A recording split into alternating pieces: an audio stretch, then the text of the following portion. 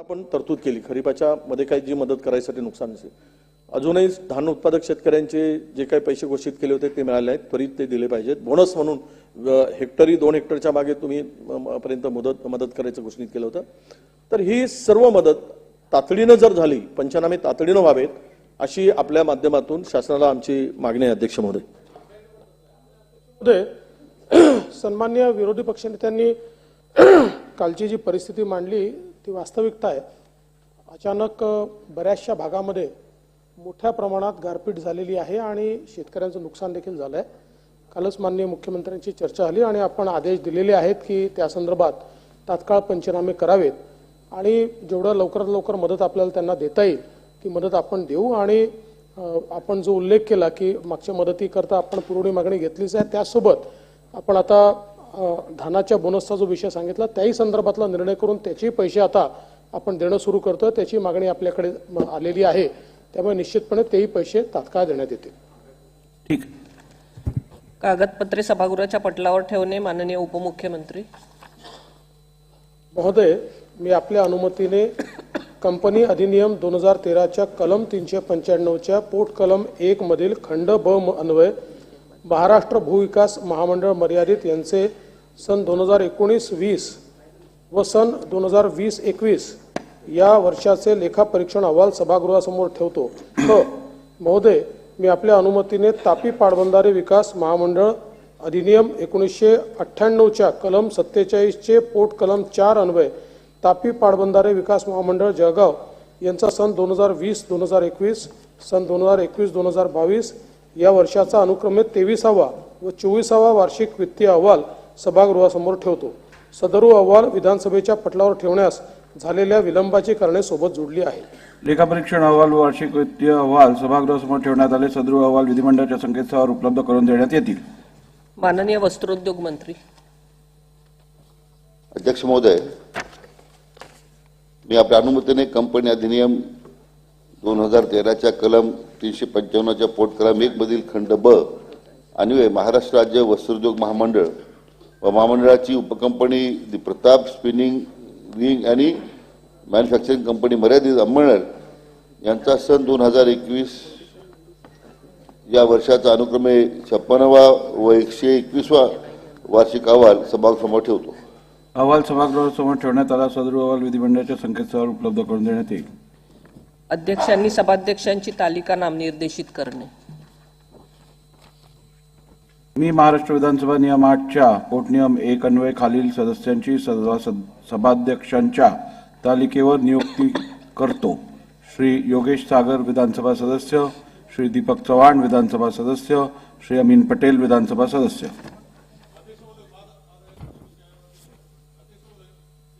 माझी point of procedure आहे अध्यक्ष महोदय आपण तालिकावर आपण यादी देतो आम्ही सर्व पक्ष यादी देतो यामध्ये एक संधी सुद्धा त्या प्रतिनिधीला असते सदस्याला असते की आपल्या असणं बसण्याची एक त्याच्यामध्ये सन्मान सुद्धा असतो त्याचा अध्यक्ष महोदय पण असं दिसतंय अधिवेशनामध्ये असं दिसतं का काही म्हणजे विशिष्ट लोकांनाच बसवलं जातं आणि आम्ही नाव देऊन त्यांना बसवलं जात नाही। अध्यक्ष महोदय आमचं म्हणणं नाही ज्यावेळेस आपण सभागृह भरपूर चालूया म्हणजे सगळ्यांना संधी मिळेल चालेल परंतु संधी दिली पाहिजे अध्यक्ष महोदय अनेकांना केवळ टाळलं याच्यात राजकारण करण्याचं काही कारण नाहीये अध्यक्ष संधी दिली पाहिजे त्यांना बसण्याची जाणीवपूर्वक दिली पाहिजे।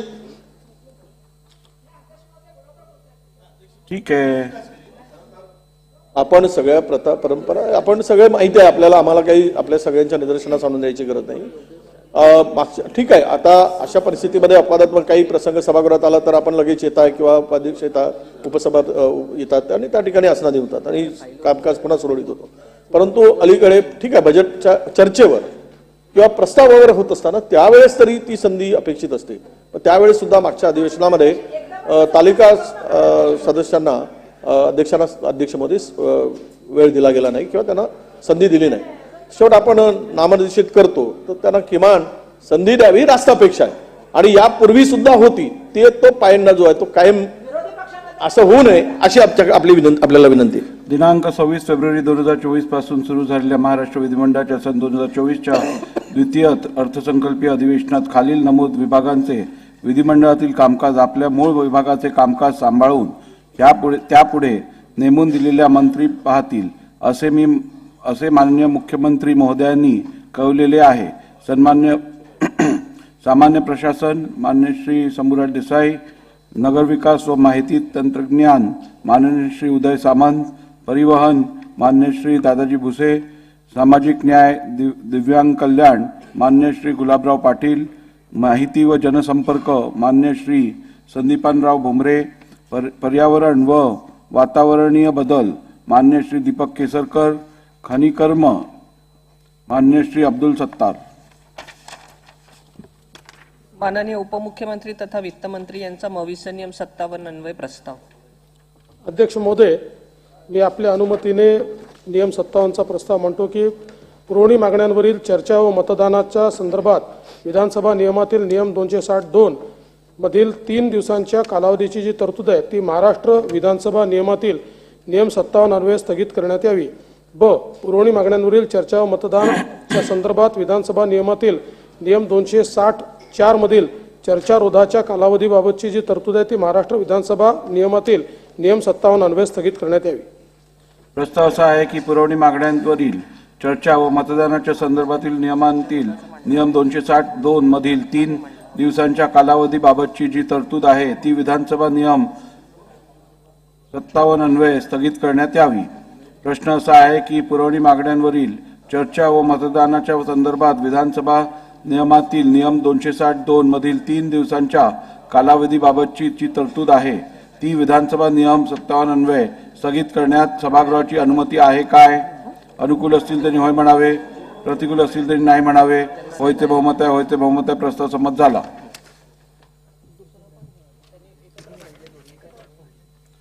प्रस्ताव असा आहे की पुरवणी मागण्यांवरील चर्चा व मतदानाच्या संदर्भात विधानसभा नियमातील नियम 264 मधील चर्चारोधाबाबत विधानसभेच्या तहकुबीकरिता नेमलेल्या वेळेच्या अर्धा तास आधी याबाबतची जी तरतूद आहे ती विधानसभा नियम 57 अन्वये स्थगित करण्यात येऊन पुरवणी मागण्यांवरील चर्चा आज दुपारी 1 वाजता चर्चारोध लावण्यात यावा.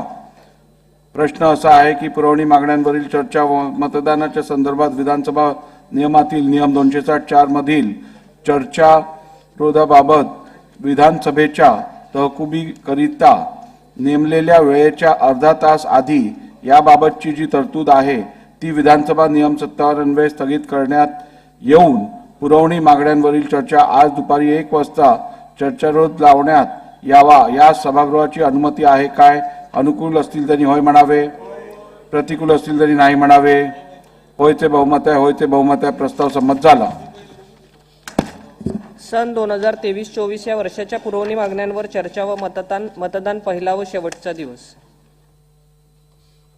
आता महसूल व वन विभाग, कृषी पशुसंवर्धन, दुग्ध विकास व मत्स्य व्यवसाय विभाग, सार्वजनिक बांधकाम विभाग, उद्योग, ऊर्जा, कामगार व खनिकर्म विभाग या विभागांच्या पुरवणी मागण्या चर्चेला घेण्यात येतील. विभागांच्या मागण्यांच्या तपशील सदस्यांना टपालखान्याद्वारे वितरित करण्यात आला आहे. कपात सूचना देण्याची मुदत आज मंगळवार दिनांक 27 फेब्रुवारी 2024 रोजी सायंकाळी 5 वाजेपर्यंत निश्चित करण्यात आलेली असल्याने मान्य कपात सूचनांची यादी सदस्यांना स्वतंत्रपणे वितरित करण्यात येईल. या चर्चेसाठी चर्चारोधापर्यंत म्हणजे दुपारी 1 वाजेपर्यंत वेळ उपलब्ध आहे. यापैकी सत्तारूढ पक्षास संबंधित मंत्र्यांच्या उत्तरासह निम्मा वेळ आणि विरोधी पक्षास निम्मा वेळ देण्यात येईल. सदस्य वेळेचे बंधन पाळून मला सहकार्य करतील अशी मी अपेक्षा व्यक्त करतो. प्रत्येक सदस्याने भाषण सुरू करण्याच्या वेळी विभाग, त्याचबरोबर भाग क्रमांक व पूरक विवरणपत्रावरील पृष्ठ क्रमांक यांचा उल्लेख करावा. पुरवणी मागण्यांवरील चर्चा संबंधित बाबींपुरतीच मर्यादित असल्यामुळे सदस्यांना मूळ अनुदान अथवा मूळ मागणी यावर चर्चा करता येणार नाही. आता माननीय विरोधी पक्षनेते चर्चेला सुरुवात करतील. त्यानंतर इतर सदस्यांची भाषणे होतील. थोरात अध्यक्ष महोदय, आज पुरवणी मागण्यांवरील चर्चेची सुरुवात आपण करतो आहोत. अध्यक्ष महोदय, यामध्ये मी बाब क्रमांक 24, सुरू प्रश्न झाली. क्रमांक 17 चर्चा सुरू झाली. आणि मुद्रांक संदर्भात एक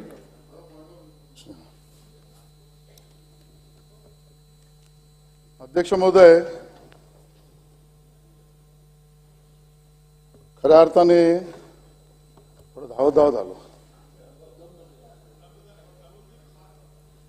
मी जे बोलेल त्याला तुम्ही शांततेने घ्या. पॉइंट ऑफ इन्फॉर्मेशनच्या माध्यमातून अध्यक्ष महोदय, एका गंभीर विषयाकडे मी आपलं लक्ष वेधू इच्छितो. अध्यक्ष महोदय, खऱ्या अर्थाने अध्यक्ष महोदय, आपण आमचे सगळ्यांचे पालनहार आहात.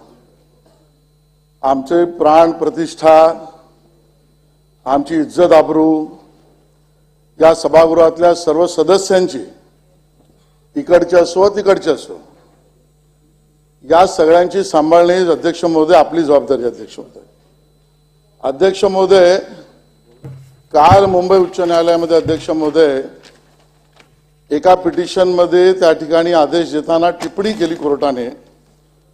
आणि अध्यक्ष महोदय, त्या टिप्पणीमध्ये ज्या पद्धतीचं आंदोलन विशेषतः मराठा समाजाच्या विषयामधल्या आंदोलनाच्या बाबतीत जे कोणी याचिकाकर्ते गेले कोर्टात, त्या बाबतीत अध्यक्ष महोदय सरकारने बघ्याची भूमिका घेऊ नये अशी टिप्पणी अध्यक्ष महोदय मुंबई उच्च न्यायालयाचे न्यायमूर्ती अजय गडकरी, न्यायमूर्ती श्याम चांडक यांनी त्या ठिकाणी हिंसेच्या घटनेची दखल देऊन अध्यक्ष महोदय केली.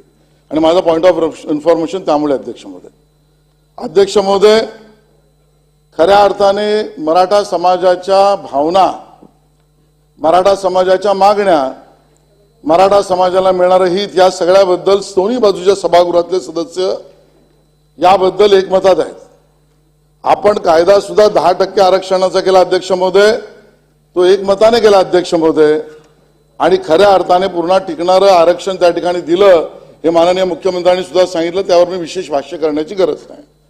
अध्यक्ष महोदय, काल मी टीव्हीवर पाहत होतो तर अध्यक्ष महोदय मनोज जरांगे पाटील यांनी त्या ठिकाणी वक्तव्य करताना ज्याचा हेतू आणि टिप्पणी आता मुंबई उच्च न्यायालयाने केली, ते असं म्हणाले की महाराष्ट्र बेचिराग ही भाषा त्याने अध्यक्ष वापरली. अध्यक्ष महोदय, सदन चालू आहे, या सदनाचं संरक्षण, या महाराष्ट्राच्या हिताचे सगळे निर्णय या सभागृहातल्या सदस्यांची प्राणप्रतिष्ठा आणि अख्खा महाराष्ट्र याची चिंता करणारी आम्ही सगळे मंडळी बसलो. अध्यक्ष महोदय, महाराष्ट्र बेचिराग होण्याची भाषा ही काल मनोज जरांगे पाटील यांनी केलीच. पण अध्यक्ष महोदय, या सगळ्या बाबतीत मायबाप सरकारने आतापर्यंत घेतलेल्या भूमिका हे मायबाप असल्यामुळे सर्वसमावेशक असले पाहिजे, आंदोलनकर्त्यांचं ऐकलं पाहिजे, मराठा समाजाचं हित केलं पाहिजे. आणि आमची तीच मागणी होती, विशेषतः भारतीय जनता पार्टी असो, सगळे पक्ष असो, आम्ही ही मागणी केली. पण अध्यक्ष महोदय, कालची भाषा आणि कोर्टाचा त्या ठिकाणी असलेली टिप्पणी हे सांगते का अध्यक्ष महोदय की काहीतरी एक भयंकर आणि काहीतरी एक कट रचला होता किंवा रचला जाणार आहे अध्यक्ष महोदय, या पद्धतीची परिस्थिती अध्यक्ष महोदय. आणि या भयंकर कटा कारस्थानाला आपण दुर्लक्ष करून चालणार नाही अध्यक्ष महोदय. याचं कारण नाही, गांभीर्य लक्षात घ्या, तुम्ही बोला ना, या विषयाला तुमचा विरोध असेल तर मी खाली बसतो. ज्या पद्धतीचं कट कारस्थानाने महाराष्ट्र बेचिराग करण्याची भूमिका अध्यक्ष महोदय, या पद्धतीच्या भूमिकेच्या विरोधामध्ये त्या सदनात मी बोलणार नाही तर कुठे बोलणार अध्यक्ष महोदय. आणि मुंबई उच्च न्यायालयाने एकदा त्या ठिकाणी अध्यक्ष महोदय, माझं पूर्ण ऐकून घ्या, माझं पूर्ण ऐकून घ्या अध्यक्ष महोदय, माझं पूर्ण ऐकून घ्या अध्यक्ष महोदय. तुमचंही मत माझ्यासारखंच होईल, माझा विश्वास आहे अध्यक्ष महोदय. महाराष्ट्र बेचिराग करण्याची भाषा कोणी करत असेल अध्यक्ष महोदय तर मला पूर्ण विश्वास आहे माझे विरोधी पक्ष नेते आमचे त्यालाही समर्थन करतील अध्यक्ष महोदय, की नाही त्या भूमिकेच्या विरोधातच राहतील अध्यक्ष महोदय, असा आमचा विश्वास आहे तुमच्यावर अध्यक्ष महोदय. अध्यक्ष महोदय, बेचिराग करणार म्हणजे कोणी ठरवला, त्याची योजना ठरली होती का, ही केवळ धमकी आहे का, या मागच्या भूमिका काय, याच्यामध्ये संशय आहे का, याचे कोणी योजना कटकारस्थान केलंय का. अध्यक्ष महोदय, कोर्टही म्हणते की तुम्ही गांभीर्याने घ्या, शांत बसू नका अध्यक्ष महोदय. काल परवापर्यंत आमचे मंत्री छगन भुजबळ साहेब बोलत होते धमक्या, गुंडगिर्दी. अध्यक्ष महोदय, त्या सगळ्या विषयात पण आम्ही वारंवार हेच म्हटलं की ठीक आहे, त्यांच्या मागण्यावर सरकारने गांभीर्याने लक्ष दिलं पाहिजे. पण अध्यक्ष महोदय, मराठा समाजाची सुद्धा आता बदनामी होते की काय आमची चिंता अध्यक्ष महोदय. पण हा विषय आलाही आहे. मराठा समाज म्हणजे पराक्रमी, शौर्य, संयमी, धोरणी, डिसिप्लिन. आम्ही मोर्चे काढले, आम्ही मराठा समाजाचे मोर्चे काढले, डिसिप्लिन काढले, लाखोचे निघाले अध्यक्ष महोदय. त्यालाही गालबोट लागण्याचा आता त्या ठिकाणी भूमिका होती अध्यक्ष महोदय. आणि मागणी काय होती अध्यक्ष महोदय, अन्य कुठल्याही समाजाला, ओबीसी असेल, अन्य कुठलाही समाज असेल, याला नख न लावता अध्यक्ष महोदय त्या ठिकाणी मराठा समाजाचं आरक्षण आणि हित जपलं पाहिजे. सगळे सोयरे असेल किंवा अन्य कुठलं असेल, जे कायद्यात टिकेल ते आरक्षण आम्हाला मिळालंच पाहिजे. आदर तर आम्ही आंदोलनकर्त्यांचा, जरांगे पाटलांचाही करतो, केला आणि करू. पण ती भाषा असली तर अध्यक्ष महोदय, ती भाषा असली तर अध्यक्ष महोदय, ज्या पद्धतीची भाषा माननीय उपमुख्यमंत्र्यांबद्दल वापरली अध्यक्ष महोदय, एकेरी उल्लेख ठीक आहे, देवेंद्रजींचा स्वभाव मला माहिती आहे, या सदनाला माहिती आहे अध्यक्ष महोदय. त्यांनी कधी स्वतःच्या मान अपमानाच्या विषयामध्ये कधी भ्र काढला नाही अध्यक्ष महोदय. अख्ख्या महाराष्ट्राला माहिती आहे अध्यक्ष महोदय, कुठेही वात्रटपणे, वाह्यातपणे पेटवणारं अन्य पद्धतीचं भाषण, वक्तव्य देवेंद्रजींचा परिचयच नाही. कायदा, कानून, राज्य सरकार आणि भारतीय संविधान याच्या पलीकडे त्या देवेंद्रजींच्या भाषणामध्ये कधी भ्र निघत नाही अध्यक्ष महोदय. तुला निपटून टाकू, तुला निपटून टाकू ही भाषा अध्यक्ष महोदय. काल परवापर्यंत अध्यक्ष महोदय एका मंत्र्यांवर आता उपमुख्यमंत्र्यांकडे आणि आता मुख्यमंत्र्यांकडे, काल त्या ठिकाणी त्या मुख्यमंत्र्यांनाही म्हणाले तुम्हाला शेवटची संधी देतो. अध्यक्ष महोदय चाललंय काय? मुंबई उच्च न्यायालय पण म्हणते अध्यक्ष महोदय आपण त्या ठिकाणी अध्यक्ष महोदय याच्यावर गांभीर्याने घेणार आहेत की नाही. आणि म्हणून मी आपल्याला विनंती करतो अध्यक्ष महोदय, मी आपल्याला का विनंती करतो अध्यक्ष महोदय, प्राण आणि प्रतिष्ठा, प्राण वडेट्टीवारजी, वडेट्टीवारजी मला माहिती आहे, मला माहिती आहे वडेट्टीवारजी. शेलार साहेब बोला, शेलार साहेब तुम्ही बोला. माझा पूर्ण विश्वास आहे वडेट्टीवारजी, माझा पूर्ण विश्वास आहे वडेट्टीवारजी. अहो बसलेल्या माणसाला कुठे बसवू आता? वडेट्टीवारजी, ज्या पद्धतीने अध्यक्ष महोदय माझा पूर्ण विश्वास आहे, तुम्हाला पण संधी देतो, तुम्हाला पण संधी देतो ना, तुम्हाला पण संधी देतो. नाही नाही, सागर साहेब बसा. अहो सागर साहेब बसा, सागर साहेब बसा. आपण अध्यक्ष महोदय माझा विश्वास आहे पूर्ण, माझा तुमच्यावर पूर्ण विश्वास आहे अध्यक्ष महोदय. या सदनाच्या गरिमेला कोणी काळीमा फासत असेल तर त्याच्या विरोधातच आमचे विरोधी पक्ष नेते राहतील. महाराष्ट्राला बेचिराग करण्याची भूमिका कोणी घेत असेल तर त्या भूमिकेचं समर्थन आमचे विरोधी पक्ष नेते पण करणार नाही, हे आम्हाला माहिती आहे अध्यक्ष महोदय. मी ऑनलाईन म्हणतोय. पण अध्यक्ष महोदय काळ सुकावतो अध्यक्ष महोदय. सुरुवातीपासून अध्यक्ष महोदय एक एक गोष्ट आपण मान्य करत गेलो, एक एक भूमिका करत गेलो आणि अध्यक्ष महोदय त्या सगळ्यांवरना आज इथपर्यंत भूमिका आली की महाराष्ट्र बेचिराग होणार आहे, होणार होता, मी वाचवलाय. योजना कोणी केली अध्यक्ष महोदय, हा माझा प्रश्न आहे. महाराष्ट्र बेचिराग करण्याची योजना कोणी केली अध्यक्ष महोदय? या आंदोलनकर्त्यांना उपमुख्यमंत्र्यांचा उपमर्द करणं हे तर ठीक, पण संपवून टाकू, निपटून टाकू या धमकी देण्याचा बळ कोणी दिलं अध्यक्ष महोदय, हा प्रश्न अध्यक्ष महोदय. अध्यक्ष महोदय मुख्यमंत्र्यांनाही धमकी देण्याची, माननीय मंत्री भुजबळ साहेबांना धमकी देण्याची हिम्मत कोणी दिली अध्यक्ष महोदय, कुठून आली प्रश्न अध्यक्ष महोदय. त्या ठिकाणी अध्यक्ष महोदय हा महत्वाचा आहे. अध्यक्ष महोदय घटनाक्रम आपण बघितला तर तो सरळ नाही आहे अध्यक्ष महोदय. ते देवेंद्रजींच्या विरोधात बोलण्याच्या आदल्या दिवशी माननीय विरोधी पक्षनेत्यांना माझी विनंती आहे, आपण माझं ऐकलं तर कृपा होईल. अध्यक्ष महोदय आता तुम्ही कशाला मध्ये बोलताय, पण त्यांच्याशी मी बोलतो ना, आशिषजी बोला. आणि मग अध्यक्ष महोदय ही जी वृत्ती आहे ना, हे पत्रकार पोपटलाल यांच्या पक्षाचे, ते आदल्या दिवशी बोलले अध्यक्ष महोदय एका दिवसात भाजपला संपवेल आणि दुसऱ्या दिवशी अध्यक्ष महोदय जरांगे पाटील म्हणतात की उपमुख्यमंत्र्यांना आणि बाकीच्यांना मी निपटून टाकेन. अध्यक्ष महोदय कोरिलेशन काय आहे? यांच्या पक्षाचे प्रवक्ते पोपटलाल बोलले नसते मध्ये तर मी बोललो नसतो, पण यांना राजकारण हवंय तर बोलणार अध्यक्ष महोदय. सकाळी अध्यक्ष महोदय सकाळी 9 वाजता ते म्हणतात भाजपला एका दिवसात संपवू ठरवलं तर, दुसऱ्या दिवशी मनोज जरांगे पाटील ही भाषा करतात. हे सहज आहे का अध्यक्ष महोदय? याच्या मागे घटकारस्थान आहे का अध्यक्ष महोदय? आमच्या मनात प्रश्न आहे आणि आम्हाला वाचवणं तुमची जबाबदारी अध्यक्ष महोदय. प्राण प्रतिष्ठा या दोन्ही गोष्टी उपमार्ग वाचवणं या बाबतीत तुमची भूमिका अध्यक्ष महोदय, त्या ठिकाणी घेणं अध्यक्ष महोदय आवश्यक आहे अध्यक्ष महोदय. अध्यक्ष महोदय भाषा ठीक आहे, देवेंद्रजी तर कधी आम्हाला बोलले नाही, बोलणार नाही, आजही बोलले नाही. अध्यक्ष महोदय आम्ही ऐकतो पंतप्रधान मोदींची सभा महाराष्ट्रात उधळून टाकू, येऊन दाखवा. कोण तुम्ही अध्यक्ष महोदय? आज आम्हाला ही भाषा बोलायला लागतं अध्यक्ष महोदय. आज या सदनामधला संदेश जाणं सुद्धा आवश्यक आहे. प्रधानमंत्र्यांना सुद्धा त्या ठिकाणी सभा येऊ देणार नाही अध्यक्ष महोदय. हा कट कारस्थानाचा भाग आहे अध्यक्ष महोदय. अध्यक्ष महोदय आणि म्हणून अध्यक्ष महोदय या सगळ्या विषयावर जी योजना आहे अध्यक्ष महोदय याची आपण गंभीर नोंद घेतली पाहिजे. या व्यवस्था मोडण्याचा प्रयत्न आहे. याच्यामध्ये महाराष्ट्र बेचिराग करण्याची भूमिका मांडली जाते. या विरुद्ध पंतप्रधानांच्या विरोधात कट कारस्थान आहे. मुख्यमंत्री आणि मंत्री अध्यक्ष महोदय योजना कशी म्हणली ऐकून घ्या अध्यक्ष महोदय. अध्यक्ष महोदय आज हा व्यक्ती त्याला आम्हाला महत्व द्यायचं नाही, कारण आम्ही समाजाबरोबर आहे आणि समाज आमच्या बरोबर आहे अध्यक्ष महोदय. समाजाच्या भूमिका मागणी मान्य करण्यासाठी रक्ताचं पाणी आम्ही करू अध्यक्ष महोदय. एका व्यक्तीला पूर्ण मराठा समाजाची मोनोपोली दिलेली नाही अध्यक्ष महोदय. आणि या सदनातले सगळे सदस्य आहेत अध्यक्ष महोदय. अध्यक्ष महोदय शेवटच्या मिनिटात मांडतो मी अध्यक्ष महोदय. अध्यक्ष महोदय हे सगळं घडणार आहे हे मनोज जरंगे पाटील ते राहतात कुठे शोधलं पाहिजे. अध्यक्ष महोदय तो कारखाना कोणाचा आहे अध्यक्ष महोदय याची भूमिका घ्या अध्यक्ष महोदय. त्या ठिकाणी आलेली दगडं कोणाच्या कारखान्यातले आले अध्यक्ष महोदय त्याची माहिती घ्या अध्यक्ष महोदय. या आंदोलनात जेसीबी आणि त्या ठिकाणी टँकर कोणाच्या कारखान्यात आले अध्यक्ष महोदय. ते सदस्य कुठल्या पक्षाचे आहेत अध्यक्ष महोदय. अध्यक्ष महोदय या सगळ्या मागे जर भूमिका एका व्यक्तीच्या समर्थनाची एका पक्षाची राष्ट्रवादी काँग्रेसची असेल अध्यक्ष महोदय, एका त्या कारखान्याच्या मालकाची असेल अध्यक्ष महोदय, तर अध्यक्ष महोदय मी आज मागणी करतो अध्यक्ष महोदय SIT लावा अध्यक्ष महोदय. माननीय उपमुख्यमंत्र्यांना आदेश द्या या प्रकरणाची SIT लावा. सगळं माहिती समोर आली पाहिजे अध्यक्ष महोदय.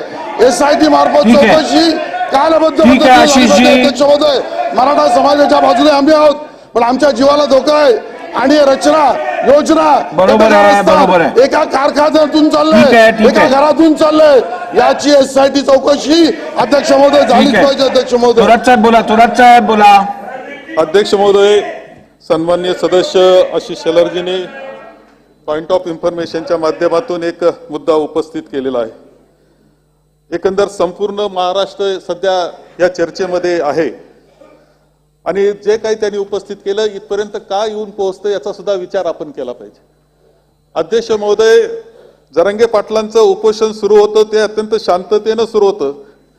जो मार्ग महात्मा गांधींनी आपल्याला दाखवलेल्या आंदोलनाचा त्या पद्धतीनं सुरू होतं. यापूर्वी सुद्धा मराठा समाजाच्या आरक्षणाकरता मोर्चे झाले, ते मोर्चे लाखोचे असायचे आणि शांततेनं मोर्चाचं रेकॉर्ड त्यांनी केलं. हे जगातलं रेकॉर्ड होतं हे तुम्हाला या निमित्तानं मी सांगतो.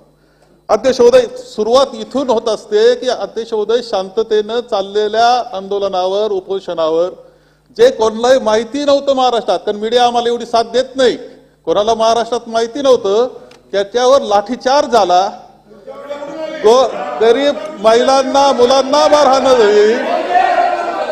बोलू द्या तुमचं शांतता शांततेनं ऐकलंय आम्हाला बोलू द्या. नाही थांबा जरा एक मिनिट बसून घ्या.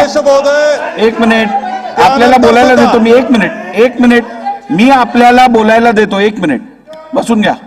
हे बघा अत्यंत महत्वपूर्ण आणि गंभीर विषय आज सभागृहात मांडण्यात आला आहे. या मला वाटत नाही सभागृहातला कुठचाही सदस्य अनपार्लिमेंटरी असेल किंवा अनकॉन्स्टिट्युशनल असंविधानिक कुठच्याही कृत्याचं समर्थन करेल. कुठच्याही मंत्र्याला, उपमुख्यमंत्र्यांना, मुख्यमंत्र्यांना, प्रधानमंत्र्यांना हे संविधानिक पद भूषवतात. देशाच्या सेवेसाठी हे असतात, राज्याच्या सेवेसाठी हे असतात. त्यांची जीवहानी किंवा त्यांची जबाबदारी या सभागृहाची आहे, ही आपल्या सर्वांची आहे. त्यामुळे आपण आज जे मुद्दा मांडला गेला आहे तो केवळ ह्या पॉइंटवरती रिस्ट्रिक्ट करा. उगीच विषय वाढवण्यात काही अर्थ नाही आहे. जे जे जे जे म्हटलं गेलं आहे त्याचं कोणीही समर्थन करू शकत नाही. त्यामुळे आपण थोडक्यात आता अगदी मिनिटात आपण संपवा. म्हणतो अध्यक्ष महोदय, त्यानंतर सुद्धा आंदोलन जे चालू राहिलं ते अति शांततेनं ठेवण्याचा प्रयत्न होता. अध्यक्ष महोदय, यामध्ये सुद्धा त्यांच्या सभा ज्या झाल्या त्या लाखोच्या सभा झाल्या, शांततेनं सभा झाल्या. एकटे ते बोलत असायचे, बाकी कुठेही गोंधळ नाही, कुठेही एकही अपवाद नाही, अशा प्रकारच्या पद्धतीनं सभा त्या झाल्या होत्या. अध्यक्ष महोदय, त्यानंतर त्यांनी मोर्चा जो मुंबईकडे येत होता तेव्हा यामध्ये संवाद तर आमचा कोणाचा नव्हता. संवाद करणारी आपली सरकार पक्षाची माणसं होती, सतत जात होती, बोलत होती, त्यांच्या दोघांचा संवाद होता. कुठेही आम्हाला महाराष्ट्र शांततेनं चालावा, बंधुभावाचं वातावरण सर्व समाजात राहावं या विचाराचे आम्ही आहोत. ज्यावेळेस मोर्चा येत होता आणि नव्या मुंबईला मोर्चा थांबल्यानंतर माननीय मुख्यमंत्र्यांनी काय मध्यस्थी केली, त्यांचे जे कोणी असतील, त्यांचे जे लोक असतील, त्यांनी मध्यस्थी काय केली आम्हाला फार माहीत नाही. आणि त्या मध्यस्थीनं सर्व शांतता झाली होती, गुलाल उधळला गेला, जल्लोष झाला. आणि मग पुन्हा नेमकं काय घडलं हा प्रश्न माननीय मुख्यमंत्र्यांना आम्ही विचारलेला होता. पुन्हा का आंदोलन चालू झालं हे समजायला तयार नाही, अशी आमची अवस्था आहे. आम्हाला कोणी विश्वासात घ्यायला तयार नाही की नेमकं काय चाललंय, काय हे समजायला तयार नाही. तुम्ही मिठा मारता, कानात बोलता, बरं झालं शांततेनं झाला, महाराष्ट्र शांत राहील ही अपेक्षा होती. पुन्हा हे आंदोलन चालू का झालं आणि त्यामुळे इतकी तीव्रता का वाढली? आता सुद्धा त्यांनी पुन्हा उपोषण सुरू केलं, त्यांच्यावर आरोप प्रत्यारोप सुरू झाले. अध्यक्ष महोदय, काही चुकीचं बोलू नाही या मताचा मी सुद्धा आहे. महाराष्ट्राची जाळपोळ, महाराष्ट्राची राखरांगोळी पाहण्याकरता आम्ही नाही, आम्ही महाराष्ट्र शांततेनं बंधुभावानं चालला पाहिजे याच मताचे. आरोप करताना सुद्धा व्यक्तिगत आरोप कधी केले जाऊ नये या मताचे आम्ही आहोत. काही त्या बाबतीत कोणतंही समर्थन त्या पद्धतीचं आम्ही करणार नाही. परंतु जरांगे पाटील जे उपोषणाला बसलेले आहेत त्यांचा 17वा दिवस कालचा होता असं मला समजलं. त्यांच्यावर काही आरोप सुरू झाले. आरोप करणारे आले कुठून, आरोप का करीत होते आणि त्याच्यातून ते काय राजकीय माणूस नाहीये, अत्यंत सरळ साधा बिगर राजकीय व्यक्तिमत्व ते आहे. त्याला त्यांच्यावर ज्यावेळेस आरोप झाले अध्यक्ष महोदय, त्या आरोपानंतर बोलायला लागले त्या गोष्टीचं मी समर्थन करणार आहे. चुकीचं जे बोललं गेलं असेल, व्यक्तिगत जे बोललं गेलं असेल त्याचं मी समर्थन करणार नाही. पण त्या मागची भावना आपण ओळखली पाहिजे की का असं होतंय याची भावना ओळखली पाहिजे. आणि तुमचाच संवाद होता, तुम्ही जे एकमेकांशी बोलत होते, तुम्हीच कानात बोलत होते, शेवटी त्यांचं समाधान करणं, समाधान करणं ही जबाबदारी सुद्धा आहे. त्यांना सुद्धा मोडून काढू हे आंदोलन असं म्हणणं योग्य नाही. संवादानं प्रश्न मिटला पाहिजे या मताचा मी आहे. चुकीच्या बोलण्याचं समर्थन मी करीत नाही, चुकीचं जे बोललं गेलं त्याचं बिलकुल समर्थन मी करत नाही. परंतु चाललंय आता त्यांचे आरोप होत आहेत. आता पुढे जाऊया, पुरवणी मागण्यांवर जाऊया. नाही आता पुरवणी मागण्यांवर. नाही अध्यक्ष महोदय, सन्माननीय सदस्य आशिष शेलार साहेब अत्यंत गंभीर असा विषय या ठिकाणी मांडलेला आहे. खरं तर त्या आम्ही निषेधच करू ना, तुम्ही आम्हाला बोलू द्याल तर आम्ही बोलू. नाही, विरोधी पक्ष नेते तुम्ही इकडे मी अगदी तुम्हाला अर्धा मिनिट देणार आहे, त्याच्यावर देणार नाही. आता बाळासाहेब बोलले आहेत, त्याच्यात थोरात साहेब बोलले आहेत, आपण याच्यावरती अजून अर्धा मिनिट बोला. मला पुरवणी मागण्या चालू करायला पाहिजेत.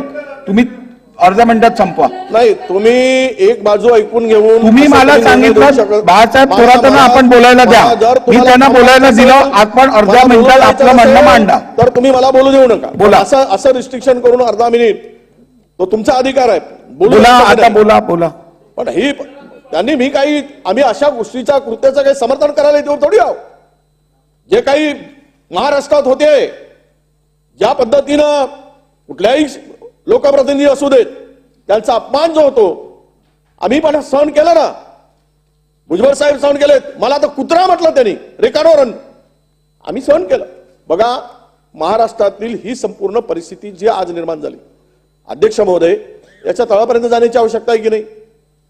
ज्या पद्धतीनं तुम्ही SIT चौकशी करा ते मागणी करता, तुम्ही कोणावर हेतुआरोप करण्यापेक्षा कुठून दगड आलेत, कुठून तलवारी आल्यात, कोण कधी जाऊन पुढे गेलेत, महाराष्ट्राने बघितलं ना वाटाघाटी, कोण समाजाचा हिरो व्हायसाठी निघालेत, हे काय लपून राहिलंय काय? आणि त्यातून जर ते कोणीतरी महाराज आलेत, ते काहीतरी त्यांच्यावर आरोप केलेत. बघा, ओबीसीचा धक्का लागू नये या भूमिकेशी आम्ही होतो, ती भूमिका मांडली. मी ज्यावेळेस प्रस्ताव आला शासनाने मांडला 10% मराठा समाजाला आरक्षण द्यायचा, आम्ही म्हटलं एकमताने घ्या, बहुमताचा विषय होता. इथे या ठिकाणी उभं होऊन आम्ही सांगितलं, अध्यक्ष महोदय, महाराष्ट्र बेचिराग करू या गोष्टीचं समर्थन आम्ही करणार नाही, त्याचा आम्ही निषेधच करू. हे 100% सांगतो.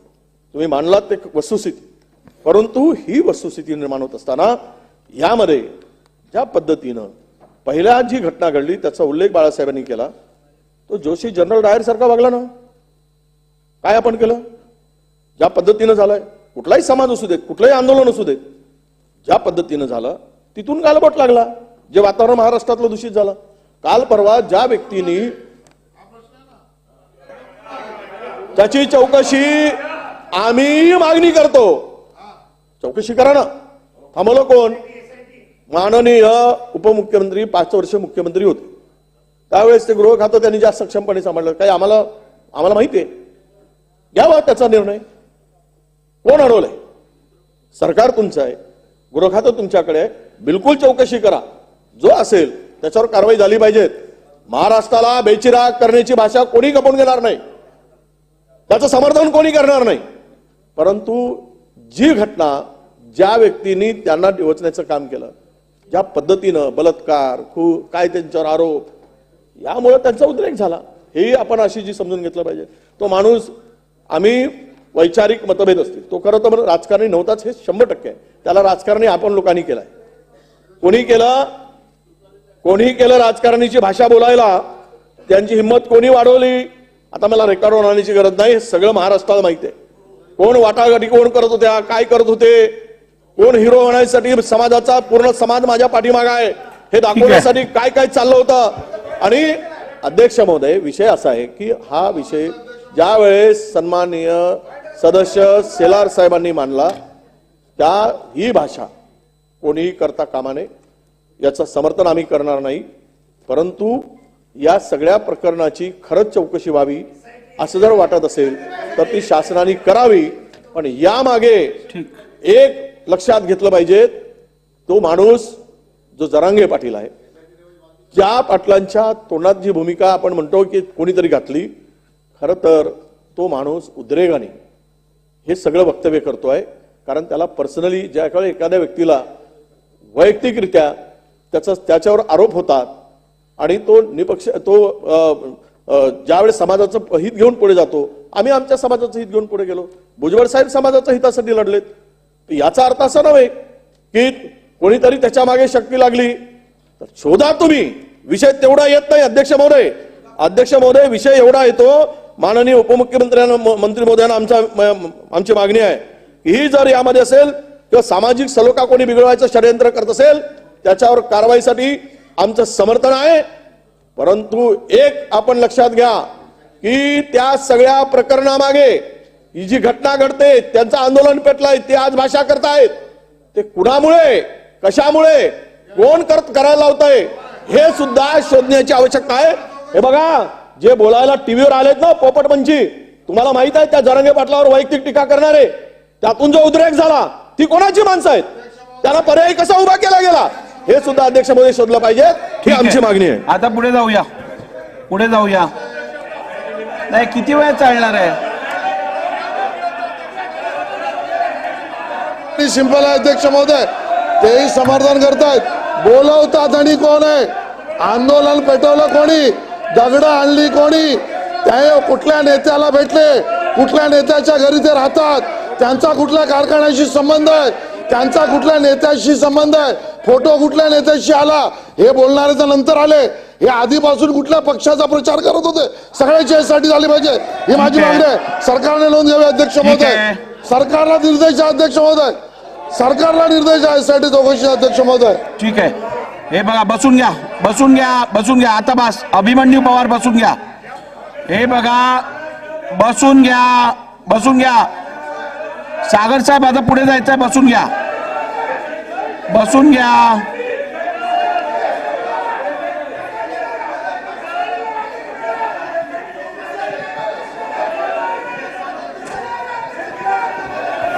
जागेवर बसा. मी उभा आहे, असं कसं काय? ठीक आहे, मला बोलू तर द्या. हो, तुम्हाला रुलिंग नको आहे का? तुम्हाला रुलिंग हवंय की नको आहे? बसून घ्या, जागेवर बसा. जागेवर बसा. सभागृहाची बैठक 5 मिनिटासाठी तहकूब केली जात आहे.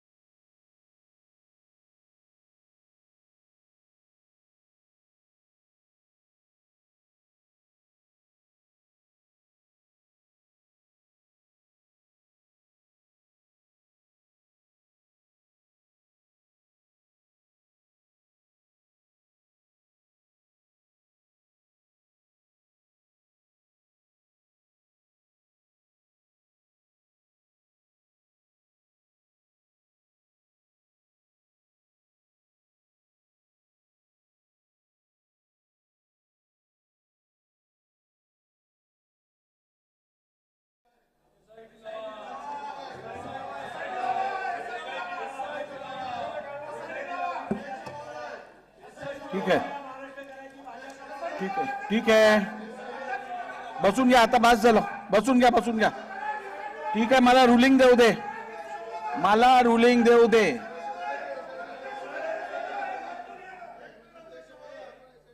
रुलिंग देऊ दे आशिषजी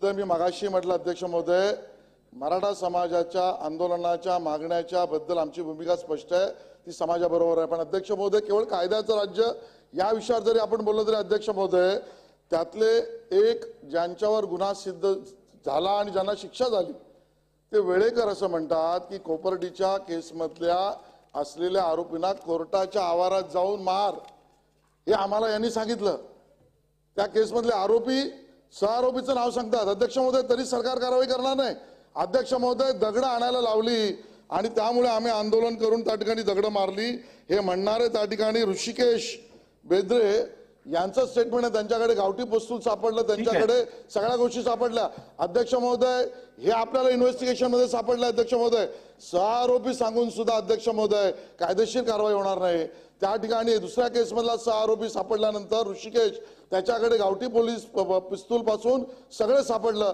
तरी कारवाई होणार नाही का अध्यक्ष महोदय आणि म्हणून या प्रकरणात बोलवता धनी कोण आहे कोणाच्या घरी बैठका झाल्या अध्यक्ष महोदय प्रकाश सोळंके जयदत्त क्षीरसागर राजेंद्र मस्के यांची घरं जाळली त्याला कोणी सांगितलं अध्यक्ष महोदय काही चौकशी नको अध्यक्ष महोदय आणि अध्यक्ष महोदय म्हणून आम्ही एसआयटीची चौकशी मागतोय अध्यक्ष महोदय आणि म्हणून एसआयटीची चौकशी करा अध्यक्ष महोदय बरोबर आहे बसा आता रुलिंग देऊ दे बस झालं आता बसा रुलिंग देऊ दे नाही आता बसून घ्या ताई बसून घ्या आपण चला बसा हे बघा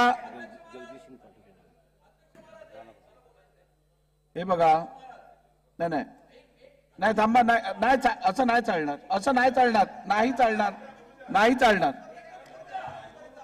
नाही चालणार अरे काय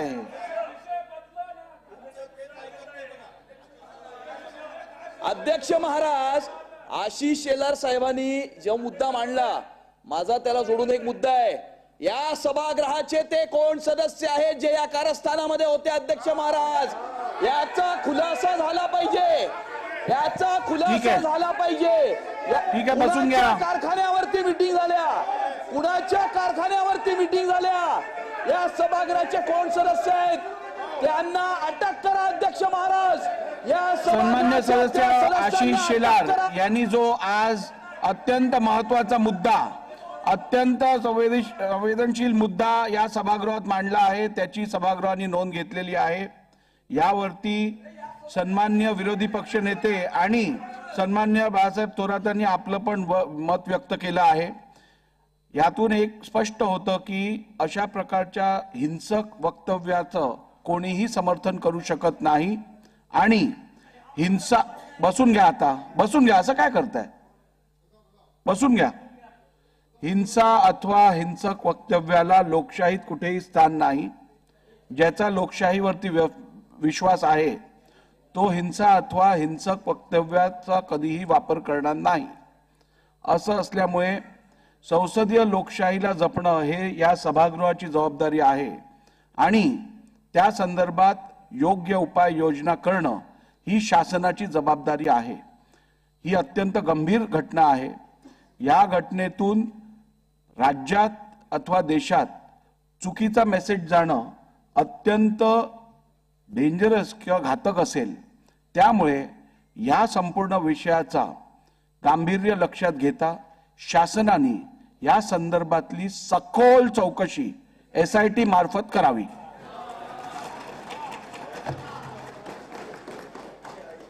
माननीय अध्यक्ष महोदय आपण जे निर्देश दिलेले आहेत त्याचं निश्चितपणे पालन होईल खरं म्हणजे या विषयात माझी बोलायची इच्छा नव्हती पण तरी देखील मला असं वाटतं की आता विषय इथे आलेला आहे तर एक दोन गोष्टी या ठिकाणी बोलल्या पाहिजेत पहिल्यांदा तर मला असं वाटतं की या सभागृहाला आणि महाराष्ट्राला मराठा समाजाच्या संदर्भात मी काय केलंय नीट माहिती आहे मराठा समाजाला मी आरक्षण दिलं या सभागृहाने दिलं मी मुख्यमंत्री होतो ते हायकोर्टात टिकवलं जोपर्यंत मुख्यमंत्री होतो सुप्रीम कोर्टात ते टिकवलं.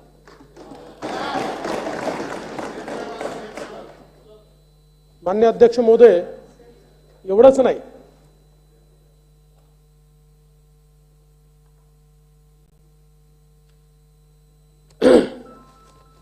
एवढंच नाही तर अध्यक्ष महोदय, त्या ठिकाणी सारथी संस्था सुरू करणं असेल, विद्यार्थ्यांना फी मध्ये सवलत देण्याचा विषय असेल, हॉस्टेलचा असेल, हॉस्टेल होत नाही तोपर्यंत विद्यार्थ्यांना निर्वाह भत्ता देण्याचा विषय असेल, अण्णासाहेब पाटील आर्थिक विकास महामंडळाच्या माध्यमातून त्या ठिकाणी कर्ज देणं असेल, वेगवेगळ्या प्रकारच्या प्रशिक्षणाच्या योजना असतील, या सगळ्या योजना त्या काळामध्ये आपण सुरू केल्या आणि माननीय मुख्यमंत्री महोदय एकनाथराव शिंदेजींनी त्या अजून मजबूत केल्या, सुदृढ केल्या, त्याची व्याप्ती देखील वाढवली. त्यामुळे मराठा समाजाच्या संदर्भात मला कोणाच्या सर्टिफिकेटची आवश्यकता नाही आहे. मी जे काही केलंय ते मराठा समाजाला माहिती आहे आणि म्हणूनच जे काही मनोज जरांगे पाटील माझ्या विरुद्ध बोलले त्यानंतर मराठा समाज माझ्या पाठीशी उभा राहिला, त्यांच्या पाठीशी नाही उभा राहिला. दुःख या गोष्टीचं आहे की अशा प्रकारे कोणी कोणाची आई बहीण काढेल. म्हणजे आपण छत्रपती शिवाजी महाराजांचं नाव सांगतो, आपण छत्रपती शिवाजी महाराजांचं नाव सांगतो, कल्याणच्या सुभेदाराच्या सुनेला अशीच आमची आई असती सुंदर रूपवती असं सांगून वापस पाठवणारे छत्रपती, आणि त्यांचं नाव घ्यायचं आणि लोकांच्या आया बहिणी काढायच्या. पण अध्यक्ष महोदय, माझी त्यांच्याबद्दल तक्रारच नाहीये, माझी तक्रारच नाही त्यांच्याबद्दल. खरं म्हणजे याच्या पाठीमागे कोण आहे तुम्ही म्हणालात ना, हे शोधावंच लागेल.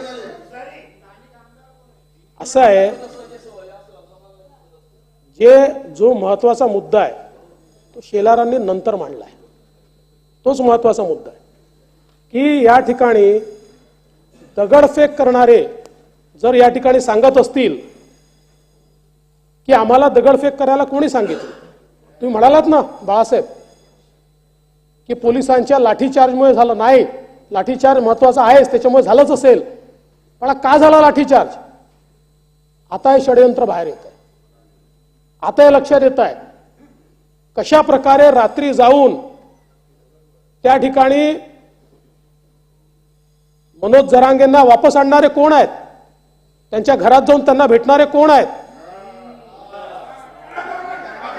अध्यक्ष महोदय, कोणाकडे बैठक झाली ते सांगतायत, मी नाही सांगत आहे, आरोपी सांगतायत. आता आरोपी सांगतायत की यांनी बैठक घेऊन सांगितलं दगडफेक करा.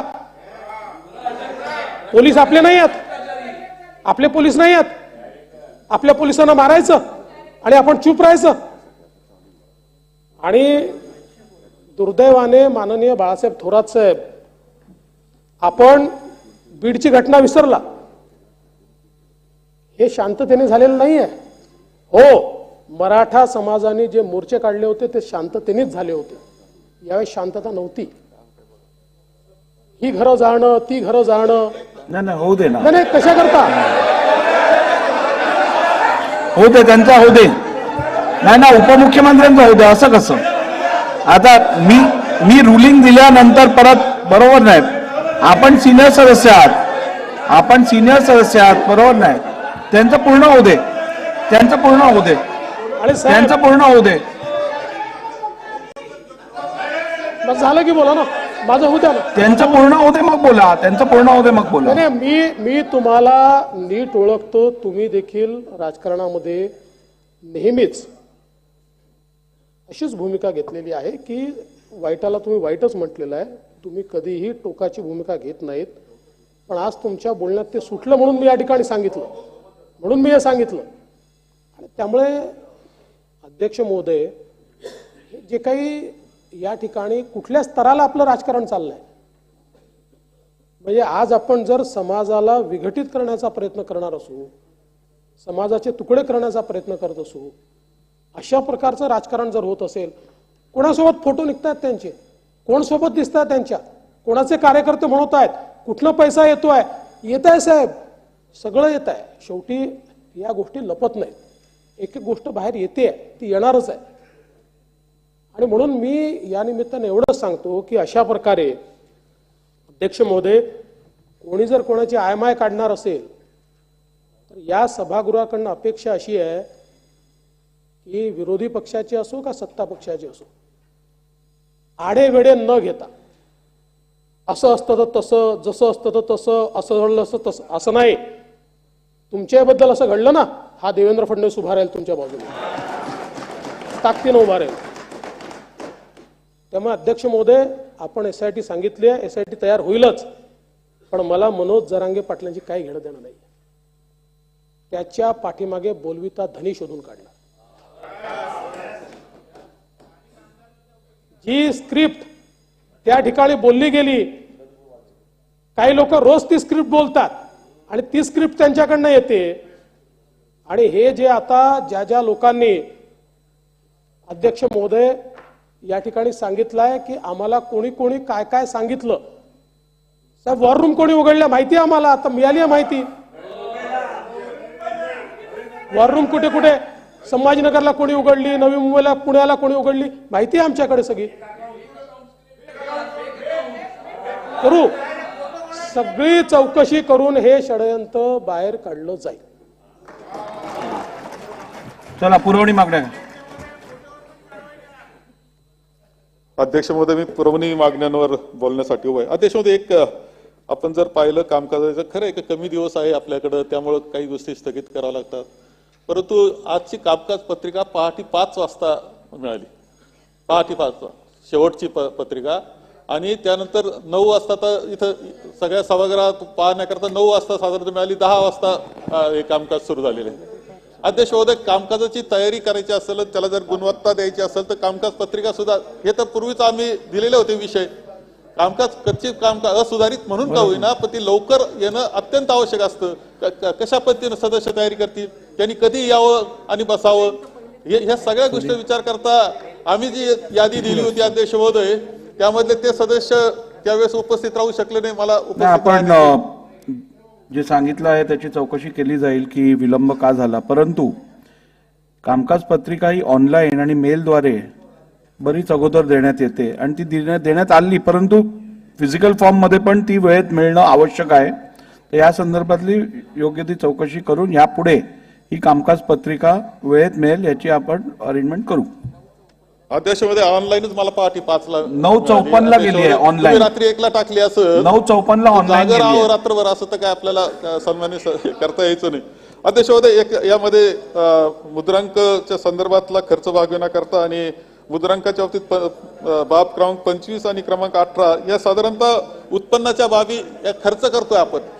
अध्यक्ष महोदय, राज्याचे जे काही उत्पन्न आहे त्यामुळे मुद्रांक शुल्क हे अत्यंत महत्वाची भूमिका कायम बजावत असतं आणि त्यामध्ये जास्तीत जास्त भर पडणं आवश्यक असतं.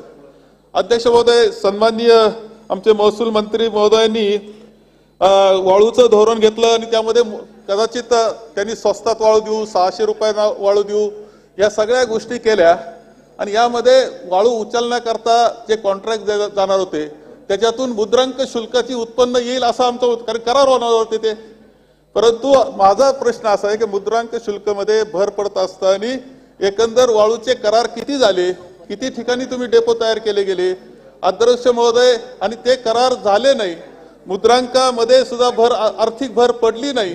परिणामतः असं आहे की सगळ्या राज्यामध्ये आज कुठेही वाळूचे डेपो नाहीत, त्यामध्ये गोंधळाची अवस्था आहे आणि गरीब माणसाला वाळू मिळत नाही, मध्यम वर्गाला वाळू मिळत नाही. जी मिळते केवळ त्यांचं शासकीय धोरण फेल झाल्यामुळं, अध्यक्ष महोदय, केवळ हे नवं धोरण फेल झाल्यामुळं वाळूची उपलब्धता नाही आणि वाळू माफियांचा हैदोस संपूर्ण राज्यामध्ये चालू आहे.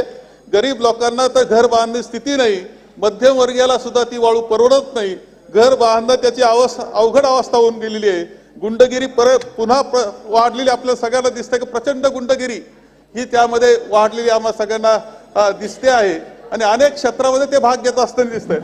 अध्यक्ष महोदय, यामध्ये अत्यंत महत्वाचं असतं वाळू ह्या सगळ्या गोष्टीमध्ये आम्हाला तर कलेक्टर पासून सगळेजण त्या वाळूच्या डेपो जेवढे 4-2 डेपो उभे केले त्यापासून कलेक्टर, प्रांत, तहसीलदार, तलाठी सगळे सर्कल त्या वाळूच्या डेपोवर हजर होते, कारण वाळू विकायची होती. ऑनलाईन वाळू विकत असताना अध्यक्ष महोदय ऑनलाईन ती कधीतरी पहाटे 5ला ऑनलाईन सुरू व्हायचं आणि कधीतरी संपायचं आणि ठराविक लोक त्यामध्ये भाग घेऊ शकत होते आणि त्यांनी महागानी वाळू विकण्याचं काम हे अध्यक्ष महोदय केलंय. तलाट्यांचं शॉर्टेज होतं हे खरं आहे, परंतु तलाठी भरतीमध्ये झालेला भ्रष्टाचार आपल्याला डोळ्याआड करून चालणार नाही. आणि ती भरती जी आहे अध्यक्ष महोदय, हीच परिस्थिती उत्तर प्रदेशमध्ये झाली होती. तिथल्या युवकांनी उठाव केला, तिथली भरती रद्द केली गेली. अध्यक्ष महोदय, महाराष्ट्रामध्ये सुद्धा भरतीच्या प्रकरणामध्ये हे होतं आहे. सतत पेपर फुटत आहेत, भ्रष्टाचार होतो आहे, अनेक लोक भ्रष्टाचारातून जो पैसा कमावत आहेत. अत्यंत दुर्दैवी गोष्ट महाराष्ट्रामध्ये घडत असताना जे प्रामाणिक विद्यार्थी आहेत, युवक आहेत, त्यांच्यावर अन्याय होण्याचं काम सुद्धा अध्यक्ष महोदय चाललेलं आम्हा सगळ्यांना येथे दिसत आहे. अध्यक्ष महोदय, दुसरी जे आहे बाब क्रमांक 31 पृष्ठ क्रमांक 21 मध्ये आपण जे अवकाळी पाऊस आणि याच्या बाबतीतली तरतूद आपण केलेली आहे. अध्यक्ष महोदय, एकंदर आता सुद्धा आज सुद्धा अशी परिस्थिती आहे की विदर्भामध्ये गारपीट झालेली आहे, प्रचंड नुकसान पिकांचं झालेलं आहे. यापूर्वी सुद्धा अतिवृष्टीनं नुकसान झालेलं आहे. त्यांची रक्कम निधी जो द्यायचा आहे, मदत करायची, आपण नुकसान भरपाई करू शकत नाही, पण ती मदत अद्याप मिळालेली नाही ही अवस्था आहे. विम्याचे पैसे मिळायला तयार नाही. विमा कंपन्या मजूर झालेल्या आपल्याला सगळ्यांना दिसत आहेत. त्याच्यावर 1 रुपया विमा ठीक आहे, परंतु शेवटी 1 रुपया विमा असला तरी शेवटी त्या शेतकऱ्याला त्याची मदत झाली पाहिजे.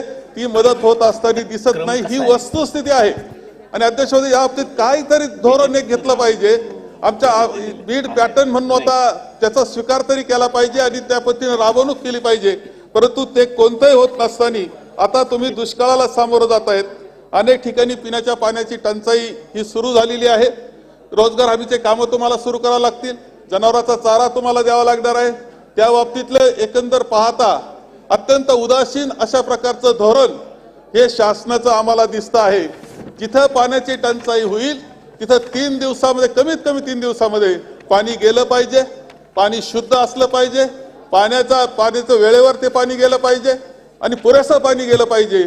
या बाबतीतले कोणतंही धोरण आज राबवत असताना दिसत नाही, ही वस्तुस्थिती आहे. हे अध्यक्ष महोदय मी आपल्याला येथे सांगेल.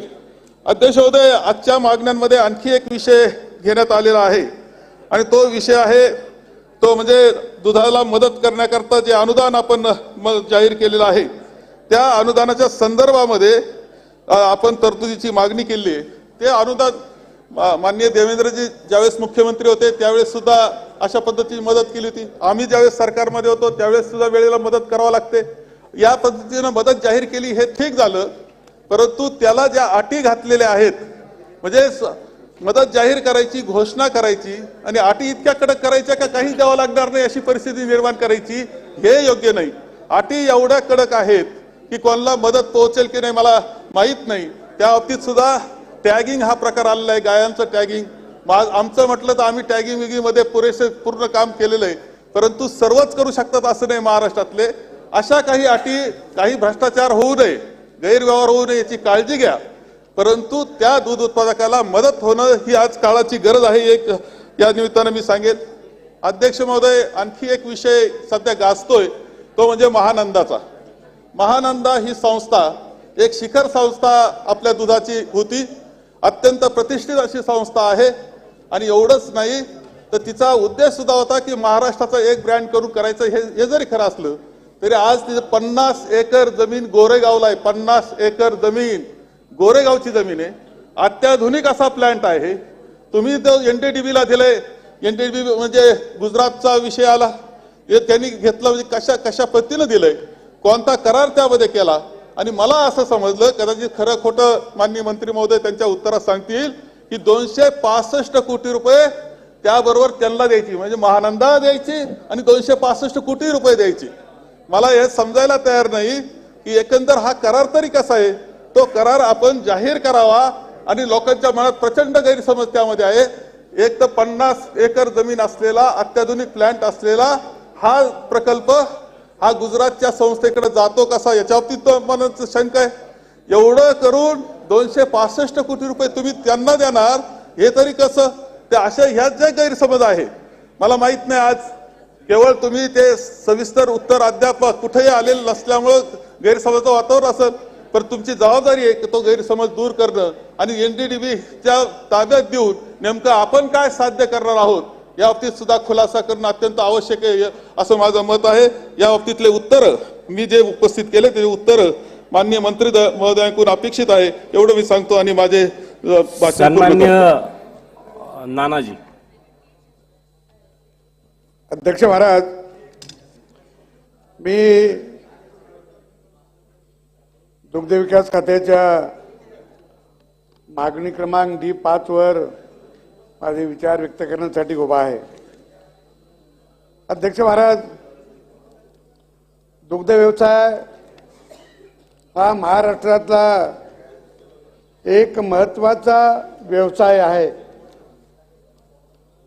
आणि तो रोज लोकांच्या गरजेचा पण आहे.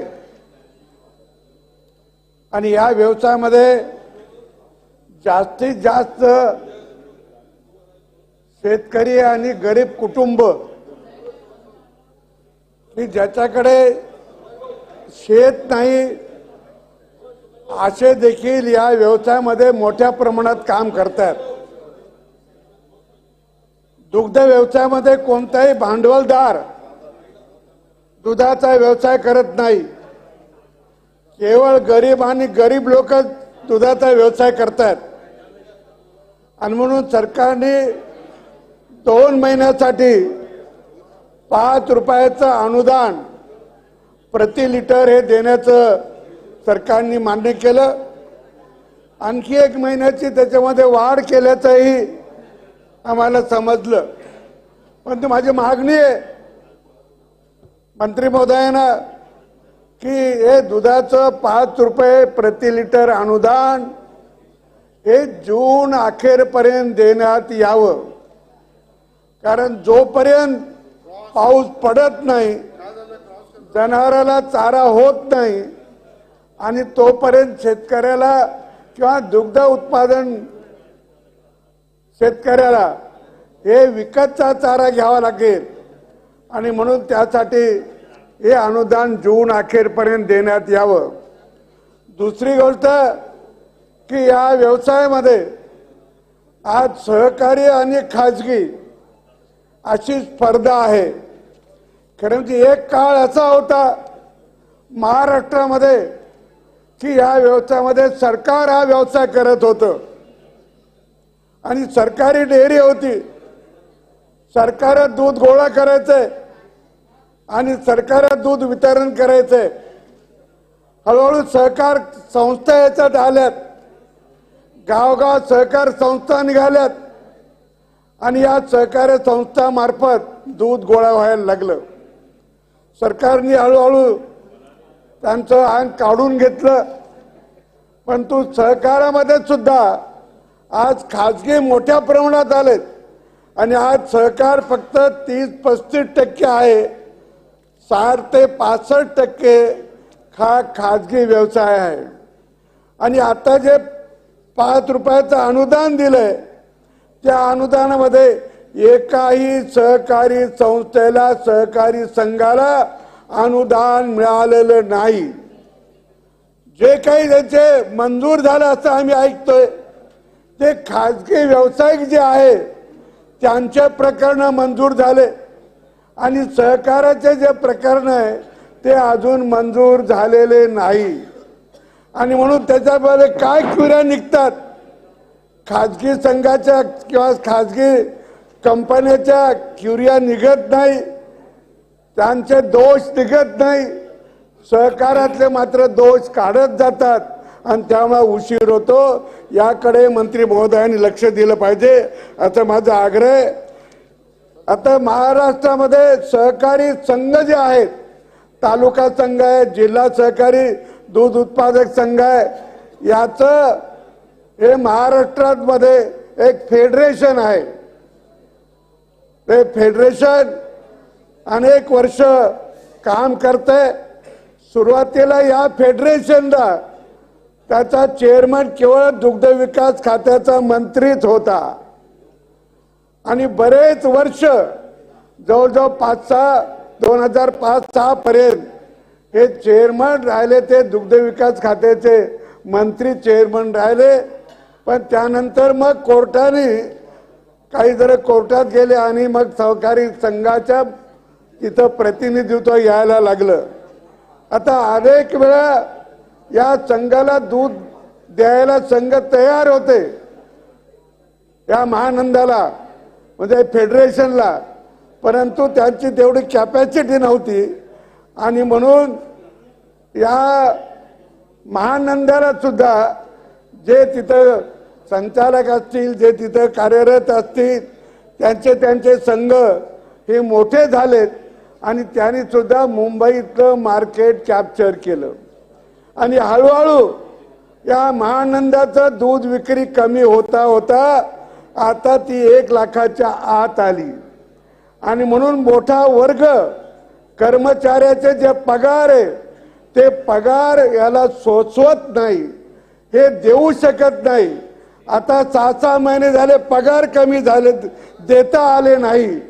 आणि म्हणून दूध कमी झाल्यामुळे, वितरण कमी झाल्यामुळे, व्यवसाय कमी झाल्यामुळे पगार या संघाला, महासंघाला परवडत नाही.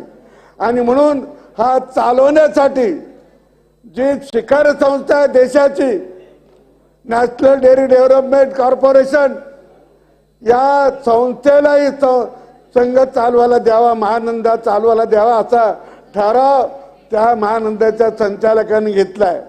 त्याच्यामध्ये ती गुजरातची संस्था आहे, ही एकट्या गुजरातची संस्था नाही, ती साऱ्या देशाची संस्था आहे, ते फेडरेशन आहे.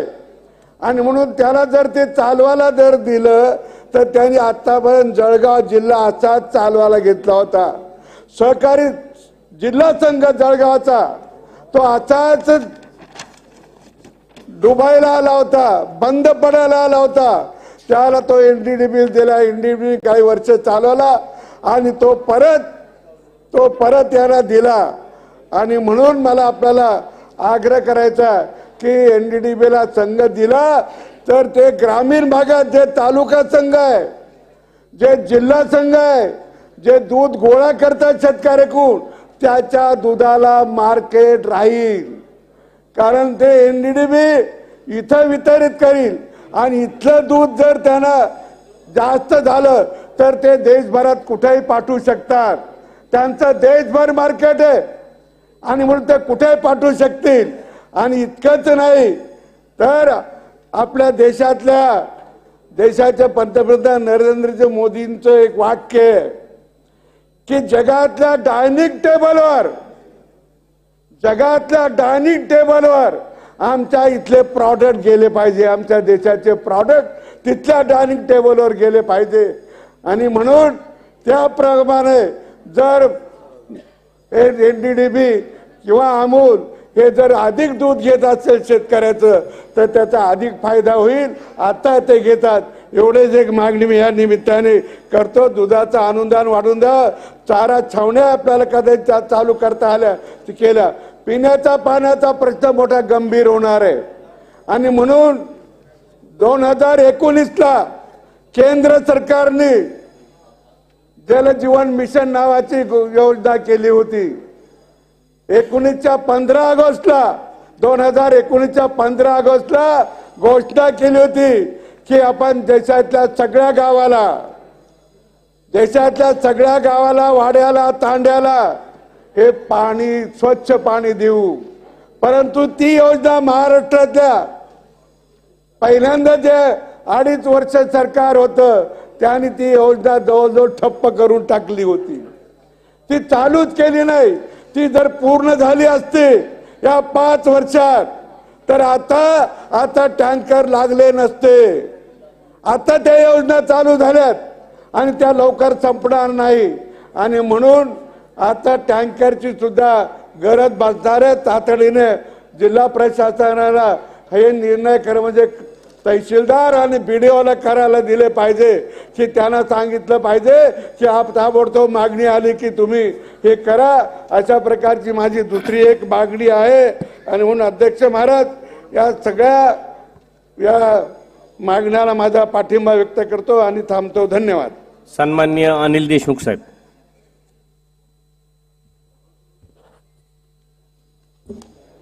अध्यक्ष महोदय, या ठिकाणी कृषी खात्याच्या माध्यमातून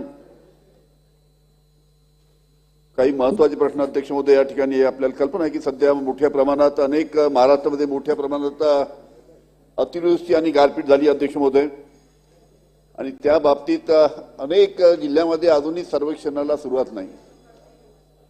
त्याच्यामुळे शेतकऱ्यांची फार मोठ्या प्रमाणात नाराजी आहे की लवकरात लवकर सर्वेक्षण झालं पाहिजे, आणि हे सर्वेक्षण होऊन राज्य शासनाच्या माध्यमातून या शेतकऱ्यांना मदत मिळाली पाहिजे. त्याचबरोबर अध्यक्ष महोदय, महाराष्ट्रामध्ये मोठ्या प्रमाणात कापसाचं उत्पादन होतं अध्यक्ष महोदय, आणि हे कापसाचं उत्पादन होत असताना 2 वर्षापूर्वी जे कापसाला भाव होते अध्यक्ष महोदय 12,000, 12,500, 13,000, 13,500 कापसाला भाव मिळाले होते अध्यक्ष महोदय. पण यावर्षी कापसाला अध्यक्ष महोदय भाव नाही. 6, 6,500, 6,500 कापसाचे भाव आलेले, अर्ध्या म्हणजे अर्ध्यावर भाव आले कापसाचे. त्याच्यामुळे शेतकरी हे अतिशय अडचणीत आहे अध्यक्ष महोदय. राज्य शासनाने मोठ्या प्रमाणात केंद्र शासनाने मोठ्या प्रमाणात परदेशातनं कापूस आयात केला, त्याच्यामुळे कापसाचे भाव पडले, आणि ज्या प्रमाणात कापसाच्या गाठीची निर्यात परदेशात व्हायला पाहिजे होती ती होऊ शकली नाही, आणि त्याच्यामुळे कापसाचे भाव पडले अध्यक्ष महोदय. त्यासाठी राज्य शासनाने मागच्या हिवाळी अधिवेशनामध्ये आमची मागणी होती की राज्य शासनाने या कापूस उत्पादक शेतकऱ्यांना काहीतरी भरीव मदत केली पाहिजे.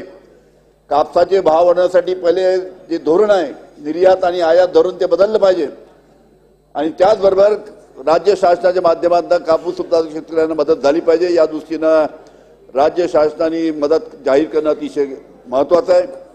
त्याचबरोबर अध्यक्ष महोदय, मोठ्या प्रमाणात विदर्भामध्ये आणि विदर्भाच्या बाहेर सुद्धा जालना वगैरे या भागामध्ये मोठ्या प्रमाणात संत्रा आणि मोसंबी होते अध्यक्ष महोदय, आणि ही होत असताना जेवढ्या मोठ्या प्रमाणात संत्रा बांगलादेशला जाईल त्या प्रमाणात संत्र्याचे भाव त्यांनी तर मारतात. संत्रा आणि मोसंबीला बांगलादेशमध्ये फार मोठ्या प्रमाणात मागणी आहे, आणि यासाठी जर तो निर्यात कर जो आता सध्या जो 4 वर्षापूर्वी 18 रुपये एका किलोला निर्यात कर बांगलादेशला संत्रा पाठवण्यासाठी लागत होता, तो आता कृषी मंत्री महोदय तो निर्यात कर त्यानिमित्तानं आता 88 रुपये एका किलोला झालेला आहे, आणि 88 रुपये एका किलोला झाल्यामुळे संत्र्याची निर्यात होऊ शकत नाही. त्याच्यामुळे हा निर्यात दर जर कमी झाला तर मोठ्या प्रमाणात संत्रा बांगलादेशला जाऊ शकतो, आणि संत्रा उत्पादक शेतकऱ्यांना चांगल्या पद्धतीने भाव मिळू शकतो. या बाबतीत सुद्धा अध्यक्ष महोदय राज्य शासनाने या बाबतीत विचार करण्याची अध्यक्ष महोदय आवश्यकता आहे अध्यक्ष महोदय. त्याचबरोबर अध्यक्ष महोदय, यामध्ये एक विदर्भ कॉटन असोसिएशन आहे, आणि या विदर्भ कॉटन असोसिएशनच्या माध्यमातून एक मागणी करण्यात आलेली आहे अध्यक्ष महोदय की कापूस खरेदी करताना जो 5% RCM म्हणजे रिव्हर्स चार्ज मेकॅनिझम या माध्यमातून 5% जो टॅक्स लागतो तो बंद केला, आणि त्याचबरोबर जी ढेप तयार होते सरकीपासून त्या ढेपीवर जर टॅक्स लावला तर कापसाचे भाव काही प्रमाणात वाढण्यामध्ये तिथे मदत होऊ शकते.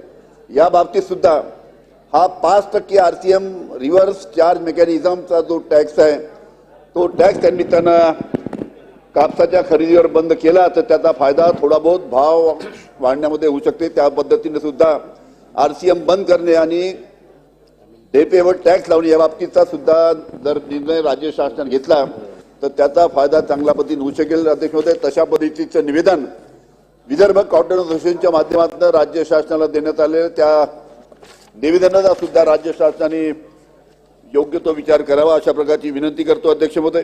आणि ही विनंती करत असताना अध्यक्ष महोदय या ठिकाणी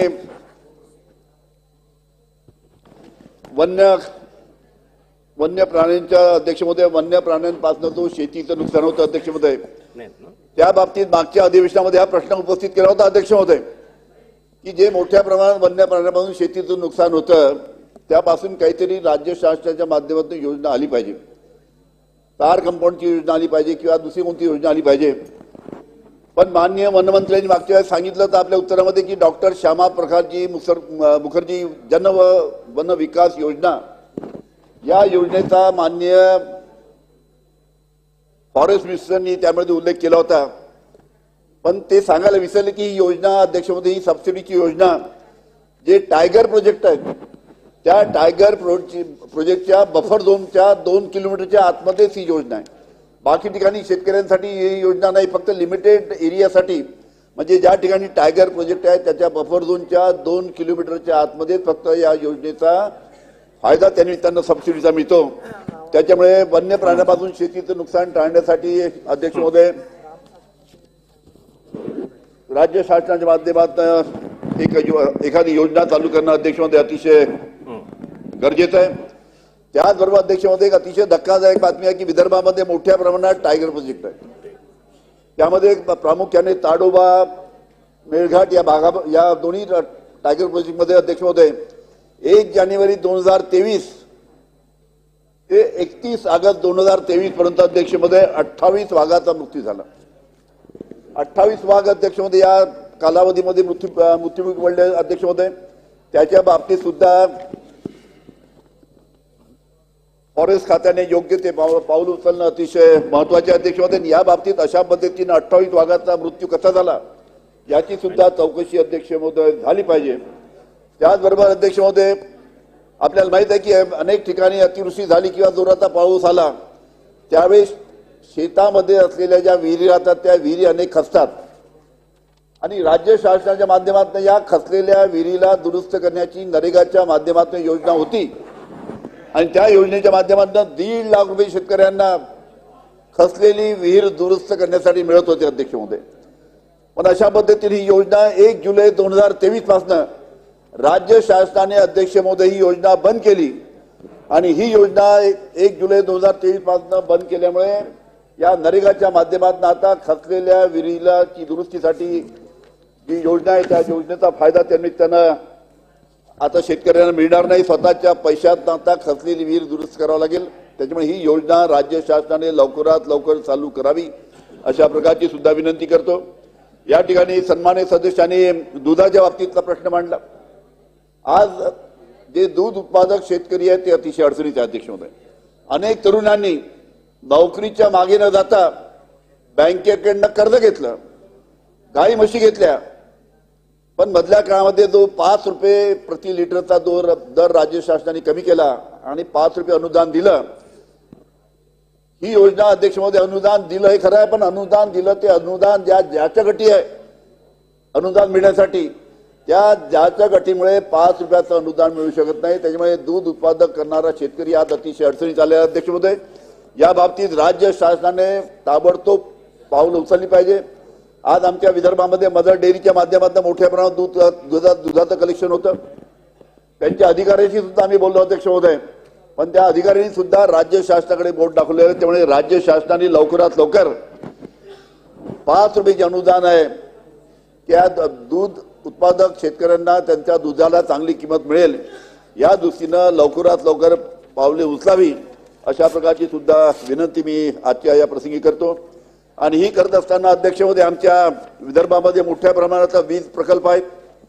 कोराडी येथे एक वीज प्रकल्प आहे अध्यक्ष महोदय आणि या वीज प्रकल्पामध्ये वीज केंद्रामध्ये कोळसा पुरवठा करण्याचं काम कन्व्हेअर बेल्टच्या माध्यमातून तिथे सध्या चालू झालेलं आहे. पहिले या कोराडी वीज केंद्रामध्ये जो कोळसा जात होता तो कोळसा जात असताना त्याला बकेटनी ते कोळसा पहिले जात होता, पण आता त्या ठिकाणी वर्षभरापासून कन्व्हेअर बेल्टच्या माध्यमातून कोळशाची त्या निमित्तानं पुरवठा त्या ठिकाणी करण्यात येतो आणि त्या संपूर्ण त्या भागामध्ये या कन्व्हेअर बेल्टचा इतका मोठ्या प्रमाणात ध्वनी प्रदर्शन आहे अध्यक्ष महोदय. या खापरखेडा, कोराडी, चनकापूर, चिचोली या अशा अनेक गावामध्ये मोठ्या प्रमाणात ही नवीन कन्व्हेअर बेल्टनी कोळसा पुरवठ्याची योजना चालू झाल्यापासून मोठ्या प्रमाणात ध्वनी प्रदूषण त्या ठिकाणी होते अध्यक्ष महोदय आणि त्याचा त्रास मोठ्या प्रमाणात तिथल्या नागरिकांना होतो. जे आता 10वी 12वीची परीक्षा आहे त्या विद्यार्थ्यांनी सुद्धा आंदोलन केले त्या ठिकाणी अध्यक्ष महोदय की अशा पद्धतीने आम्हाला या कन्व्हेअर बेल्टच्या ध्वनी प्रदूषणामुळे आम्हाला अभ्यास करता येत नाही. त्याच्यामुळे ऊर्जा विभागाने या बाबतीत लवकरात लवकर पावलं अध्यक्ष महोदय उचलावी अशा पद्धतीची सुद्धा विनंती आपल्याला या ठिकाणी करतो. आणि या ठिकाणी उद्योग खात्याचे सुद्धा या ठिकाणी मागणी आहे अध्यक्ष महोदय. उद्योग खात्याच्या बाबतीत अध्यक्ष महोदय, माझ्या स्वतःच्या मतदारसंघामध्ये अध्यक्ष महोदय नरखेड MIDC आहे आणि या नरखेड MIDC मध्ये पहिले 20.89 हेक्टरची अधिग्रहण केलं होतं. त्याचं वाटप सुद्धा उद्योग ज्यांना चालू करायचे त्यांना झालं. आता टप्पा 2 नरखेड तालुक्यामध्ये टप्पा 2 मध्ये जवळपास 155 हेक्टरचा प्रस्ताव सध्या शासनाच्या विचाराधीन आहे आणि लवकरात लवकर हा टप्पा 2चा 155 हेक्टरचा राज्य शासनाने जर मंजूर केला तर अनेक उद्योजकांना ज्या ठिकाणी उद्योग चालू करण्यासाठी जमिनीची आवश्यकता आहे अध्यक्ष महोदय, ते उद्योग त्यांना चालू करता येईल. त्याच्यामुळे उद्योग खात्याने नरखेड जिल्हा नागपूर येथे टप्पा 2चा 155 हेक्टरच्या प्रस्तावाला लवकरात लवकर मंजुरी द्यावी अशा पद्धतीची विनंती करत असताना अध्यक्ष महोदय, माझ्याच काटोलमध्ये अध्यक्ष महोदय त्या ठिकाणी 205 हेक्टर जमिनीचा ऑलरेडी अधिग्रहण अध्यक्ष महोदय केलेलं आहे. उद्योग खात्याने 205 हेक्टरचं अधिग्रहण केलेलं आहे, पण आतापर्यंत उद्योग खात्याने जमिनीची किंमत न ठरवल्यामुळे आतापर्यंत या इंडस्ट्रियल प्लॉटचं वाटप त्या निमित्तानं उद्योग खात्याच्या माध्यमातून होऊ शकलं नाही. तर जो 1 वर्षापासून आता ही जमीन 205 हेक्टर अधिग्रहित केली आहे, पण जोपर्यंत दर ठरत नाही तोपर्यंत उद्योग खात्याच्या माध्यमातून ज्यांना कारखाने चालू करायचे आहे, उद्योग चालू करायचे आहेत, त्यांना जमिनीचं वाटप होऊ शकत नाही. त्याच्यामुळे लवकरात लवकर ही जी 205 हेक्टरची जमीन आहे त्याची जर लवकरात लवकर काटोल MIDCच्या म्हणजे त्या 205 हेक्टरसाठी जर राज्य शासनाने उद्योग खात्याने दर ठरवून दिले तर लवकरात लवकर अनेक उद्योग किंवा अनेक व्यवसाय त्या निमित्तानं चालू शकतील. या दृष्टीने सुद्धा उद्योग खात्याने पावलं उचलावे अशा प्रकारची विनंती अध्यक्ष महोदय या ठिकाणी करतो.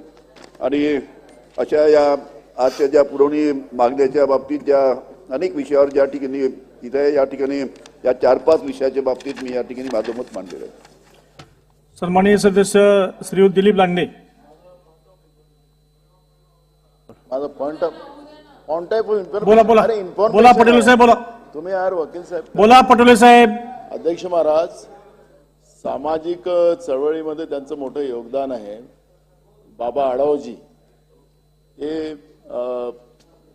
आझाद मैदानावर कामगार चळवळीतलं कामगारांच्या हिताचे जे कायदे आहेत सरकार मुळीच काढतंय, या उद्देशानं हे कायदे सुरक्षित राहिले पाहिजे त्यासाठी ते आंदोलन करतात. ते 90 वर्षाचे आहेत.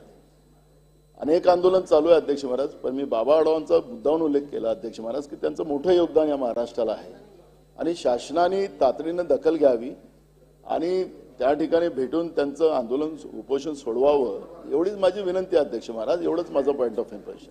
शासनाने नोंद घ्यावी. शासनाने नोंद घ्यावी. अध्यक्ष महोदय नोंद घेण्यात आली. सन्माननीय सदस्य दिलीप लांडे. सन्माननीय सदस्य श्रीमती यामिनीताई जाधव. सन्माननीय सदस्य संजय गायकवाड. प्रकाश आंबेडकर. ज्ञानराज चौगुले आहेत का? रमेश बोरनारे. श्रीनिवास चिंतामण वनगा. अध्यक्ष महोदय हा बोला बोला. अध्यक्ष महोदय 2023-24च्या कुणाची मागणी नव्हती. त्यांचं म्हणणं होतं आम्हाला मराठा आरक्षण पाहिजे, इतर लोकांना मराठवाड्यामध्ये कुणबी प्रमाणपत्र पाहिजे, हे मिळत नव्हते ते मिळू लागले. आणि इतर मराठवाडा सोडून ज्या लोकांची मागणी होती आम्हाला मराठा आरक्षण मिळालं पाहिजे. आता मराठा आरक्षण म्हणजे मागण्या त्यांच्या कशा बदलत गेल्या, म्हणजे यामध्ये नंतर मग ओबीसी मध्ये द्या. मराठा आरक्षण 10% आपण जे दिलं, मराठा आरक्षण 10% दिलं हे कायद्याने दिले, आपण कायद्याने दिलेलं आहे आणि कायद्याच्या कसोटीवर टिकणारं आरक्षण आहे. सुप्रीम कोर्टाने देखील त्याच्यामध्ये एक विंडो ठेवली होती, पॅरा 550. मी मागच्या वेळेस ते या सभागृहात सांगितलेलं आहे की अतिशय अपवादात्मक परिस्थितीमध्ये राज्य सरकारला 50%च्या वरती आरक्षण देता येत आणि परिस्थिती निर्माण झाली. आपण मराठा समाजाला 10% आरक्षण दिलं. 10% आरक्षण देताना सगळ्या बाबी विचारात घेतल्या. त्या सगळ्यामध्ये मराठा समाज जसं सुप्रीम कोर्टाला, मी पुन्हा एकदा सांगतो, सुप्रीम कुणाच्या मनामध्ये संभ्रम असता कामा नये, दिलेले आरक्षण टिकणार आहे. सुप्रीम कोर्टाने जे ऑब्झर्वेशन नोंदवली होती, मराठा समाज फॉरवर्ड आहे. बापट कमिशनने फॉरवर्ड दाखवला, मग त्यांनी म्हटलं हे गायकवाड कमिशनने या अहवालामध्ये बॅकवर्ड दाखवलं. हे कसं काय होऊ शकतं? मराठा समाज हा फॉरवर्ड आहे. मग तुम्ही पहिलं त्याला बॅकवर्ड सिद्ध करा. सोशली आणि एज्युकेशनली बॅकवर्डनेस त्याचं सिद्ध करा. तुम्ही आयोग नेमू शकता, आयोगाचा अहवाल घेऊन तुम्ही कोर्टासमोर येऊ शकता. या सगळ्या बाबी सुप्रीम कोर्टाने निर्णय देताना त्यामध्ये मांडलेल्या आहेत. त्रुटी ज्या मांडल्या, या सगळ्या त्रुटी आणि सगळ्या बाबी आम्ही मागासवर्ग मराठा मागास समाज जो आपला मागासवर्ग आयोग जो आहे त्या आयोगाला या सगळ्या टीवार दिल्या. आणि त्यामध्ये पूर्ण डिटेल अगोदरचा सर्वे, सॅम्पल सर्वे होता. जेव्हा आपलं आरक्षण रद्द झाल्यानंतर भोसले कमिटी आपण स्थापन केली. भोसले कमिटीला त्याचा अभ्यास करायला दिला आपण. हा अभ्यास करत असताना यामध्ये पूर्णपणे जी निरीक्षणं सुप्रीम कोर्टाने नोंदवली होती त्या सर्व निरीक्षणाचा अभ्यास केला. ज्या त्रुटी दाखवल्या होत्या त्या त्रुटींचा अभ्यास केला. मी सांगतो की यामध्ये जे आरक्षण आपण आता दिलेलं आहे याच्यामध्ये मराठा समाज सोशली आणि एज्युकेशनल कसा बॅकवर्ड आहे, त्याची माथाडी आहे, मापारी आहे, डबेवाला आहे, ऊसतोड कर्मचारी आहे, आत्महत्याग्रस्त आहे, कच्ची घरं आहेत, मोलमजुरी करणाऱ्या महिला आहेत, हे सगळं त्याच्यामध्ये घेतलेलं आहे. अल्पभूधारक आहे, लँडलेस आहे. आणि ज्या आत्महत्या झाल्या त्या आत्महत्यांमध्ये देखील मराठा समाजाचं खूप मोठं प्रमाण आहे. डबेवाले, ह्या सगळ्या ज्या बाबी आहेत आपण त्याच्यावर आणल्या आणि त्याचं टक्केवारी मी जात नाही, माझे सगळे आकडे आहेत, पण मी त्याच्यामध्ये जाऊ इच्छित नाही. पूर्णपणे हे सगळं आपण केलं आणि मराठा समाजाला आरक्षण दिलं. मला एवढंच सांगायचं आहे की इतके वर्ष मराठा समाजाला आरक्षण देण्याची काही लोकांना संधी होती, मग का दिलं नाही आरक्षण? बरं, आरक्षण आम्ही दिल्यानंतर आरक्षण टिकणार नाही हे कुठल्या मुद्द्यावर आपण म्हणता? जेव्हा तुम्हाला संधी होती त्यावेळेस शशिकांतजी, मी जे बोलतोय त्याच्यामध्ये एकही शब्द चुकीचा असेल तर तुम्ही उठून उभे राहा. आणि म्हणून मी सांगतो की मराठा समाजाला आरक्षण देण्याची संधी होती. मराठा समाज हा मागास आहे हे माहिती असताना देखील त्याला आरक्षण दिलं नाही. त्याला आरक्षणापासून वंचित ठेवलं. त्यांच्या मराठा समाजावर, त्यांच्या जीवावर अनेक नेते मोठे झाले, परंतु त्यांना वंचित ठेवलं हे देखील मी या ठिकाणी सांगू इच्छितो. आणि हा एकनाथ शिंदे या मराठा समाजाला आरक्षण देण्यासाठी जाहीर छत्रपती शिवाजी महाराजांची शपथ घेतो. कोणी धाडस दाखवलंय? मला सांगा. मी दाखवलंय. माझी भूमिका प्रामाणिक आहे आणि मी जे बोलतो ते करून दाखवतो. खोटं आश्वासन बिलकुल देणार नाही. आणि मी सांगितलं ओबीसी समाजाचं आरक्षण, इतर समाजाच्या आरक्षणाला धक्का न लावता हे आरक्षण देणार. त्याप्रमाणे आमचं सगळं काम चालू होतं आणि त्यामुळेच मी ते बोललो. आणि त्याच्यानंतर त्याच्यापूर्वी इतक्या वर्षामध्ये आता आपण जेव्हा देवेंद्रजी मुख्यमंत्री होते त्यावेळेस देखील हे मराठा समाजाला आरक्षण आपण दिलं. आम्ही होतो, चंद्रकांत दादा कमिटीत होते, आम्ही सगळ्या कमिटीमध्ये होतो. आणि त्यावेळेस देखील ते दिलेलं आरक्षण हायकोर्टमध्ये टिकवलं. सुप्रीम कोर्टामध्ये देखील जोपर्यंत सरकार होतं, मुख्यमंत्री देवेंद्रजी होते, आम्ही सगळे होतो, तोपर्यंत ते आरक्षण रद्द झालं नाही. ही वस्तुस्थिती मी सांगतोय तुम्हाला. ज्या पद्धतीने आरक्षण तिथे कोर्टामध्ये ज्या बाबी मांडायला पाहिजे होत्या, जे पुरावे द्यायला पाहिजे होते, जे ट्रान्सलेशन करायला पाहिजे होतं, ज्या बाबी कोर्टासमोर आणायला पाहिजे होता, 2008 नंतर बापट कमिशनने जे निकष लावले होते, 2008 नंतर बदललेली परिस्थिती कोर्टासमोर विशद करायला पाहिजे होती. ह्या सगळ्या गोष्टी आणि त्याचं बॅकवर्डनेस जे आहे हे पूर्णपणे कोर्टासमोर मांडण्याची आवश्यकता होती. दुर्दैवाने ते झालं नाही. मी आणि म्हणून मी एवढंच सांगतो की ते टिकलं नाही. आणि मग तेव्हा कोर्टाने निर्णय दिला, त्या निर्णयाच्या अनुषंगाने आपण या सगळ्या आणि मराठा समाजाला आरक्षण देण्याबद्दल देवेंद्रजींच्या मुख्यमंत्री पद असताना आम्ही दिलं. मग असं असताना आता हे दिलेलं आरक्षण कसं टिकेलं पाहिजे, आपण सगळ्यांनी मिळून एकत्र एकमताने केलेलं आहे. मग त्याच्यावर शंका निर्माण करण्याचं कारण काय? म्हणजे समाजामध्ये संभ्रम निर्माण करणे, समाजामध्ये अस्वस्थता निर्माण करणे हा हेतू आहे का कोणाचा? मग मी सांगतो की या सर्व तुमच्याकडे बोलणाऱ्यांकडे काही हे आहेत, कारण आहेत की हे कसं टिकणार नाही ते तरी सांगा, मग आम्ही त्याच्यावर उत्तर देतो. ही पुरेपूर काळजी आम्ही घेतली. याच्यामध्ये सगळं त्यात कुठल्याही कोर्टामध्ये आता कुणी चॅलेंज केलं तरी सुद्धा कोर्टाला त्याची बाजू आम्ही मांडू. आणि कोर्टाने देखील म्हटलंय की 102 प्रमाणे आपल्याकडे नव्हतं, 105 प्रमाणे आपल्याकडे अधिकार आले आणि आपल्या अधिकाराचा एक्सेप्शनल आणि एक्स्ट्रा ऑर्डिनरी सर्कमस्टन्स मध्ये आपण हा निर्णय घेऊ शकतो. हा अधिकार आपला आहे आणि आपण तो एकमताने घेतलेला असताना अशा प्रकारे आणि मराठा समाजाला आपण सारथी कोणाच्या कारकिर्दीत सुरू झाली? देवेंद्रजींच्या. अण्णासाहेब पाटील आपण सुरू केलं, त्या 10 लाखाचं 15 लाख केलं. सारथीची शिष्यवृत्ती, सारथीचे कोर्सेस वाढवले, आपण सारथीला मजबूत केलं. ज्यांना हॉस्टेलमध्ये ज्यांना हॉस्टेल आहेत त्यांना हॉस्टेलची व्यवस्था, ज्यांना हॉस्टेल नाही त्यांना निर्वाह भत्ता वाढवून दिला सभापती महोदय. ग्रामीण भागातला आणि शहरी भागातला तो वाढवला. दादा बरोबर आहे? आपण 6,000 केले, वर्षाचे 60,000 बरोबर. आणि म्हणून आणि आपण त्याही वेळेस सांगितलं मराठा समाजाला ओबीसी प्रमाणे सगळे सवलती मिळतील. आणि हे सगळं करत असताना आज आणि अधिसंख्य पद जे मराठा समाजाला जे आरक्षण रद्द झालं ज्यावेळेस सुप्रीम कोर्टात, आणि या दरम्यान ज्यांचं सिलेक्शन झालं होतं जवळपास 4,500 ते 5,000 लोक, कोणी त्यांना हात लावत नव्हतं. मी सांगितलं मी फेस करेन, त्यांना नियुक्त्या द्या. 5,000 लोक तिथं काम करतायत. त्याचबरोबर मॅट मध्ये काही 500 लोक गेले, एमपीएससी आणि इतर लोक मॅट मध्ये गेल्यानंतर हायकोर्टामध्ये एजी आणि आपल्या सर्व वकिलांना सांगितलं यांची बाजू लावून धरा. त्यांना देखील हायकोर्टाने त्यांच्या बाजूने निकाल दिला. ते 500 लोक कामाला लागले. हे प्रामाणिकपणे आपण केलंय, सरकारने प्रामाणिकपणे करत असताना या ठिकाणी अशा प्रकारचं बघा.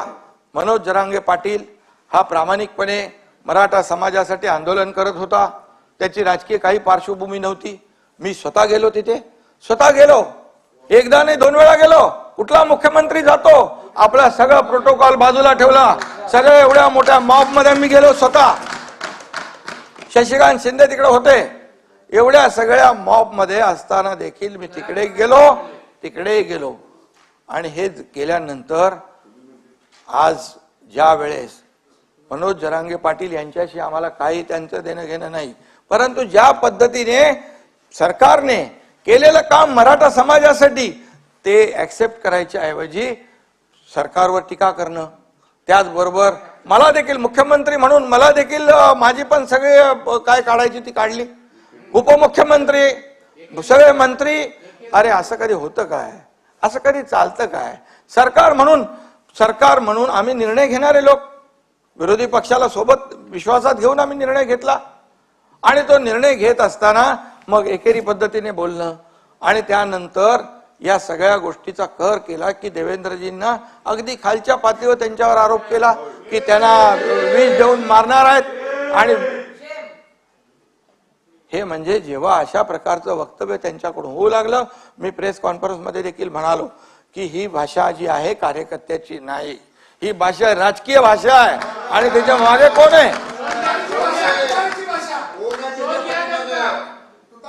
खरं म्हणजे आज आपलं हे महाराष्ट्र एक पुरोगामी महाराष्ट्र आहे. सगळ्या जातीपाती इथे एकत्र राहतात, एकत्र नांदतात, एकत्र काम करतात आणि जातीमध्ये भांडणं लावण्याचं काम कुणालाही करता येणार नाही.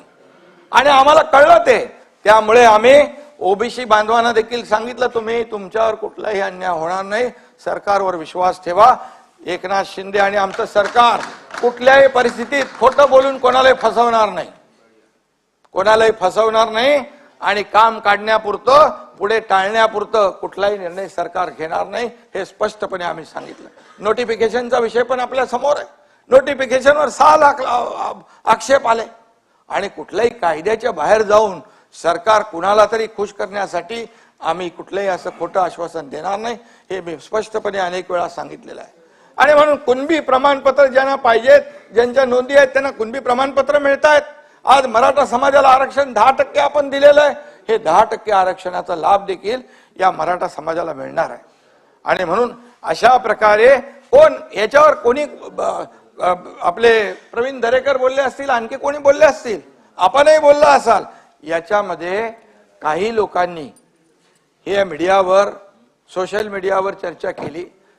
जे मनोज जरांगे पाटील सोबत काम करणारे होते, त्याच्यामुळे ही सगळी चर्चा झाली. आणि मग चर्चा झाल्यानंतर रात्री कोण गेलं, सकाळी कोण गेलं, नेहमी कोण तिकडे जातो, ह्या सगळ्या गोष्टी लपत नाहीत. ह्या कुठल्याही गोष्टी लपत नाहीत. दगडफेक झाली त्यावेळचा देखील पूर्णपणे अहवाल पोलिसांकडे, साईडीकडे आहे.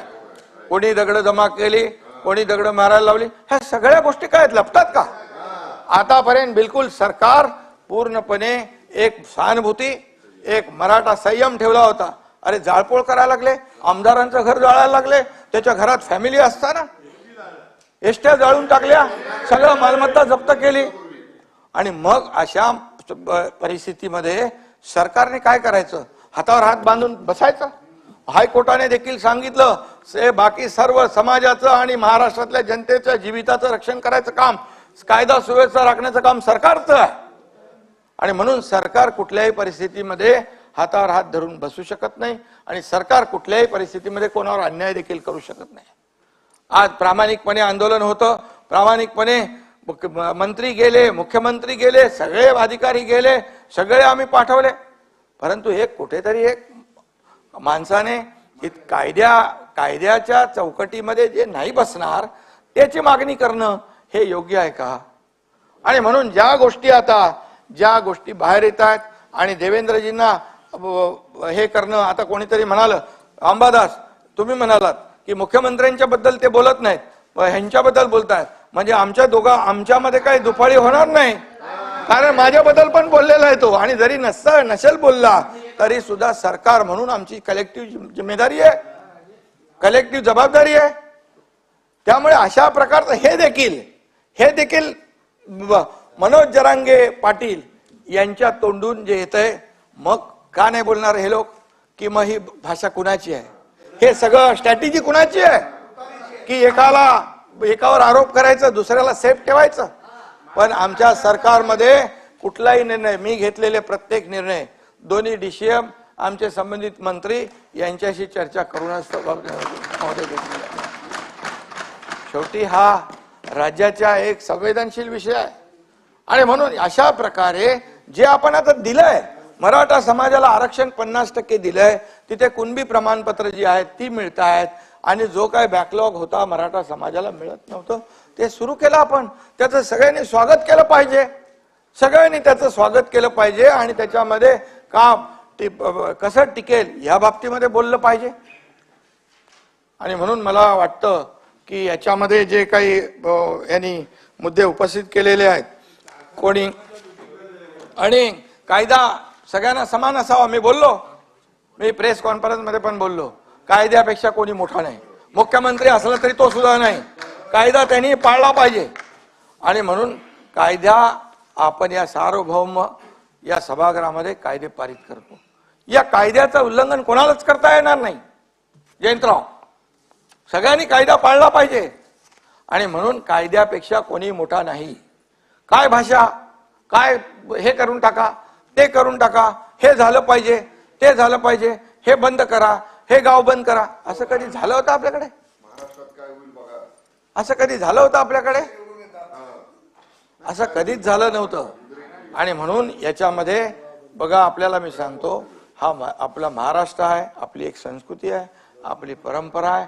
आणि या सगळ्या गोष्टी ज्या आहेत याच्यामध्ये कुणाला उतरवा आणि काय काय भाषा, असं कसं काय होऊ शकतं?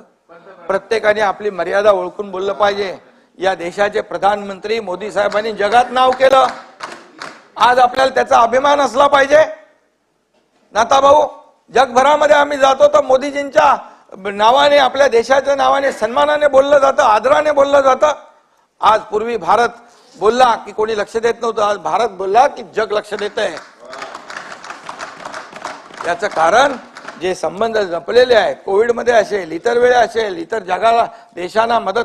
तुम्ही म्हणा आता मोदीजींच्या बद्दल चांगलं बोलतो, चांगलं केलं तर चांगलं. बाळासाहेबांनी आम्हाला शिकवलंय, जे चांगलं आहे ते चांगलं बोला. अंबादास बरोबर आहे, ज्या चांगल्याला चांगलं बोला. आणि नाही ते खरं आहे. आणि म्हणून चांगल्याला चांगलं बोलण्याची सवय आमची आहे, ही शिकवण आमची आहे. वाईटाला वाईटाचं ताकीद, त्याला पण धडा शिकवायचं काम पण शिकवलेलं आहे. आणि म्हणून आज या देशाचे प्रधानमंत्री मोदी साहेब यांच्याबद्दल अशा प्रकारचे उद्गार काढणं हे शोभतं का? असं होऊ शकतं का? ही सरकारची जबाबदारी आहे. आणि म्हणून एका मर्यादेपर्यंत आपण टॉलरेट करू शकतो. एका मर्यादेच्या नंतर जेव्हा वाटलं या पाठवून यांच्या स्टेटमेंटला, बोलण्याला, भाषेला काहीतरी वेगळा राजकीय वास येतोय, त्यावेळेस मग मी पण बोललो की कायद्यापेक्षा कोणी मोठा नाही. कायदा हातात घेण्याचा अधिकार कोणालाही नाही आणि कायदा कोणी हातात घेऊ शकत नाही. शेवटी मला मुख्यमंत्री म्हणून इतर सगळे समाज जे आहेत त्यांची जबाबदारी आपली आहे. उद्या शशिकांत शिंदेच्या गाड्या अडवल्या आणि फोडल्या तर चालेल?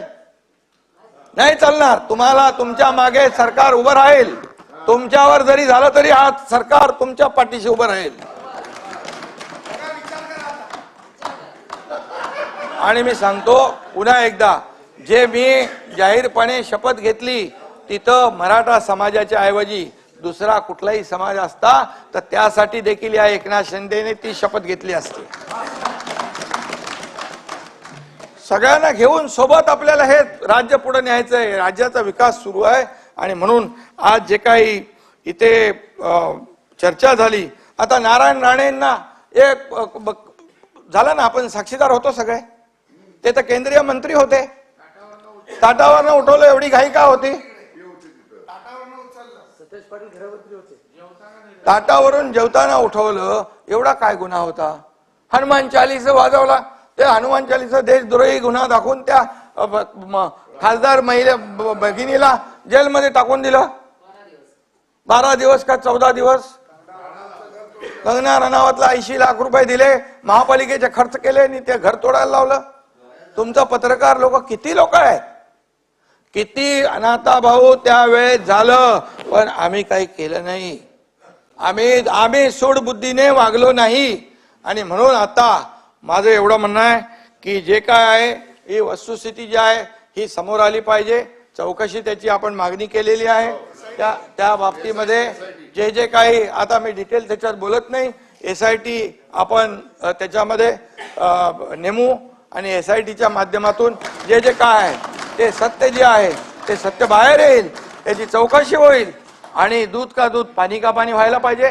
परंतु मी एवढं सांगतो, कोणालाही यामध्ये सूडबुद्धीने आकस्फोटी कुठलीही कारवाई कोणावर केली जाणार नाही. परंतु विरोधी पक्षाने देखील या मराठा आरक्षणामध्ये कुठपर्यंत आपण सहकार्याची भूमिका किंवा विरोधाची भूमिका किंवा राजकारणाची भूमिका घ्यावी हे ठरवलं पाहिजे. कारण हे आपण एकमताने निर्णय घेतलेला आहे, हे मी पुन्हा एकदा आपल्याला सांगू इच्छितो. आणि म्हणून माझी सगळ्यांना विनंती आहे की यामध्ये ज्या पद्धतीने कुणी माणूस असेल तो खालच्या पातळीवर बोलू लागला, जर एकेरी भाषेत बोलू लागला, खोटे नाटे आरोप करू लागला, तर त्याला बिलकुल पाठीशी कोणी घालता कामा नये. आणि म्हणून ज्या देवेंद्र फडणवीसांनी जे आरक्षण पूर्वी दिलं होतं ते मराठा समाजाच्या हितासाठी दिलं होतं, मराठा समाजाच्या ते विरोधात नाहीत. आणि म्हणून मराठा समाजाच्या विरोधात ते कसे आहेत हे दाखवण्याचा केविलवाना प्रयत्न कुणीही करू नये. या महाराष्ट्रातली जनता सुज्ञ आहे आणि सरकार म्हणून आम्ही एकत्र बसून हा निर्णय घेतलेला आहे. त्यामुळे माझी सगळ्यांना विनंती, याच्यामध्ये राजकारण कृपया न आणता एकमताने केलं ना. अरे भाई, एकमताने केलं, एकमताने केल्यानंतर बोलू लागले, हे टिकणार नाही. हे कसं टिकणार? हे टिकणार नाही. अरे का टिकणार नाही त्याचे कारण द्या. का टिकणार ते आम्ही सांगतो. आज सगळं पूर्ण आम्ही दिलेलं आहे त्याच्यामध्ये. 2.5 कोटी लोकांचा सर्वे केलेला आहे, एक्सटेन्सिव्ह केला आहे, सॅम्पल नाही डिटेल मध्ये भाई केलाय. 4 लाख लोक काम करत होते डे नाईट, आणि म्हणून कधीच झालं नव्हतं अशा पद्धतीने ते आपण केलं. त्यामुळे याचं स्वागत केलं पाहिजे, समाधान मानलं पाहिजे. हे असं आरोप प्रत्यारोप करून राजकीय भाष्य करून कुणालाही काही साधता येणार नाही. उलट मराठा समाजासाठी जे सरकारने केलंय, मराठा समाजाला पूर्ण त्याची जाणीव आहे. आणि म्हणून माझी आपल्या सगळ्यांना विनंती आहे, या विषयावर कृपया राजकारण करता कामा नये. धन्यवाद. नाही सभागृहामध्ये आज पुरवणी मागण्यांचं कामकाज बाकी आहे, त्याच्यात सगळ्या सभासदांना बोलायचं आहे. दुसरं, महाराष्ट्र अत्यंत अशांत आहे. 20 तारखेला आपलं एक मतानी आपण कायदा पास केला, त्याच्यानंतर अनेक नागरिकांची अपेक्षा होती, विशेषतः 10वी 12वीच्या परीक्षा चालू आहेत, अशा वेळेला अपेक्षा होती की महाराष्ट्र शांत राहील. अशा वेळेला आजच्या घडीला आपण भरपूर चर्चा केलेली आहे, त्याच्यावरती सरकारने चौकशी नेमलेली आहे. आता कृपा करून माझी सभागृहाला विनंती आहे की परत वातावरण गढूळ होईल, परत जाता जाता आरोप कळत नकळत जातील, असं काही बोलू नका. आपण पुरवणी मागण्यांकडे जाऊया. पूरक मागण्यांवरील चर्चेचा आजचा पहिला व शेवटचा दिवस आहे. कार्यक्रम पत्रिकेवर दर्शवलेल्या मंत्र्यांच्या पूरक मागण्यांवर आज चर्चा घेण्यात येईल. पूरक मागण्या आणि ही चर्चा नाहीये, आता विषय संपलेला. पूरक मागण्या आणि त्याखालील बाबी यासंबंधी माहिती सदस्यांना पत्रक भाग 2 द्वारे वेगळी प्रस्तुत करण्यात आली आहे. प्रत्येक सदस्याने भाषण करताना बाब क्रमांक, सन्माननीय जयंतराव खाली बसा प्लीज, आपलं कामकाज चालू आहे, तुम्ही पुरवणी मागण्यांसाठी नाही फक्त तुम्हाला नाही बोलता येणार. बाब क्रमांक आणि पूरक विवरण पत्राचा पृष्ठ क्रमांक सांगण्याची कृपा करावी. चर्चा संबंधित बाबीपुरतीच मर्यादित असून मूळ मागणीवर चर्चा करता येणार नाही, हे आपणास विदित आहेच. तसेच कामकाज सल्लागार समितीच्या प्लीज जयंतराव खाली बसा दिनांक 23 फेब्रुवारी 2016 रोजीच्या बैठकीत निर्णयानुसार पुरवणी मागण्यांवरील चर्चेस प्रथेप्रमाणे त्या विभागाच्या संबंधित माननीय मंत्री यांनी उत्तर द्यायचं आहे. सन्मानन नाही, मी एकाला दिले सदस्यांना तर अनेक सदस्यांना बोलायचंय, मी अन्याय करू शकत नाही कोणावर. अंबादास दानवे पुरवणी मागण्यांवरती सुरू करा. जयंतराव असं नाही करता येणार, जयंतराव असं भांडण करून नाही चालणार. माझी विनंती आहे तुम्हाला, तुम्ही प्लीज खाली बसा. तुम्ही एकटे कोण लागता असं सभागृहाचे नाही, मग मी सगळ्या सभागृहाला बोलायला परवानगी देते आणि पुरवणी मागण्यांवरची चर्चा आपण मान्य करून टाकू. पुरवणी मागण्याची चर्चा मान्य करून टाकू. नाही जयंतराव मी खाली बसते, मी पटलावरून काढून टाकते सगळं. पुरवणी मागण्यांची चर्चा सुरू करा, पुरवणी मागण्यांची चर्चा सुरू करा. सन्माननीय विरोधी पक्षनेते अंबादास दानवे, नाही आभार खासगीत माना, आभार खासगीत माना. नाही मी आभार मानते, मी तुमच्या वतीने आभार मानते मुख्यमंत्र्यांचे, पण अंबादास दानवे सुरू करा पुरवणी मागण्या. बऱ्याच सदस्यांना बोलायचं आहे, पुरवणी मागण्यांवर बऱ्याच सदस्यांना बोलायचं आहे. अंबादासजी दानवे, तुम्ही 30-35 मिनिटं बोलणार, अजून 30-40 सदस्य बोलायचे, 1:30 वाजता कामकाज संपवायचंय. जयंतराव प्लीज असे काय लोकशाही, तुम्ही पाहिजे ते उभं राहिला म्हणजे लोकशाही आणि बाकीची हुकुमशाही. बाबाडांचा विषय घेतला, हेटवणे धरण्याचा निर्णय घेतला, पुरवणी मागण्यांवर आता बोलायचं हे सांगितलं, शशिकांत शिंदेचा विषय घेतला, सचिन अहिरांचा विषय घेतला, 10 जणांचे विषय घेतले, अमोल मिटकरींचा विषय घेतला, तरी परत तुम्ही बोलताय पुरवणी मागण्या इतर सदस्यांना बोलू द्यायचं नाही का? नाही तर मी सगळ्या सदस्यांना सांगते की फक्त अंबादास दानवे बोलतील आणि कुठल्याही सदस्यांना बोलायला मिळणार नाही. पुरवणी मागण्या मान्य करून 1:15 वाजता सभागृह थांबवायला लागेल. हे काय चाललंय? बरोबर चाललेलं आहे. अंबादास दानवे बोला, तुम्ही खर्च खाली बसा. नाही असं हुज्जत घालायची नाही. मी परवानगी दिलेली नाही. तुम्ही आभार मानलेच, मुख्यमंत्र्यांना कळले, आभार मानले, मुख्यमंत्र्यांना कळलेले आहेत आभार. अंबादास दानवे बोला, मला पुरवणी मागण्यांचं कामकाज पूर्ण केल्याशिवाय अर्थसंकल्प घेता येणार नाही. प्लीज मी तुम्हाला फार तर दिलगिरी व्यक्त करतो, पण खाली बसा. खडसे साहेब खाली बसा प्लीज. जयंतराव तुमचे आभार कळलेले आहेत. अंबादास दानवे बोला आणि थोडक्यात बोला, म्हणजे 15-20 मिनिटं बोला, कारण खूप लोकांना बोलायचं. मी दिलेली नाही परवानगी आपल्याला, मी परवानगी दिलेली नाही. तुमचे आभार कळलेले आहेत. अंबादास दानवे बोला. माननीय मुख्यमंत्री जयंतराव ही तुम्ही सभागृहाचा वेळ वाया घालवताय. आपण सभागृहाचा वेळ वाया घालवताय. अहो काय माहितीये मुख्यमंत्री महोदय, तुम्ही बोलून निघून जाल, याच्यानंतर प्रत्येकाला आभार मानायचे तुमचे, आणि मग मी पुरवणी मागण्यांची चर्चा कॅन्सल करते. नाही, मला सभागृहाला मत विचारायचं, मी पुरवणी मागण्या डायरेक्ट घेऊ का? मी सगळ्यांना बोलायला देते, असं नाही. असं प्रत्येक वेळेला ते उज्जत घालतात. सकाळपासून 5 वेळा बोललेले आहेत ते. नाही जयंतराव खाली बसा प्लीज. मी पुरवणी मागण्यांचं कॅन्सल करू का सगळं? पुरवणी मागण्या कॅन्सल करू, सगळ्या मान्य करून टाकू पुरवणी मागण्या. नाही मग म्हणून मी चर्चा करायला देते तर ते बोला ना. हे पहा, मी चर्चा करायला देते. त्यांची हरकत जी आहे ना, तर ते आभार मानायचे त्यांना. पण त्याच्यासाठी काय माहितीये का, ते म्हणतील तर बोललं पाहिजे. तुम्ही म्हणाल तेव्हा बोललं पाहिजे, ही त्यांची लोकशाहीची व्याख्या आहे. असं आहे हे. आतापर्यंत 22 वर्ष मी तेच बघते. नाही मग विरोधी पक्षनेत्यांना का नाही द्यायचं, शशिकांत शिंदेना का नाही द्यायचं, बाई जगतापांना का नाही द्यायचं? असं कसं काय? प्रत्येकाला तुम्ही बोलून उभं राहिला आणि त्याच्यानंतर तुम्ही पाहिजे ती मनमानी कराल आणि लोकशाही चालवाल.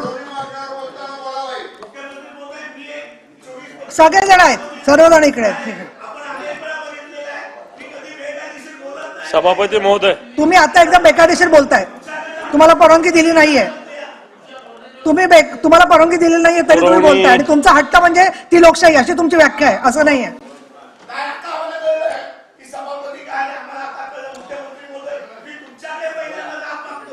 कशाला? पण तुम्ही माझ्याकडे जात मागायला पाहिजे ना, त्यांच्याकडे कशाला मागताय? दानवे चला, पुरवणी मागण्या बोला. चला सभापती महोदय. बरं, एक मिनिट, दानवे साहेब बसा, बोला. सगळ्यांना बोलायला देणार, मी सगळ्यांना बोलायला देणार आणि मी पुरवणी मागण्या मान्य करून टाकणार. जयंत पाटलांची लोकशाही आहे ना, तसं करा. सभापती महोदय, काही हरकत नाहीये, बोला. सगळ्यांना मी देत, सतीश चव्हाणांना बोलायला देणार. सभापती महोदय, मी मुख्यमंत्र्यांना धन्यवाद देतो. 2 मिनिटात एक रेकॉर्ड मधनं काढायला पाहिजे.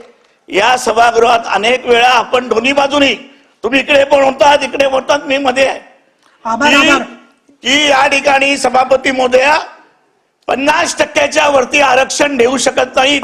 सेक्रेटरी पण इथेच आहेत.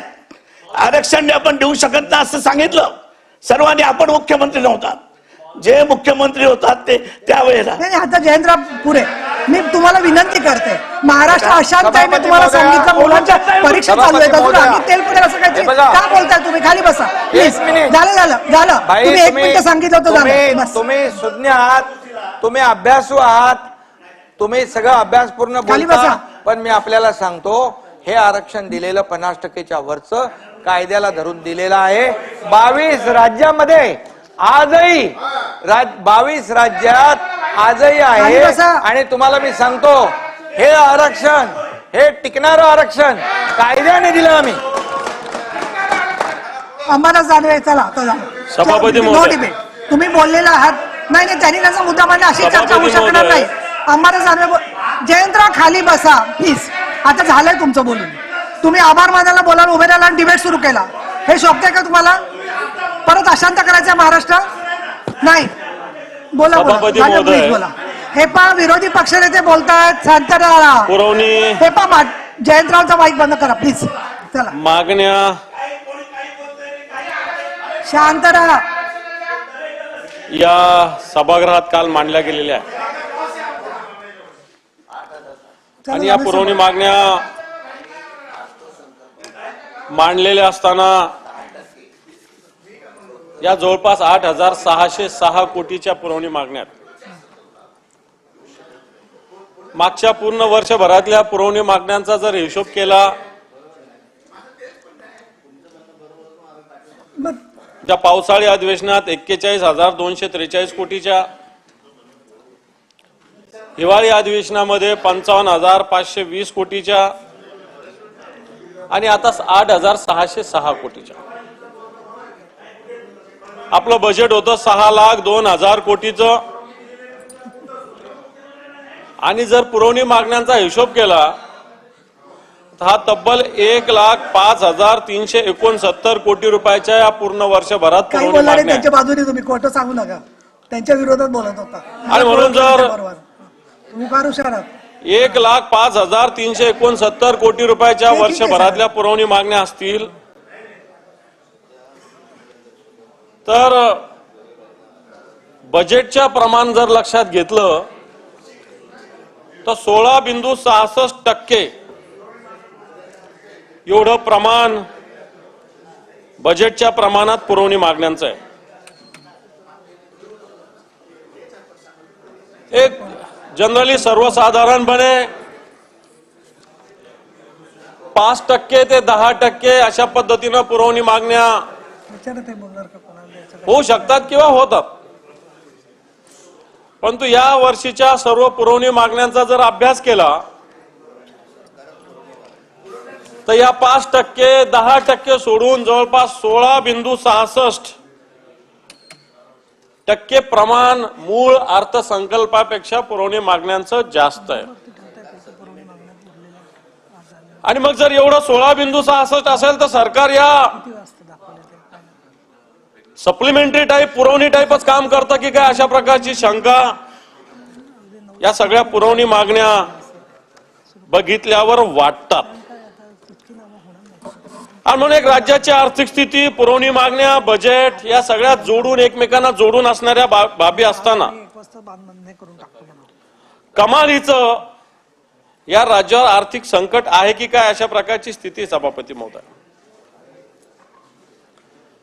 कारण या सगळ्या पुरवणी मागण्यांचा जर हिशोब केला तर वेगवेगळ्या विभागाचा जर हिशोब केला तर एक राज्य आर्थिकदृष्ट्या नियोजनाचा पूर्णपणे अभाव असल्याचं या पुरवणी मागण्यातून लक्षात येतं. आज वेगवेगळ्या पद्धतीनं या सगळ्या गोष्टी होत असताना अनेक प्रकल्प आहेत. ज्या मोठ्या मोठ्या प्रकल्पाची घोषणा सरकारने केलेली आहे, माननीय मुख्यमंत्र्यांनी केली आहे, विविध खात्याच्या मंत्र्यांनी केलेली आहे. घोषणा तर मोठ्या मोठ्या केलेल्या आहेत, परंतु पुरवणी मागण्या जर बघितलं तर याच्यासाठी 200 कोटीची योजना, 300 कोटीची योजना, 1600 कोटीची योजना आणि याच्यामध्ये 1000 रुपये टोकन ठेवलेलं आहे. सांगण्याचा मुद्दा हा, खरं तर बजेट सादर केल्यानंतर मागच्या वर्षीचं जे बजेट आपल्या राज्याचं होतं त्याचं निश्चित चित्र समोर येईल थोड्या वेळाने. परंतु या पुरवणी मागण्या सुद्धा आताच्या घडीला जर बघितल्या तर ह्या मला असं वाटतं एक आर्थिक नियोजनाच्या अभावाच्या स्वरूपात या राज्याला दिसतात. की कोणत्या कोणत्या विभागाला काय काय याच्यामध्ये जात नाही सभापती महोदय, परंतु आर्थिक स्थितीची जर आढावा घेतला तर ज्या वेगवेगळ्या राज्याच्या नियोजन याचा विचार केला, माझ्याकडे तर सगळ्यात जिल्हा नियोजन समितीचा किती खर्च आतापर्यंत झाला याचा हिशोब आहे, परंतु मराठवाड्यातला जालना आणि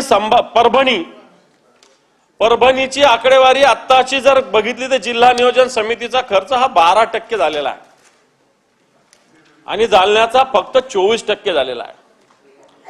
बाकीच्या जिल्ह्यांचा हिशोब केला तर ते जवळपास 50%च्या आसपास किंवा वर आहेत, परंतु जालना आणि परभणीचं फक्त 12% आणि जालन्याचं फक्त 24% अशा पद्धतीनं खर्च आहे. अतुल सावे साहेब याचे पालकमंत्री आहेत, जालन्याचे परभणीचे पालकमंत्री कोण आहे मला माहिती नाही, परंतु अशा पद्धतीने एक नियोजनाचा अभाव जिल्हा स्तरावर सुद्धा सभापती महोदय दिसतोय. मी ज्या सगळ्या विषयात जात असताना ज्या ज्या विषयावर आज चर्चा होते, मग सामान्य प्रशासन विभाग आहे, गृह विभाग आहे, माननीय मुख्यमंत्री महोदय इथं समोर बसलेले आहेत, म्हणून एक महत्वाचा मुद्दा मी त्यांच्या समोर मांडू इच्छितो की संभाजीनगर एक महानगरपालिकेत पिण्याच्या पाण्याची योजना आहे 2740 कोटीची. माननीय मुख्यमंत्री महोदय, संभाजीनगर महानगरपालिकेची 2740 कोटी रुपयाची पिण्याच्या पाण्याची योजना आहे. याच्यात महानगरपालिकेचा वाटा 822 कोटी रुपयाचा आहे. आधीचे मुख्यमंत्री उद्धवजी ठाकरे साहेब आणि नंतर तुम्ही सुद्धा हा 822 कोटी रुपयाचा महानगरपालिकेचा स्वहिस्सा राज्य सरकार उचलणार अशा प्रकारची हमी दिलेली आहे. मी याच्यासाठी हा मुद्दा मांडतोय की मंत्रिमंडळात मागच्या काळात जी काही चर्चा झाली त्यामध्ये संभाजीनगर महानगरपालिकेला 822 कोटी रुपये कर्ज स्वरूपात देण्याचं मंत्रिमंडळात चर्चा झालेली आहे. याच्यामध्ये 18 जानेवारी 2024 संभाजीनगरचे हायकोर्ट आहे, उच्च न्यायालय आहे. या उच्च न्यायालयाने सरकारला निर्देश दिलेले आहे की ही योजना पूर्ण करण्यासाठी राज्य सरकार कशा पद्धतीने आर्थिक नियोजन करणार. आपण 5 फेब्रुवारीला जी मंत्रिमंडळाची बैठक झाली तिनं संभाजीनगर महानगरपालिकेला असं कळवलं की कर्जाच्या माध्यमातून अशा पद्धतीनं आम्ही पैसे देणार, अशा प्रकारची भूमिका घेतलेली आहे. सभापती महोदय, वेगवेगळ्या विषयात वेगवेगळ्या पद्धतीनं काही ठेकेदारांना पोहोचण्यासाठी मोठ्या प्रमाणात निधी उपलब्ध करून दिला जातोय, परंतु संभाजीनगर महानगरपालिकेला याच्यासाठी निधी उपलब्ध करून देण्याची आवश्यकता आहे असं मला वाटतं. आणि माननीय मुख्यमंत्री महोदय, आपल्याकडे नगरविकास विभाग सुद्धा आहे आणि म्हणून हे 822 कोटी रुपये, कारण संभाजीनगर महानगरपालिकेची आर्थिक स्थिती काय सगळ्याच महानगरपालिकेची आर्थिक स्थितीची जाणीव आपल्याला चांगल्या पद्धतीने आहे आणि म्हणून महानगरपालिकेची 2720 कोटी रुपयाची योजना होत असताना हे 820 कोटी रुपये, मला वाटत नाही 820 कोटी रुपये एका टप्प्यातच द्यायची आवश्यकता आहे, परंतु निश्चित सरकारने जर हमी घेतली तर ही योजना लवकरात लवकर सभापती महोदय मार्गी लागू शकते. सभापती महोदय, वेगवेगळ्या विषयाच्या पुरवणी मागण्या होत असताना आज गृह विभागासाठी सुद्धा 52,000 पदं पोलिसांचे रिक्त आहेत. आपल्याला ही पोलीस पदं भरण्याची आवश्यकता आहे. या सगळ्या विषयात गृह विभाग कशा पद्धतीने लक्ष देतं येणाऱ्या काळात याची सुद्धा आर्थिक नियोजन करण्याची गरज आहे. पोलीस कुटुंब कल्याण योजनेकडे शासनाचं दुर्लक्ष आहे. मागच्या काळात काही बातम्या आल्या, तुरुंगात जो आहार आहे तो सुद्धा निकृष्ट दर्जाचा वाटप केला जातो आणि सगळ्यात महत्वाचं पोलीस कर्मचाऱ्यांच्या निवासस्थानाची सुद्धा स्थिती काही बरोबर नाही आहे. आणि म्हणून या गृह विभागाच्या मागण्या करत असताना मी हे 52,000 पदं रिक्त पदं भरली जावीत. पोलीस बांधवांची निवासस्थानाचा प्रश्न जो बिकट आहे तो सुटला जावा आणि पोलीस कुटुंब कल्याण योजनेकडे सरकारने लक्ष द्यावं, अशा प्रकारची मागणी मी आपल्या माध्यमातून सरकारला करतो. सभापती महोदय, अनेक ठिकाणी पोलीस पाटलांची पदं रिक्त आहेत. तसा हा महसूल विभागाचा विषय, परंतु कनेक्टेड गृह विभागाला आहे. म्हणून अनेक ठिकाणी प्रत्येक जिल्ह्यामध्ये 500, 600, 700 आपण एपीआय भरू, पीआय भरू, पीएसआय भरू, परंतु ग्रामीण भागामध्ये पोलीस पाटील सुद्धा तेवढाच महत्वाचा आहे. आणि म्हणून मला वाटतं या सगळ्या रिक्त पदाची सुद्धा येणाऱ्या काळात आपण भरण्याची आवश्यकता आहे. सभापती महोदय, या सगळ्या काळामध्ये कृषी विभागाचे वेगवेगळे विषय मार्गी लागण्याची आवश्यकता आहे. मांडायचं आणि आवाजी मतदानानं मंजूर करायचं, पण या ठिकाणी मांडलेल्या सन्माननीय सदस्याच्या प्रश्नाचं उत्तर देणं सरकारला कधी, त्याच्यामध्ये मी आता अलीकडच्या काळात पाहतो अध्यक्ष महाराज की मी आता गेले अनेक वर्ष या विधान मंडळात काम करतोय, त्याला उत्तर देत असताना मांडलेल्या सन्माननीय सदस्यांच्या सगळ्या प्रश्नाचं उत्तर दिलं जात होतं आणि मग ते आपण मंजूर करत होतो. पण आता तर अध्यक्ष महाराज नवीन परंपरा आणली, सगळ्या बिना चर्चेनं आपण या विधानसभेमध्ये आता मंजूर करतोय. माझी आपल्याला आपल्या वतीनं या सरकारला विनंती अध्यक्ष महाराज, सन्माननीय सदस्यांनी मांडलेल्या प्रत्येक पोटतिडकीनं सगळे सदस्य प्रश्न मांडतात आहेत, आपल्या आपल्या भागातले मांडतात अध्यक्ष महाराज. आणि म्हणून माझी सरकारला विनंती आपल्या अध्यक्ष महाराज की आपण उत्तरामध्ये सगळ्या मंत्र्यांनी ज्यांच्या ज्यांच्या पुरवणी मागण्या या ठिकाणी आहे त्यांनी त्या भूमिका स्पष्ट मांडल्या पाहिजे. पटवारी भरतीचा घोटाळा असेल, कॉपी प्रकरण असेल, अध्यक्ष महाराज तुम्ही तरुणांच्या जीवनाशी खेळण्याचा अधिकार तुम्हाला कोणी दिला अध्यक्ष महाराज? हे म्हणतात आम्हाला पुरावा द्या. परवा आपल्याला अध्यक्ष महाराज इरिगेशन विभागाच्या परीक्षा झाल्या, त्याच्यामध्येच आपलेच अधिकारी म्हणजे आपले नाही या सरकारचे अधिकारी, त्या अधिकारी जनसंधारण विभागाचे अध्यक्ष महाराज काफी पुरवताना त्याला ओपन पकडलं. अमरावती सेंटर होतं अध्यक्ष महाराज, त्याच अमरावती सेंटरमध्ये मागच्या वेळेस सुद्धा तलाठी भरतीमध्ये घोटाळा झाला आणि सरकार म्हणते आम्हाला पुरावा द्या. पुरावा दिला म्हणजे सरकार कॉपीबाज झालं का? व्यापम घोटाळ्यापेक्षा मोठा घोटाळा हे सरकार करते अध्यक्ष महाराज. तरुणांच्या जीवनाशी खेळत आहे सरकार अध्यक्ष महाराज, आणि यांना तरुणांच्या जीवनाशी खेळायचा अधिकार काय? आणि म्हणून मी अध्यक्ष महाराज, तुम्ही मला घंटी मारता जास्त, मला माहित आहे तुमच्या भावना, पण मी अध्यक्ष महाराज मी जनभावना मांडतोय. मी काही राजकारण करायला इथं नाही आलो. राजकारण करायला आम्हाला दुसरं मैदान खूप आहे. पण अध्यक्ष महाराज, हे जनतेच्या पैशाचा एक एक पैशाचा हिशोब या सरकारने द्यावा एवढीच आग्रहाची विनंती करतो आणि माझे थोडक्यात 2 शब्द पूर्ण कर. सन्माननीय सदस्य श्री महेश लांडगे, श्रीमती मनीषा चौधरी, त्यांचा नंबर आहे त्यांचा. अध्यक्ष महोदय, नंतर अध्यक्ष महोदय, तुमचं नाव सन 2023-24च्या पुरवणी मागण्यांना पाठिंबा देण्यासाठी मी उभी आहे. अध्यक्ष महोदय, महसूल विभागावर बोलत असताना मी सन्माननीय मंत्री महोदय सुद्धा सभागृहामध्ये आहेत. मंत्री महोदय, आपण आमच्याबरोबर मीटिंग घेऊन मुंबई उपनगरामधील ज्या मुंबईतल्या सोसायट्या आहेत त्याचा NA टॅक्स बाबत आपला निर्णय झालेला होता, परंतु तो कायमस्वरूपी करून मुंबईमधल्या NA टॅक्स हा रद्द करावा. कारण की मुंबईमध्ये आता शेती किंवा वाड्या राहिलेल्या नाही आहेत. आधीच विकास करत असताना त्या जमिनी NA केलेल्या आहेत, तर पुन्हा त्याच्यावर NA लागू करू नये.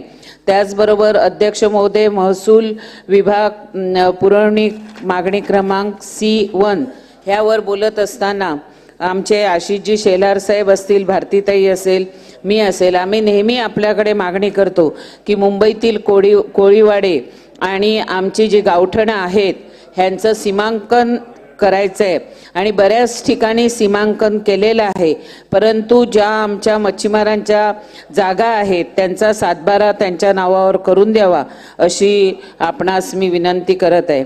अध्यक्ष महोदय, त्याचप्रमाणे ऊर्जा विभागावर बोलत असताना क्रमांक 1/6/2801 अध्यक्ष महोदय, दापचरी येथे सबस्टेशन करण्यासाठीची मागणी केलेली होती.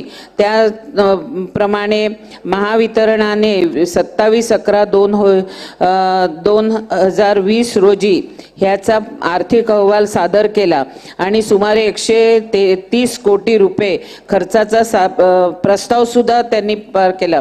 टेंडर निघालं, पण टेंडर वन विभागातून लाईन येत असल्या कारणाने अनेक अडचणीला सामोरं जाते. परंतु अच्छाड इंडस्ट्रियल इस्टेटला जो आज प्रॉब्लेम आहे त्याच्यासाठी हे लवकरात लवकर दापचरी येथील सबस्टेशनला मंजुरी देऊन शासनाने ते लवकरात लवकर करावं असं मी विनंती करत आहे.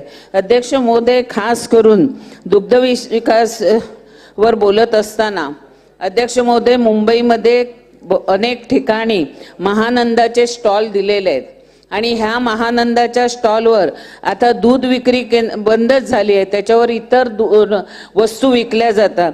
परंतु सर्वसाधारण माणसाला तबेल्याचं दूध हे 95 ते 97 रुपयाप्रमाणे मुंबईला दूध विक्री करावं लागतं आणि माझा जो गरीब माणूस आहे त्याला जर महानंदाचं स्वस्ताचं दूध मिळालं तर गरीबाला दूध घेऊन आज जे कुपोषणाचं प्रमाण वाढलेलं आहे त्याचं सुद्धा मुंबईतलं हे एक मोठं प्रमाण आहे.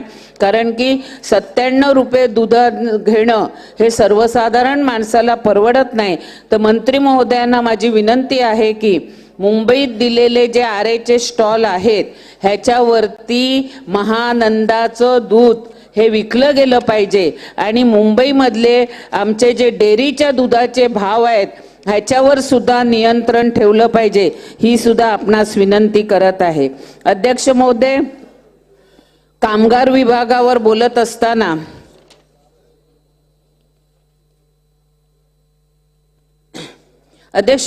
कामगार विभागावर बोलत असताना पुरवणी क्रमांक 4 ह्याच्यावर बोलत असताना अध्यक्ष महोदय, तारापूर MIDC मध्ये अनेक कंपन्यांमध्ये ब्लास्ट होऊन तिकडे अनेक लोक मृत्युमुखी पडलेले आहेत. सन्माननीय मंत्री महोदयांना सांगू इच्छिते की तारापूर औद्योगिक क्षेत्रामध्ये श्रेयस केमिकलमध्ये 2007-08 मध्ये जवळजवळ 4 कामगारांचा मृत्यू झाला. त्यांच्या वारसांना अजून न्याय मिळाला नाही. त्याचप्रमाणे ANK फार्मा ह्या कंपनीमध्ये 8 कामगार मृत्युमुखी पडले, त्यांच्या सुद्धा आज वारसांना न्याय मिळाला नाही. आणि गणेश ब्लेन्झोप्लास्ट ह्या कंपनीमध्ये अध्यक्ष महोदय कामगार मंत्री आहेत, त्यांना विनंती करते की ही सर्व माहिती तुम्हाला दिलेली आहे, पुन्हा देते, परंतु त्या वारसांना 7-7, 8-8 वर्ष जर प्रशासन ह्याच्याकडे लक्ष नसेल देत तर त्यांना न्याय कोण देणार. म्हणून सन्माननीय मंत्री महोदयांना सांगते की तारापुरी औद्योगिक ह्याच्यामध्ये ज्या कंपनीमध्ये ज्या आमचे लोक कामगार मृत्युमुखी पडले आहेत त्यांच्या वारसांना आपण न्याय मिळवून द्यावा. धन्यवाद. सन्माननीय सदस्य रोहित पवार. अध्यक्ष महोदय, पुरवणी मागण्यांवर मी बोलण्यासाठी या ठिकाणी उभा आहे. अध्यक्ष महोदय, टोटल बजेट आपण जर बघितलं तर 7,17,000 कोटी आहे, पण भीमश्याम अनुसार आतापर्यंतचा खर्च आपण बघितला तर 49% फक्त झालेला आहे. म्हणजे 51% खर्च हा अजून तसा झालेला नाही. अध्यक्ष महोदय, आमच्या सगळ्यांचं एवढंच मत आहे की बजेट आपण मांडत असू तर खर्च सुद्धा झाला पाहिजे आणि लोकांपर्यंत सरकारकडनं ज्या कुठल्या योजना असतील त्याचा लाभ हा पोहोचला पाहिजे. अध्यक्ष महोदय, बजेटवर बोलत असताना पशुसंवर्धन मागणी क्रमांक D5 बाब क्रमांक 42 पेज नंबर 29. अध्यक्ष महोदय, आपण जर बघितलं तर जेव्हा कृषी क्षेत्र हे अडचणीत येतं तेव्हा दूध शेतकऱ्याला नक्कीच मदत करत असतं, पण आज दुधाची परिस्थिती आपण जर बघितली तर दुधाचे भाव 26-27च्या आसपास आहे आणि ते शेतकऱ्याला परवडत नाही. अध्यक्ष महोदय, त्या अनुषंगाने राज्य सरकारने 5 रुपयाचं अनुदान देण्यासाठी सांगितलं, पण त्याचा अटी जर बघितल्या तर खूप जाचक आहेत. अध्यक्ष महोदय, एखाद्या नेत्याला एखाद्या पक्षाला फोडायला कुठं अटी नाहीत, पण शेतकऱ्याला मदत देण्यासाठी एवढ्या अटी आपण टाकत असू ते कितपत योग्य आहे. त्यामुळे या सरकारला मी विनंती करतो शेतकऱ्याच्या वतीने या जाचक अटी कुठेतरी काढून द्यावेत. त्याच्याचबरोबर अध्यक्ष महोदय, इयर टॅगिंग अशा बरेच अटी आहेत, हे खरं तर सरकारला माहिती असावं अशी आमच्या सगळ्यांची अपेक्षा आहे. पण एक सगळ्यात महत्त्वाची गोष्ट अध्यक्ष महोदय असे 3.5 फॅट आणि 8.5 SNF ची अट ही कुठेतरी आपल्याला शिथिल करावी लागेल. दुष्काळाचा परिस्थिती असल्यामुळे आणि तिथं चारा कुठेही शेतकऱ्याला मिळत नसल्यामुळे तिथं याच्यामध्ये कुठलाही शेतकरी बसत नाही, त्यामुळे त्याला पैसे मिळतील का नाही असाही प्रश्न उद्भवत आहे. त्याच्याचबरोबर अध्यक्ष महोदय, काही दिवसांपूर्वीच 10 मार्चपर्यंत या अनुदानाचा कार्यकाळ वाढवलेला आहे. अध्यक्ष महोदय, दुष्काळ सुरू झालेला आहे, त्यामुळे हा कार्यकाळ हा कुठेतरी 31 मे पर्यंत वाढवावा अशी विनंती सरकारला शेतकऱ्याच्या वतीने करतो.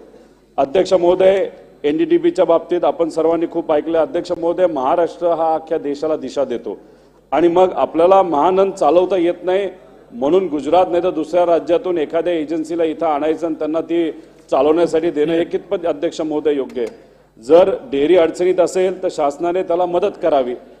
आपल्याकडे सुद्धा टेक्निकली क्वालिफाईड लोक आहेत, त्या अधिकाऱ्याला त्या बाबतीतली जबाबदारी दिली तर महानंदला बाहेर काढायला वेळ लागणार नाही. अध्यक्ष महोदय, याच्यामध्ये आदरणीय अजितदादा बोलत असताना असं म्हणाले की जळगावमध्ये अशाच पद्धतीने NDDBला तिथे असणारा जो डिस्ट्रिक्ट लेवलचा दुधाचा जो संघ आहे तो चालवण्यात आला. अध्यक्ष महोदय, आजची परिस्थिती जर आपण बघितलं तर जिथं कुठं त्या संघाचे कलेक्शन सेंटर होते तिथं अमूलनी स्वतःचे सेंटर टाकले आणि मग हे महाराष्ट्रातली आणि जळगाव जिल्ह्याची जी डिस्ट्रिक्ट कोऑपरेटिव्ह आहे ज्याच्यावर शेतकरी ते सुद्धा महाराष्ट्र शेतकरी अवलंबून आहेत, तर तिथे त्या डिस्ट्रिक्ट कोऑपरेटिव्हचं दूध कमी कमी होत गेलं आणि मग तिथे NDDB नाही तर अमूलचं तिथं वाढलेलं आपण सर्वांनी बघितलं. अध्यक्ष महोदय, अमूल जो काय प्रॉफिट करतं त्याचा पैसा गुजरातला शेतकऱ्याला जातो, त्यामुळे महानंदला ताकद देण्याची जरूरत आहे आणि हे जे काय निर्णय सरकारने NDDBच्या बाबतीत घेतला तो मागे घ्यावा अशी विनंती करतो. अध्यक्ष महोदय, त्याच्यात करोडो रुपयाच्या जमिनी सुद्धा आहेत, याच्यात काय दुसरी शंका घ्यायला नको, पण या बाबतीत सुद्धा सरकारने कुठं ना कुठेतरी विचार केला पाहिजे. अध्यक्ष महोदय, उद्योग ऊर्जा K6, K7, K4 मागणी K6 बाब क्रमांक 93 पेज 72.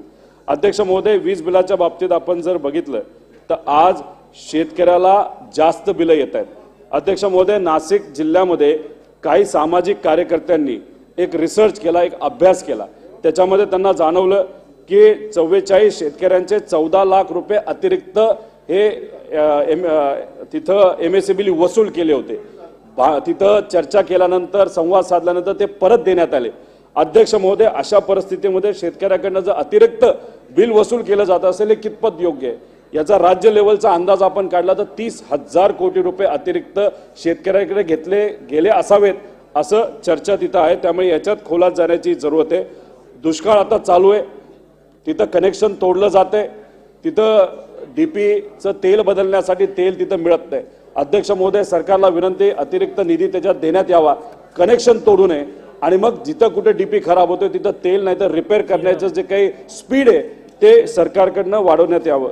अध्यक्ष महोदय, माझ्या मतदारसंघामध्ये शेतकऱ्यांनी आंदोलन केलं, रघु आबा काळदाते, त्याच्यात अनेक मागण्या मांडल्या गेल्या होत्या, त्या तिथं असणाऱ्या अधिकारी मान्य सुद्धा केल्या, पण त्याच्यावर कारवाई करत असताना त्याला थोडासा उशीर होतोय. सरकारला विनंती करतो, माझ्या मतदारसंघातला विषय त्याच्यात लक्ष घालून त्या सर्व मागण्या लवकरात लवकर अध्यक्ष महोदय पूर्ण व्हाव्यात. अध्यक्ष महोदय, वीज कायदा 2003 अनुसार वीज जोडणी जर आपल्याला करायची असेल तर ती एका महिन्यात करण्यात यावी असं सांगण्यात आलंय, पण 50-60 हजार असे कनेक्शन आहे अध्यक्ष महोदय महाराष्ट्रामध्ये, जिथं कितीतरी महिने झाले तरी त्यांना कनेक्शन दिलं गेलं नाही. त्यामुळे हे कनेक्शन देण्यात यावं.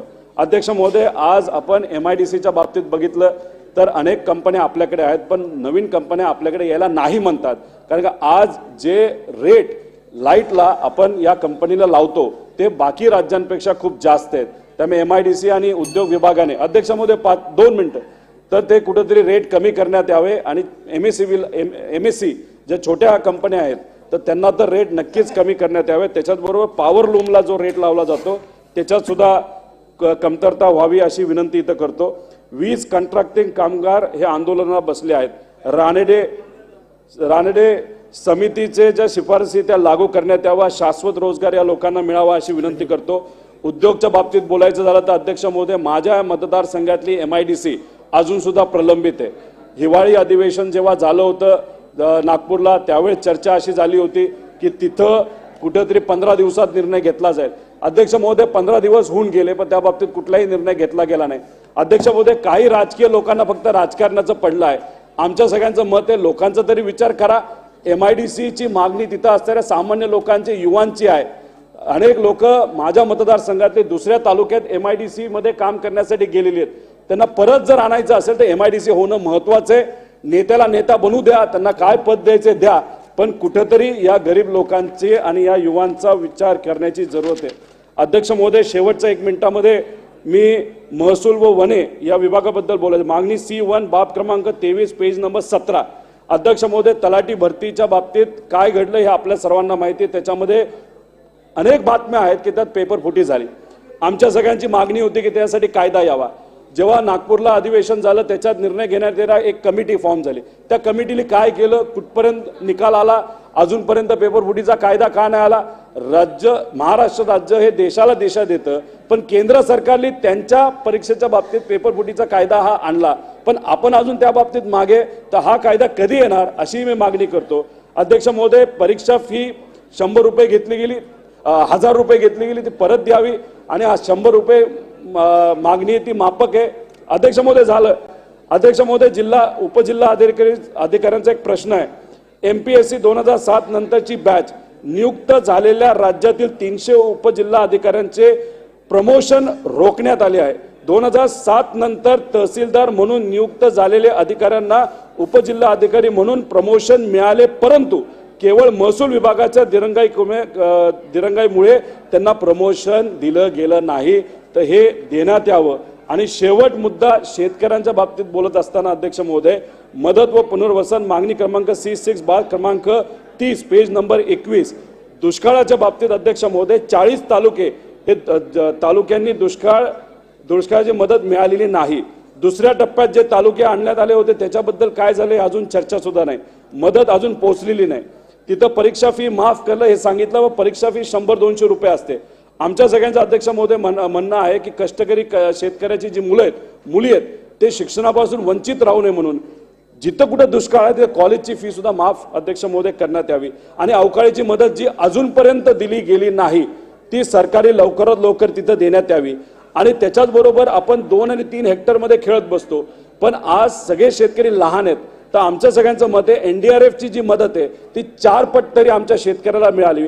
जिरायत भागाला 8,500 आहे, ती 31,000च्या आसपास जावी. आणि जी 13,000 आहे ती कुठेतरी अध्यक्ष महोदय वाढवण्यात यावी. त्याच्याचबरोबर कृषीच्या बाबतीत बोलायचं झालं तर कपाशीचे भाव पडलेले आहेत, कांद्याचे भाव पडलेले आहेत. अध्यक्ष महोदय कांद्याच्या बाबतीत तर वेगळाच निर्णय तिथं घेण्यात आला. मार्च अखेरीस तिथं एक्सपोर्ट हा बंद राहील आणि नंतर उठला जाईल. अध्यक्ष महोदय, महाराष्ट्रातला कांदा आत्ता येत असतो, गुजरातचा कांदा मार्च अखेरीस सुरू होतो. मग हा निर्णय केंद्र सरकारने जो घेतलाय तो जर देशासाठी असेल, शेतकऱ्यासाठी असेल, तर महाराष्ट्राच्या शेतकऱ्याला नुकसान तर सोसावं लागलंच आहे. आणि मग मार्च मध्ये गुजरातला शेतकरी जर कांदा आणत असेल, त्यांच्याबद्दल निर्णय घेतला जात असेल तर अध्यक्ष महोदय योग्य नाही. त्यामुळे या बाबतीत आणि इन्शुरन्सचा पैसा सुद्धा अजून बऱ्याच शेतकऱ्यांना मिळाला नाही, तो मिळावा अशी विनंती इथं करतो. सन्माननीय सदस्य श्रीनिवास वनगा. अध्यक्ष महोदय, पुरवणी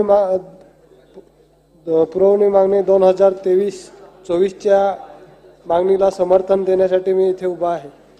अध्यक्ष महोदय, बाब क्रमांक 32 पृष्ठ क्रमांक 22 राज्य शासनाच्या महसूल विभागाकडून राज्यातील विविध तालुक्यातील प्रत्येक ग्रामपंचायतीमार्फत दवंडी पिटवून ज्या शेतकऱ्यांच्या गेल्या 3-4 पिढ्यापासून वनजमिनीवर शेतकऱ्यांची लागवड केलेल्या वहिवाटीखालील जमिनीवर शेतकऱ्यांचा उदरनिर्वाह चालत असून पालघर तालुका वन हक्क कमिटीमार्फत अनुसूचित जमाती व इतर पारंपरिक वन निवासी दाव्यांना अद्याप मंजुरी मिळाली नसल्याने पालघर जिल्ह्यातील अनुसूचित जमाती व इतर पारंपरिक हजारो शेतकऱ्यांना त्याचा त्रास भोगावा लागत आहे.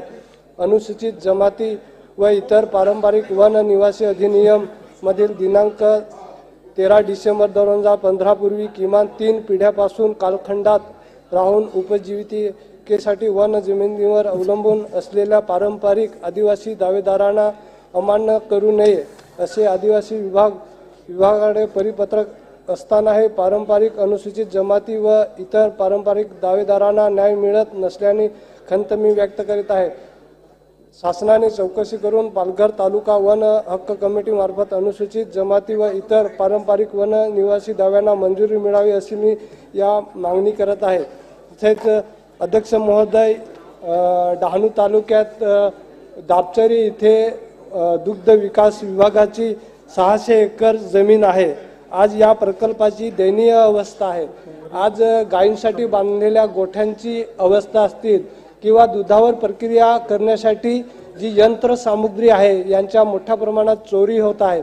मी अध्यक्ष महोदय, आपल्या माध्यमातून शासनाला विनंती करतो की हा दुग्ध विकास विभागाचा प्रकल्प एकतर पुन्हा चालू कराव्या किंवा ह्या जमिनी ज्या आदिवासींच्या घेतलेल्या त्या एकतर शासनाने त्या परत कराव्या एवढे मी आपल्याला विनंती करतो. आणि माझे सन्माननीय सदस्य श्रीमती मंजुळाताई गावित.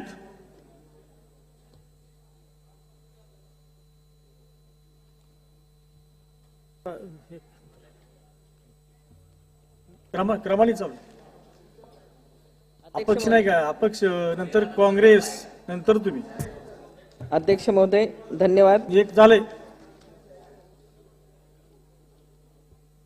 अध्यक्ष महोदय, मी 2023-24च्या पुरवणी मागण्यांवर चर्चा करण्यासाठी या ठिकाणी उभी आहे. माझा मतदारसंघ भौगोलिकदृष्ट्या सर्वात मोठा आहे. वीज वितरण कंपनीच्या कुडाशी व उंबरपाटा या उपकेंद्रांना 33 kV पिंपळनेर येथून वीज पुरवठा होतो. परंतु सदर वीज पुरवठा करणारी वाहिनी अतिभारित असल्याने कुडाशी परिसरातील कृषी पंपांना वीज पुरवठा योग्य क्षमतेने आणि सुरळीत होत नाही. म्हणून अध्यक्ष महोदय, माझी विनंती आहे, बल्लाने ते पिंपळनेर अशी नवीन वाहिनी टाकण्यासाठी 2.5 कोटी रुपयांची निधीची तरतूद TSP अंतर्गत मंजूर करण्यात यावी अशी मी आपणास विनंती करते. अध्यक्ष महोदय, पिंपळनेर येथे 132-33 वीज वितरण उपकेंद्र मंजूर झालेले आहे व त्यांच्या उभारणीसाठी सुकापूर येथे जागा उपलब्ध करून दिलेली आहे. त्यासाठी आवश्यक असलेल्या 95 कोटी रुपयांचा निधीची आवश्यकता आहे आणि ते उपलब्ध करून द्यावे अशी मी आपणास विनंती करते. अध्यक्ष महोदय, माझ्या मतदारसंघात शेतकऱ्यांची संख्या मोठी आहे, पशुधनांची संख्या देखील मोठी आहे. पशुधनांवर उपचार करण्यासाठी दवाखान्यांची दुरावस्था झालेली आहे. दवाखाने व डॉक्टर्स यांचे निवासस्थाने दुरुस्तीसाठी निधीची उपलब्धता करून द्यावी अशी मी आपणास विनंती करते. व पशुधनांवर उपचार करण्यासाठी मोबाईल व्हॅनची म्हणजेच फिरता दवाखाना वाहन चालक व डॉक्टरांसह उपलब्ध करून द्यावे अशी मी आपणास विनंती करते. अध्यक्ष महोदय, माझ्या मतदारसंघात वन विभागाचा विस्तार मोठा आहे. वन जंगल देखील चांगली आहेत. वन्य पशु पक्षी यांच्या संरक्षणासाठी आणि सोयीसाठी पिण्याच्या पाण्यासाठी ठिकठिकाणी सिमेंटच्या टाक्या बांधून दाणे आणि पाणी, सावली अशा प्रकारे पशु आणि पक्ष्यांची सोय करता येईल. यासाठी पशु पक्षी गावापर्यंत येणार नाहीत, त्यासाठी वन विभागासाठी निधीची तरतूद करण्यात यावी अशी मी आपणास विनंती करते. अध्यक्ष महोदय, वनरक्षणासाठी ठिकठिकाणी छावण्या लावण्यात याव्यात.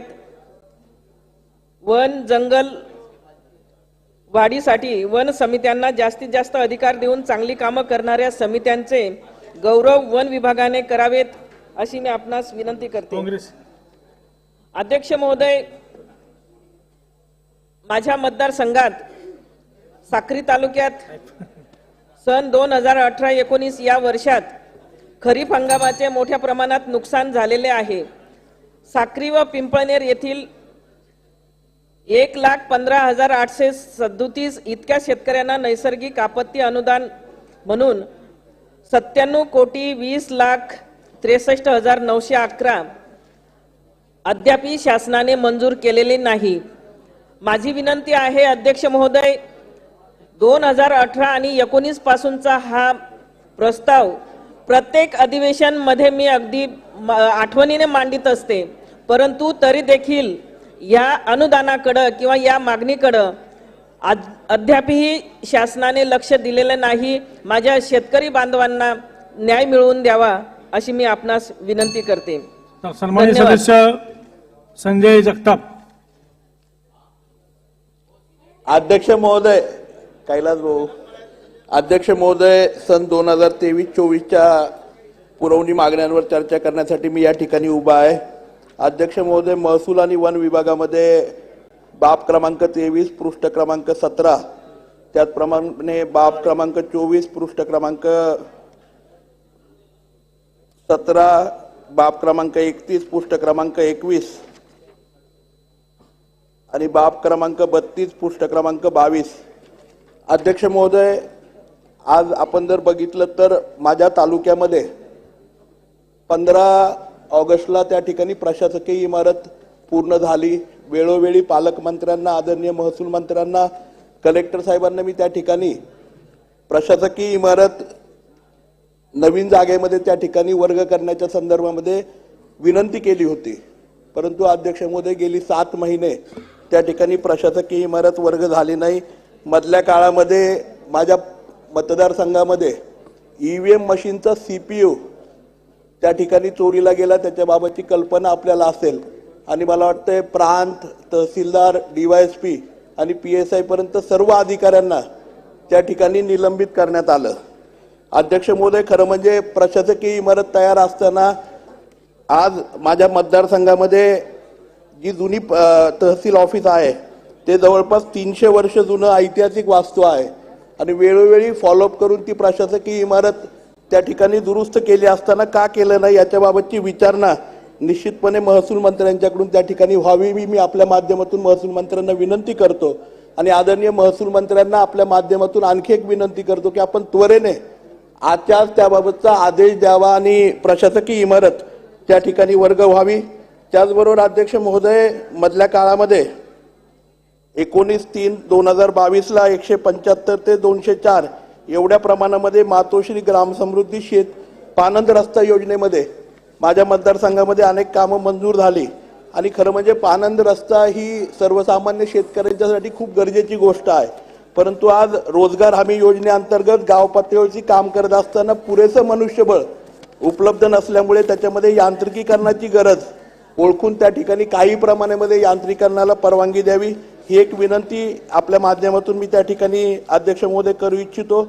त्याचबरोबर वनाच्या बाबतीमध्ये अध्यक्ष महोदय, माझ्या भागामध्ये मी आदरणीय वनमंत्र्यांना आपल्या माध्यमातून विनंती करू इच्छितो की वन खात्याचे अनेक जागा ह्या प्रायव्हेट जागांच्या मध्ये आहेत किंवा काही 2 गावांच्या मध्ये आहेत. त्या ठिकाणी ज्याप्रमाणे PWDचे रस्ते आपण करतो त्याप्रमाणे वन खात्याचेही रस्ते जर त्या भागामध्ये वन खात्याच्या माध्यमातून झाले आणि त्याच्यासाठी निधी उपलब्ध करून दिला तर ते रस्ते हे सर्वसामान्य ग्रामस्थांना सुद्धा वापरता येतील आणि मोठ्या प्रमाणावरती त्यांना टर्न अराउंड होणारे जागा किंवा मोठ्या प्रमाणावरती वेळ आणि त्या ठिकाणी त्यांचा खर्चही वाचणार आहे. अध्यक्ष महोदय, दुसरी एक महत्त्वाची बाब म्हणजे दुष्काळाच्या बाबतीमध्ये माझ्या तालुक्यामध्ये भयंकर आणि तीव्र अशा प्रकारचा दुष्काळ आहे. चारा छावण्या लवकरात लवकर त्या ठिकाणी सुरू झाल्या पाहिजेत. पाण्याच्या सुविधांच्या बाबतीत सुद्धा अनेक गावांमध्ये आजही मोठ्या प्रमाणावरती अडचणी आहेत. आज पाणी आणण्यासाठी सुद्धा आम्हाला काही भागांमध्ये त्या ठिकाणी 20 ते 25 किलोमीटरवरती टँकर भरायला जावं लागतंय, एवढी भयानक परिस्थिती आहे. त्याचबरोबर आदरणीय आपल्या माध्यमातून महसूल मंत्र्यांना आणि सरकारला मी सांगू इच्छितो की आपण रेशनिंगच्या दुकानावरती ज्याप्रमाणे साड्यांचं वाटप आपण महिला भगिनींच्यासाठी करतोय तशाच प्रकारे आज पशुधन मोठ्या प्रमाणावरती माझ्या भागामध्ये आहे. पशुखाद्य जर आपण रेशनिंगच्या दुकानांच्या माध्यमातून सर्वसामान्य शेतकऱ्यांना देऊ शकलो तर निश्चितपणे त्याचा फायदा मोठ्या प्रमाणावरती होईल. त्याचप्रमाणे उद्योग, ऊर्जा, कामगार, खनी कामगार विभागामध्ये बाब क्रमांक 73 पृष्ठ क्रमांक 72 अध्यक्ष महोदय, दुष्काळी भाग माझ्या तालुक्यामध्ये आहे आणि आता मोठ्या प्रमाणावरती कृषी पंपांची विद्युत जोडणी ही तोडली जाते थकबाकीमुळे. अध्यक्ष महोदय, एक विनंती आपल्या माध्यमातून मला विद्युत मंत्र्यांना करायची होती की दुष्काळी भाग आहे, आपण इतर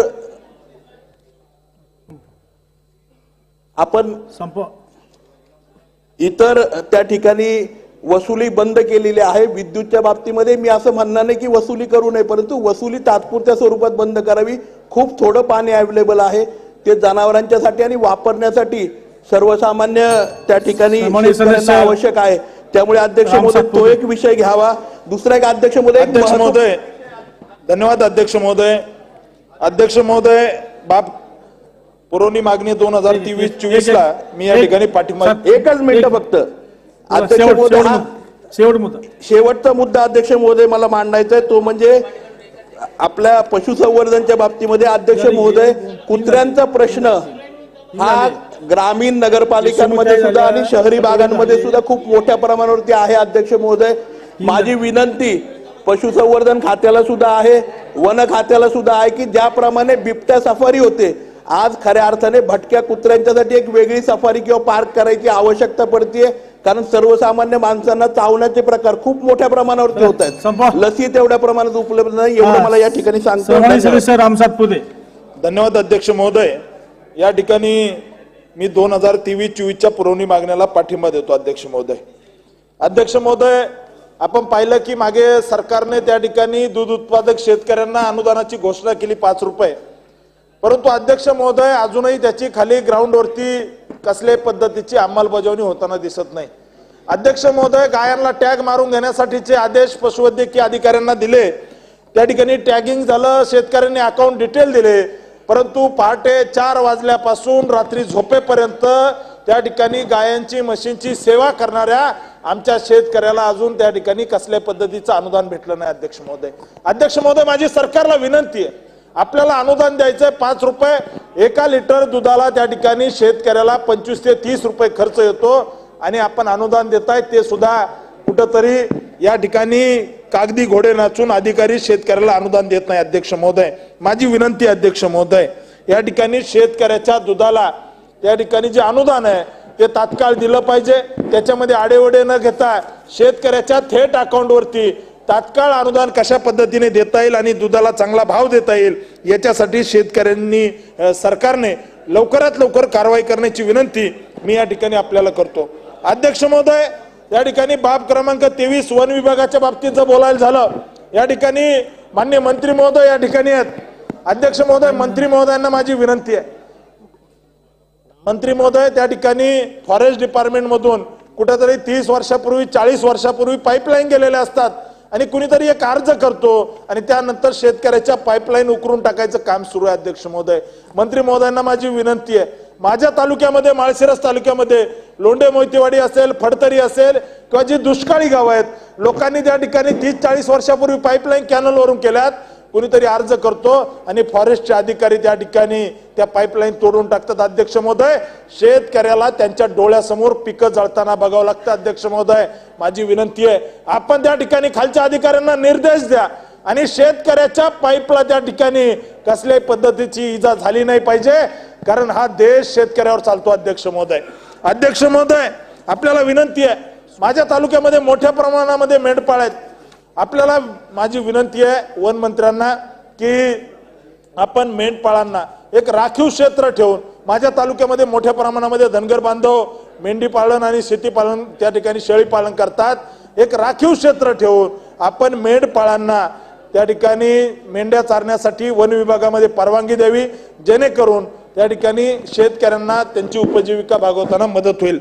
अध्यक्ष महोदय, आपण त्या ठिकाणी कृषी विभागावर बोलत असताना अध्यक्ष महोदय, बाब क्रमांक 36 वर बोलताना त्या ठिकाणी शेतकऱ्यांना ह्या राष्ट्रीय बँका ज्या आहेत त्या ठिकाणी कसल्याही पद्धतीचा भाव देत नाही. अध्यक्ष महोदय, पीक कर्ज असेल, कुठेतरी गाय गोठ्यासाठी केलेलं प्रकरण असेल, त्याच्यामध्ये ह्या राष्ट्रीय बँकांची मुजोरी चालू आहे. अध्यक्ष महोदय, कुठेतरी मोठ्या प्रमाणामध्ये शेतकऱ्याला आधार या बँकांनी देण्याची गरज आहे, परंतु या सगळ्या बँका शेतकऱ्याच्या सिबिलच्या नावाखाली त्या ठिकाणी पीक कर्ज देत नाही. अध्यक्ष महोदय, शेतकऱ्यांना सिबिलच्या नावाखाली कुठेतरी गायीसाठी किंवा गोठ्यासाठी त्या ठिकाणी पैसे देत नाही. अध्यक्ष महोदय, नाहक त्रास देण्याचं काम आहे. माझी विनंती आहे या सभागृहाला, आपण सगळे शेतकरी कुटुंबातल्या, आपण त्या ठिकाणी शेतकऱ्याच्या पोटी जन्म घेतलाय, शेतकऱ्याला सहज पद्धतीने, सामान्यपणे, अतिशय सहजतेने कर्ज पुरवठा या बँकांनी केला पाहिजे. त्याच्यासाठी या सभागृहांनी कारवाई करावी, मंत्री महोदयांनी कारवाई करावी. मला बोलायची संधी दिली त्याबद्दल धन्यवाद व्यक्त करतो. धन्यवाद. सन्माननीय सदस्य किरण लहामटे. अध्यक्ष महोदय, 2023-24च्या पुरवणी मागण्यांच्या चर्चेसाठी बोलण्यासाठी मी उभा आहे. महसूल विभागाच्या बाबतीत बोलायचं तर सध्या परिस्थितीत जी काही नोकर भरती आहे ती रखडली आहे. मुद्दे मांडा, फक्त वेळ कमी. हो, तर महसूल विभागाची नोकर भरती महत्वाची, आणि जी तलाठी कार्यालय चालू आहे तर त्यांना आता नंतरच्या टप्प्यात 15 लाख एका तलाठी कार्यालयाला दिले, तर त्यासाठीचा निधी वाढवून द्यावा, जेणेकरून तलाठी कार्यालय चांगल्या पद्धतीने उभं राहील. वन विभागाच्या बाबतीत बोलायचं तर बिबट्यांची संख्या एवढी वाढली आहे की गावामध्ये बिबटे यायला लागलेत, शहरामध्ये बिबटे यायला लागलेत. तर बिबट्यांचं एकतर लसीकरण झालं पाहिजे की जेणेकरून त्यांचं प्रजनन थांबेल. बिबट्यांचं प्रजनन क्षमता थांबविण्यासाठी त्यांचं हे झालं पाहिजे. आणि बाकी वन विभागातून जे काही रस्ते जात आहे तर त्या रस्त्यांसाठी म्हणजे गावागावांना जे जोडणारे रस्ते आहेत तर तिथं जाताना 3-2चा प्रस्ताव करायला लागतो, त्यासाठी शिथिलता देण्यात यावी. त्याचबरोबर PWDच्या बाबतीत बोलायचं झालं, सार्वजनिक बांधकाम विभाग, माझा घाटघर चोंडे जो रस्त्याचा प्रश्न आहे, तर तो घाटघर चोंडे रस्त्याचा प्रश्न लवकरात लवकर मार्गी लागावा. त्याबरोबर पिंपळदरी पूल हा बऱ्याच दिवसापासून रखडलाय, तोही प्रश्न मार्गी लागावा. आणि त्याचबरोबर कृषी विषयक बोलताना कृषी आणि पशुसंवर्धन, दुधाची जे दर शेतकरी अडचणीत येऊ नये, शेतकरी अडचणीत येऊ नये त्यासाठी दुधाला व्यवस्थित दर दिला पाहिजे. आता 5 रुपये जे अनुदान दिलं जाते ते सुरळीतपणे पुढे चालवावं. आणि कृषी विभागात ज्या विहिरी मंजूर होतात, पण विहिरी मंजूर होताना बऱ्याच ठिकाणी डार्क झोन डिक्लेअर झालाय आणि त्या डार्क झोनमुळे विहिरी मंजूर झाल्या तरी आदिवासी भागात विहिरी होत नाही, तर त्यासाठी तो डार्क झोन उठवला जावा, ही पण मंत्री महोदयांनी त्याची दखल घ्यावी.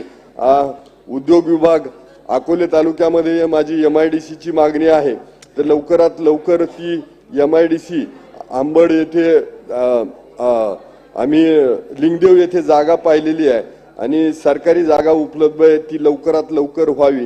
या सर्व मी मागण्या सरकारकडे करतो. मंत्री महोदय त्याची दखल घेतील. सन्माननीय मला सदस्य बोलण्याची संधी दिली सुनील त्याबद्दल प्रभू. धन्यवाद.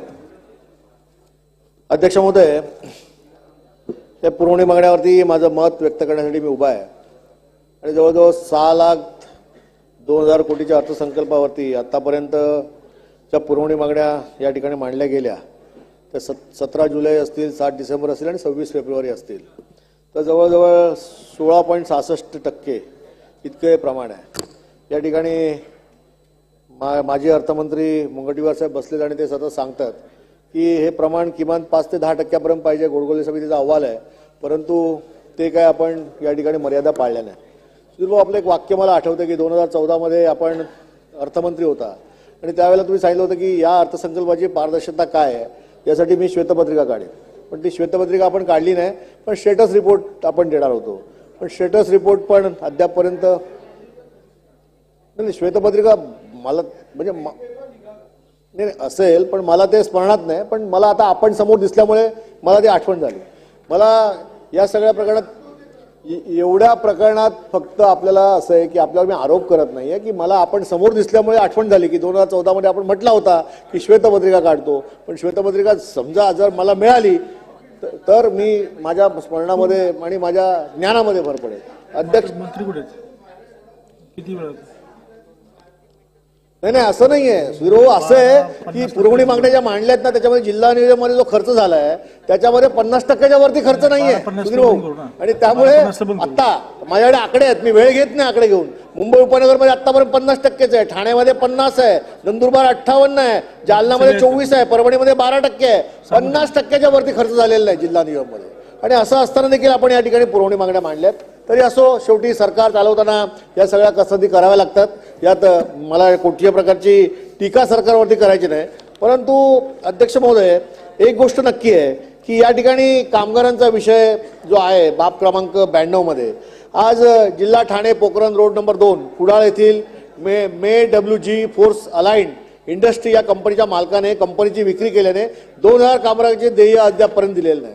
अध्यक्ष महोदय, याच्याबद्दल सातत्याने विचारणा झाली. 1984 मध्ये थकीत बिल वीज बिलाच्या कारणास्तव कुडाळ येथील कंपनी 86 साली आजारी दाखवून टाळेबंद केली आणि त्यानंतर 2,000 कामगारांना आतापर्यंत मालकाने देय रक्कम दिली नाही. आणि अध्यक्ष महोदय, ही जी कंपनी आहे आजारी ती हिरानंदानी ग्रुपने विकत घेतली आणि त्यानंतर ठाणे कुडाळ येथील 115 कोटीची कंपनी जमीन हिरानंदानी यांना कंपनीच्या दत्ता सामान युनियन असताना मुंबई मजदूर युनियनचे नाव समाविष्ट करून कामगार आयुक्त यांच्याबरोबर संगमत करून लिलावाद्वारे 65 कोटीची विकत घेऊन ती 50 कोटीच्या नफेखोरी केली असताना अद्यापपर्यंत 2,000 कामगारांना या ठिकाणी अजूनपर्यंत देय रक्कम मिळाली नाही. हे दुर्दैव आहे. अध्यक्ष महोदय, याचप्रमाणे सन्माननीय महसूल मंत्री आणि दुग्ध मंत्री इथे आहेत. महानंदा डेअरीचं राष्ट्रीयकरण करण्याच्या दृष्टीने आपण सतत बोलतात, परंतु महानंदा डेअरीची परिस्थिती आज अशी आहे की कामगारांचे पगार दिले जात नाहीत.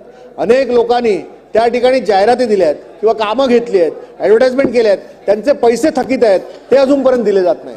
याबद्दल सरकार निर्णय नेमका काय घेणार आहे याबाबत देखील आमच्या मनामध्ये शंका आहे. अध्यक्ष महोदय, ऊर्जा विभागावरती बोलत असताना आज मुंबई उत्तर मंत्रींची उत्तर घ्यायची आहेत. 2-3 मिनिटं संपवतो. 2-3 मिनिटं संपवतो. 2 मिनिटं अध्यक्ष महोदय, 2 मिनिटं. टाटा कंपनीने MERC ला प्रस्ताव दिलाय.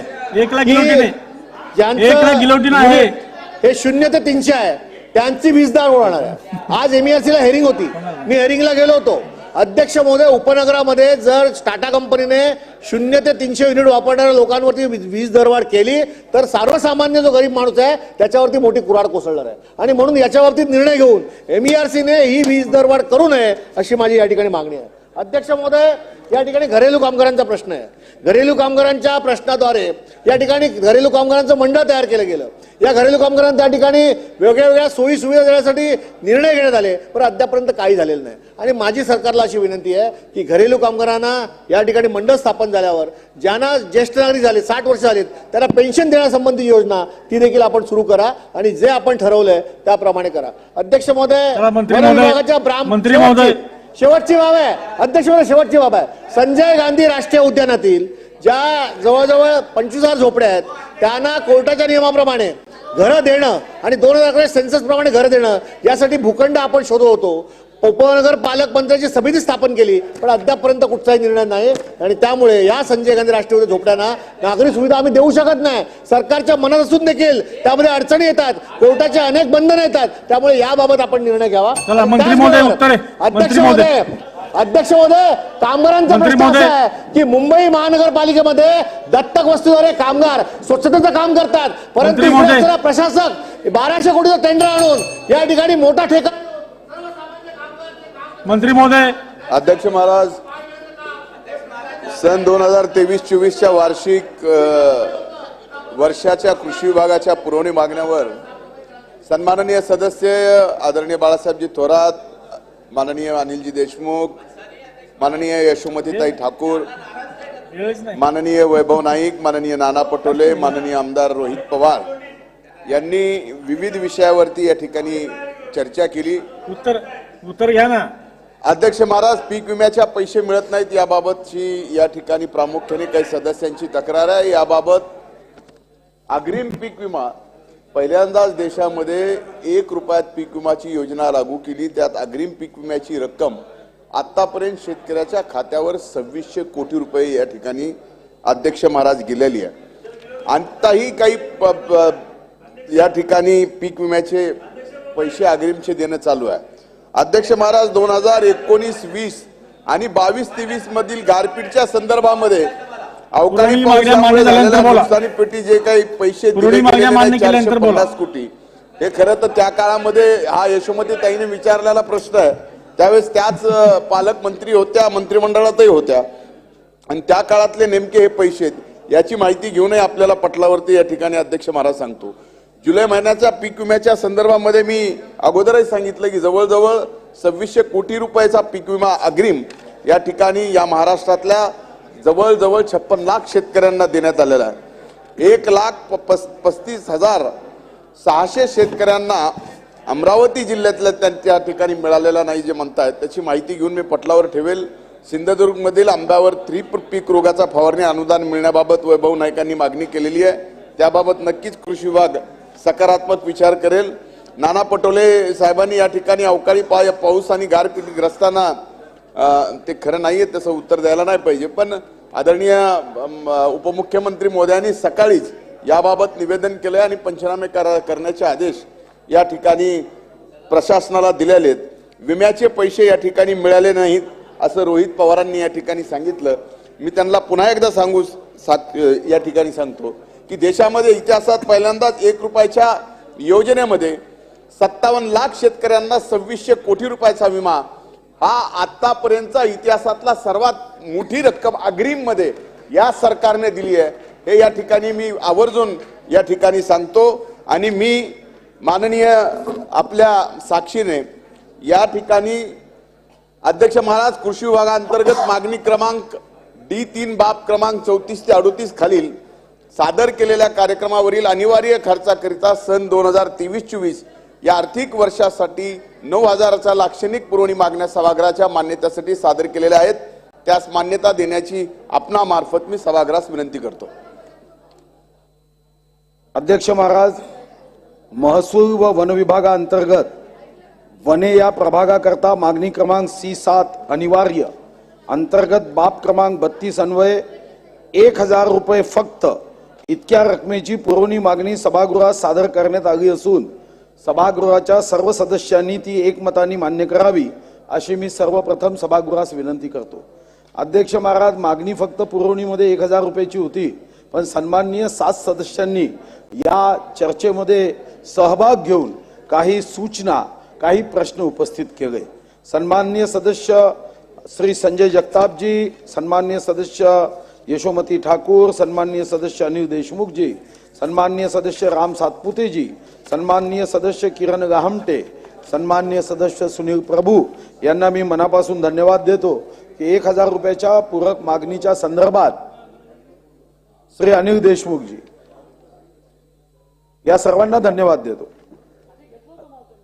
अध्यक्ष महाराज, मी सर्वप्रथम सभागृहाला विश्वास देतो की हे सरकार अतिशय सकारात्मक आणि संवेदनशील असं सरकार आहे, जे या महाराष्ट्राच्या प्रगतीसाठी पूर्ण शक्तीने कार्य करताय.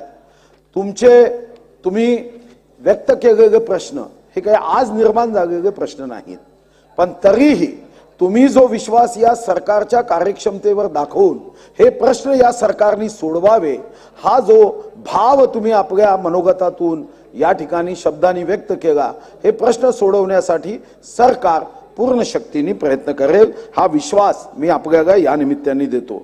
पहिला मुद्दा श्वेतपत्रिका काढली आहे, पण काय झालंय तुम्ही विसरून जाता. तुम्ही स्वर्गीय बाळासाहेब ठाकरेंची विचार विसरले, आता श्वेतपत्रिका काढली हेही विसरले. तर तुम्हाला आज सायंकाळपर्यंत श्वेतपत्रिकेची प्रत हे पोहोचवण्याची व्यवस्था करेल.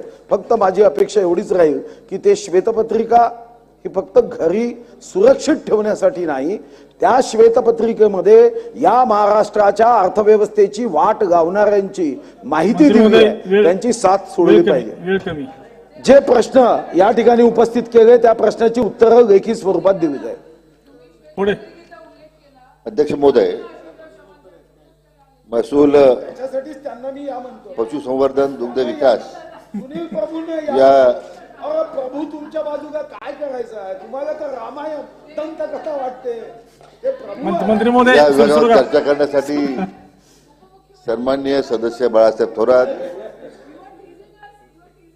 सन्माननीय सदस्य हरिभाऊ नाना बागडे, अनिल देशमुख, श्री रमेश बोरणारे, श्रीमती यशोमताई ठाकूर, श्री आशिष शेलार, श्री बाबासाहेब पाटील, श्री वैभव नाईक, श्री अबू आझमी, श्री नाना पटोले, श्रीमती मनीषाताई चौधरी, श्री रोहित पवार, श्री श्रीनिवास वनगा, श्रीमती मंजुळाताई गावित, श्री संजय जगताप, राम सातपुते, श्री किरण नामटे आणि श्री सुनील प्रभू या सर्व सन्मान्य सदस्यांनी आजच्या चर्चेत भाग घेताना जे काही सूचना केल्यात किंवा त्या संदर्भात जी काही माहिती दिली, त्या केलेल्या सूचनांबद्दल मी सर्वांचे या ठिकाणी आभारी आहे. अध्यक्ष महोदय, विशेष करून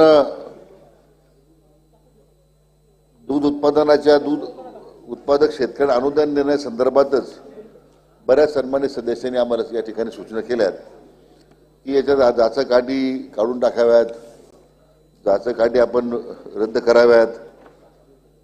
अध्यक्ष महोदय, मुळातच ह्या जाचकाठी ज्या होत्या या ज्या सगळ्या अनुदानाच्या वितरणामध्ये त्याचा दुरुपयोग होणे आणि उत्पादकांच्याच खात्यामध्ये अनुदान जावं या दृष्टीने काही अटी आपण घातल्या होत्या अध्यक्ष महोदय. पण आता एकूण जर आपण राज्याची स्थिती पाहिली तर ज्या सहकारी संघ आहेत त्या सहकारी संघाकडून अद्यापही शेतकऱ्यांची माहिती अध्यक्ष महोदय येत नाही, आणि त्यामुळे जोपर्यंत माहिती अपलोड होत नाही तोपर्यंत ते अनुदानच पात्र होत नाही. काही ठिकाणी मात्र खाजगी संस्थांनी या बाबतीमध्ये तातडीने माहिती दिली, त्या शेतकऱ्याच्या खात्यामध्ये अनुदाने वर्ग झालं. अध्यक्ष महोदय, सुरुवातीला तर सहकारी दूध संघानेच अनुदान द्यावं असं ठरलं होतं, पण शेवटी शेतकरी खाजगी संस्थालाही दूध घालतात म्हणून आपण निर्णय बदलून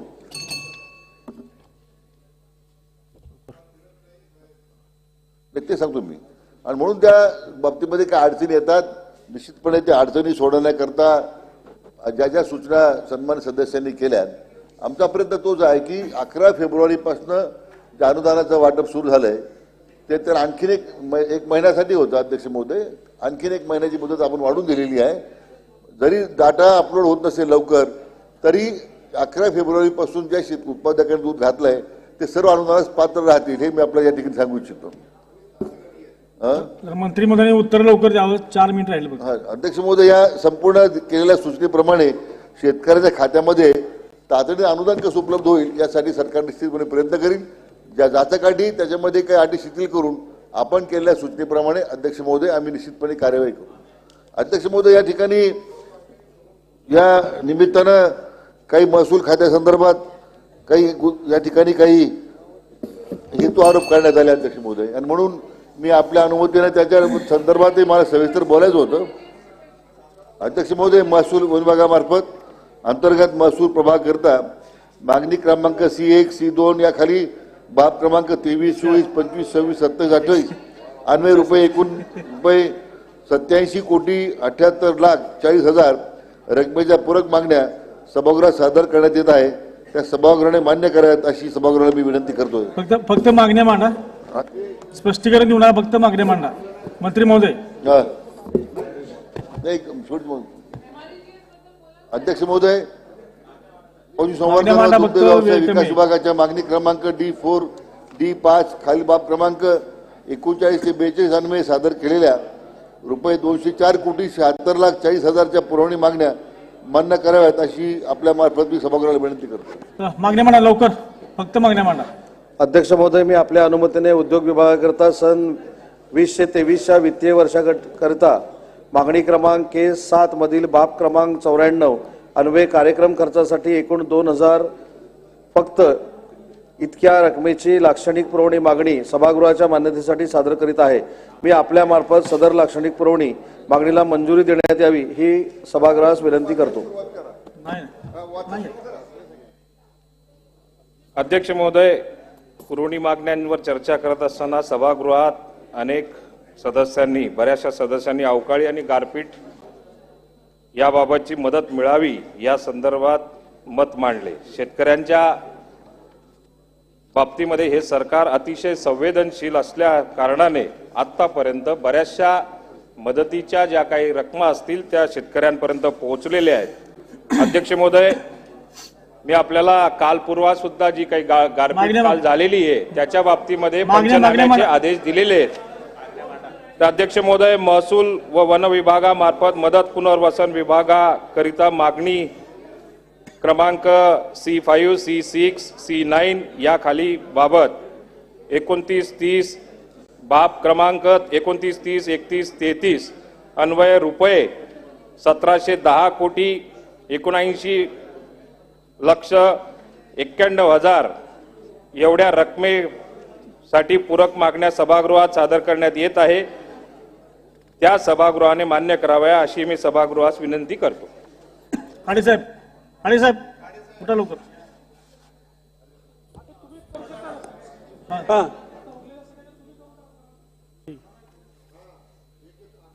माननीय अध्यक्ष महोदय, मी आपल्या अनुमतीने कामगार विभागातील सन 2023-24च्या वित्तीय वर्षासाठी मागणी क्रमांक K4 मधील बाब क्रमांक 92 अन्वये अनिवार्य खर्चासाठी एकूण रुपये 3,000 फक्त इतक्या रकमेची लाक्षणिक पुरवणी मागणी सभागृहाच्या मान्यतेसाठी सादर करीत आहे.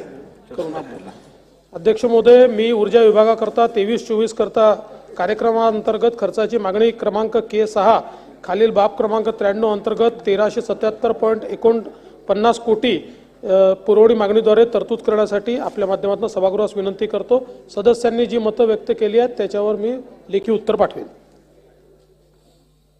आता मी सन 2023-2024च्या पुरवणी मागण्यांवरील वेळ अत्यंत कमी आहे. हो ठीक आहे ना, 4 मिनिट 4 सेकंद जास्त झाले. माझी एवढीच विनंती आहे की ज्या सदस्यांनी इथे जे काही मुद्दे उपस्थित केले त्यांना लेखी तरी स्वरूपात कळवा, एवढं.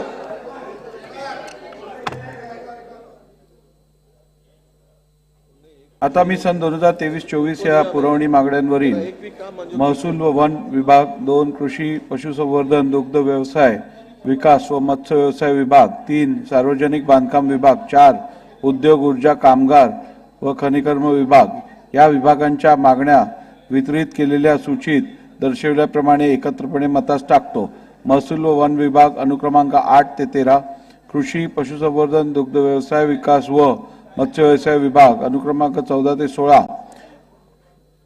सार्वजनिक बांधकाम विभाग अनुक्रमांक 22 ते 27, उद्योग ऊर्जा कामगार खनिकर्म विभाग अनुक्रमांक 32 ते 34.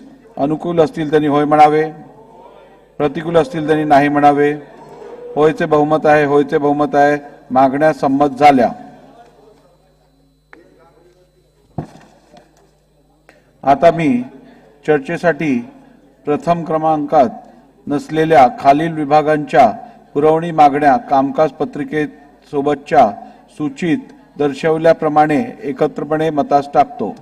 सामान्य प्रशासन विभाग अनुक्रमांक 1 व 2, गृह विभाग अनुक्रमांक 3 ते 7, शालेय शिक्षण व क्रीडा विभाग अनुक्रमांक 17, नगर विकास विभाग अनुक्रमांक 18 ते 20, वित्त विभाग अनुक्रमांक 21, जलसंपदा विभाग 28 ते 29, विधी व न्याय विभाग 30 व 31,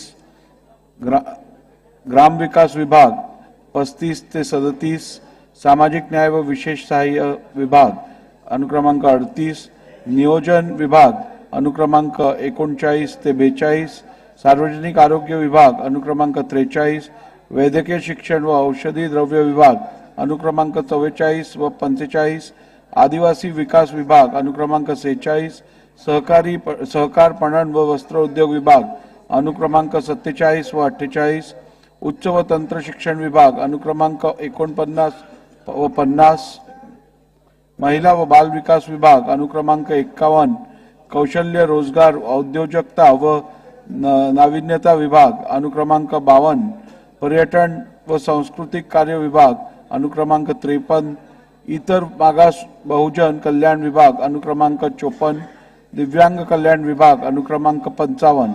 अनुकूल असतील त्यांनी होय म्हणावे, प्रतिकूल असतील त्यांनी नाही म्हणावे.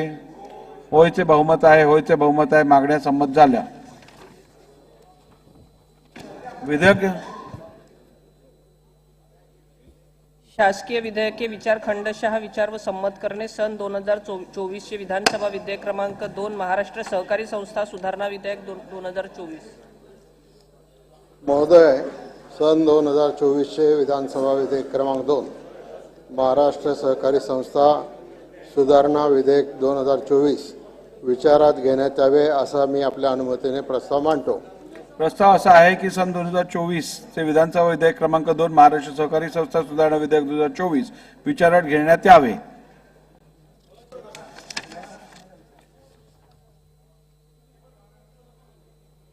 अध्यक्ष महोदय, हे सहकारी संस्था अधिनियम 60चं जे सुधारणा विधेयक आणलेलं आहे, खरं तर आपण सहकारी संस्थांमध्ये 2 वर्षाची मुदतवाढ अविश्वास आणण्यासाठी देतो आहोत. अध्यक्ष महोदय, सहकारी संस्थांमध्ये जी आता नव्यानं यामध्ये दुरुस्ती आणली गेली, मला कळत नाही अध्यक्ष महोदय, मी फार याच्यावर बोलणार नाही, पण 2-3 गोष्टी अत्यंत महत्वाच्या आहे की हे विधेयक आणलं गेलं आहे. मी याला काळे विधेयकच म्हणतो. कारण जे सदस्य निवडतात, ज्या संस्थांमध्ये गैरप्रकार होतो, भ्रष्टाचार होतो, त्या संस्थांमधील अध्यक्षांना काढण्यासाठी त्याला 2 वर्ष आपण प्रस्ताव मुदतवाढ देणं म्हणजे त्यात गैरप्रकार, भ्रष्टाचार, बँक लुटणारे कोणी असतील यांना समर्थन देणार आहे अशा प्रकारचे विधेयक मला दिसते. अध्यक्ष महोदय, यामध्ये खरं तर भ्रष्ट लोकांना पाठीशी घालून आहे त्या पदावरच परत परत बसवण्यासाठी किंवा 2 वर्षाचा कालावधी त्याला द्यायचा आणि तो भरपूर खा आटपेल तेवढं तिकडे धिंगाणा गेला. आता तुम्हाला माहिती आहे अध्यक्ष महोदय, बँकामध्ये संचालकांना 1.5 कोटी रुपये दिले जातात. हे विधेयक आणताना मला वाटतं की एकूणच यामध्ये किसी बच्चे को बचाने के लिए हे विधेयक आणलाय. मतलब बच्चा कौन है, बचाने के लिए किसको लाया, हे महाराष्ट्राला माहित आहे. आणि या सगळ्यामध्ये मला आपल्या लक्षात आणून द्यायचं अध्यक्ष महोदय, जे काही मनमानी कारभार चालतो या सहकारी संस्थांमध्ये, त्या बँका असतील, ज्या काही सहकारी संस्थांमध्ये होणाऱ्या संपूर्ण व्यवस्था आहेत, यामध्ये अध्यक्ष महोदय खरं तर 6 महिने हे पुरेसे आहे. परंतु हे विधेयक आणताना विशिष्ट हेतू ठेवून, विशिष्ट व्यक्तीला नजरेपुढे ठेवून त्या नाराजी दूर करण्यासाठी एका व्यक्तीची, विदर्भातील एका बँकेच्या अध्यक्षाची नाराजी दूर करण्यासाठी हे विधेयक आणलंय असं माझा स्पष्ट आरोप आहे अध्यक्ष महोदय.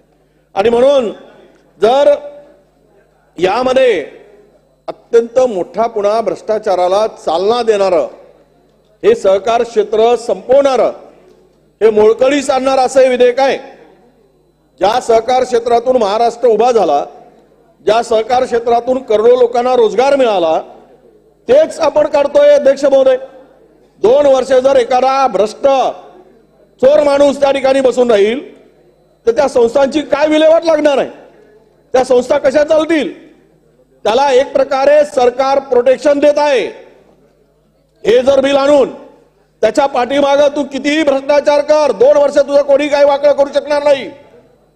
तुझ्या पाठीमागे सरकार आहे हे दाखवायचं आहे का हे बिल आणून? अध्यक्ष महोदय, हा मला या बिलाच्या मागचा हेतू दिसतोय. म्हणून मी एवढंच सांगणार आहे, हे विधेयक जे आणलंय ते भ्रष्टाचाराला खतपाणी घालणार हे विधेयक आहे. त्यासाठी जर तुम्ही कायदे आणत करत असाल तर या विधेयकाला आम्ही विरोध करणार आहोत. आमचा विरोध आहे हे मी स्पष्टपणे सांगतो. बहुमताच्या भरोशावर तुम्ही करून घेणार, परंतु हे आत्मघाती आणि सहकार क्षेत्राला, सहकार चळवळीला हे विधेयक अत्यंत अध्यक्ष महोदय घातक आहे. आणि यातून भविष्यात फार मोठे धोके निर्माण होणार आहेत. आणि हे आणताना क्लिअर कट मी सांगतो स्पष्ट शब्दात की हे विधेयक विदर्भातील एका या सहकार क्षेत्रातील नव्यानं पदार्पण करणारा जो काही आहे त्याच्यासाठी आहेच, पण तेवढं साध्य करत असताना तुम्ही महाराष्ट्रातील सहकार क्षेत्राला उद्ध्वस्त करण्यासाठी हे विधेयक आणलं आहे. यासाठी या विधेयकाला मी विरोध करतो. सरकारने या विधेयकाचा पुनर्विचार करावा अशी मागणी करतो.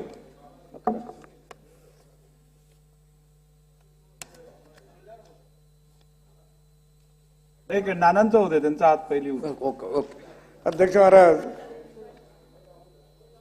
त्या सहकार्याच्या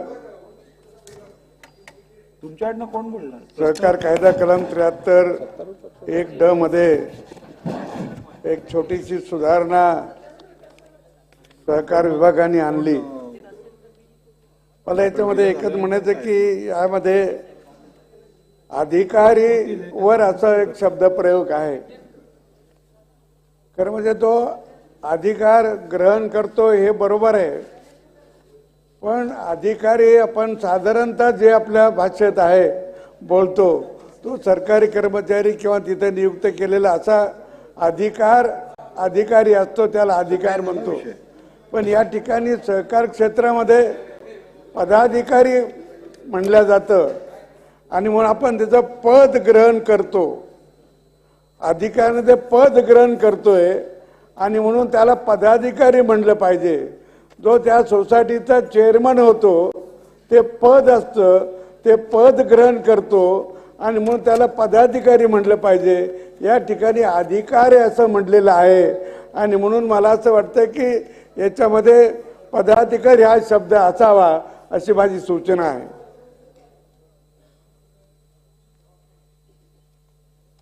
अध्यक्ष महोदय, सहकार कायदा हा 1960चा कायदा आणि अध्यक्ष महोदय या कायद्यान्वये आतापर्यंतच्या सर्व सहकारी संस्थांचं कामकाज हे चाललंय. काही ठिकाणी अध्यक्ष महोदय दोष असतील, काही अडचणी त्या ठिकाणी असतील. हे बिल आणण्यामागं उद्देश काय हे या उद्देशामध्ये असं म्हटलंय की त्याला अधिकचा त्या ठिकाणी काम करायची संधी मिळेल. अध्यक्ष महोदय, त्या संस्थेच्या चेअरमननी संचालकांचा विश्वासपात्र राहून काम केलं, सभासदांच्या हिताचे निर्णय घेतले तर कोणी त्या ठिकाणी त्याला अविश्वास ठरवून त्याला बाजूला करणार नाही. पण अध्यक्ष महोदय यामध्ये दोष असा दिसतोय की हे जर 2 वर्षाचा कालावधी अध्यक्ष महोदय दिला तर मग बेफिकिरी मोठ्या प्रमाणात वाढू शकते आणि ही बेफिकिरी वाढल्यामुळं काही संस्था अध्यक्ष महोदय अडचणी येऊ शकतात. आणि माझी या माध्यमातून शासनाला विनंती राहील की हे बिल आपण मागे घ्यावं, याच्यावर पुनर्विचार करावा. 60 सालापासून अध्यक्ष महोदय या सहकाराच्या माध्यमातून जो काही विकास झाला त्याचाही थोडासा अवलोकन त्या ठिकाणी करावं अशा प्रकारची विनंती या निमित्ताने या ठिकाणी करतो. ठीक आहे.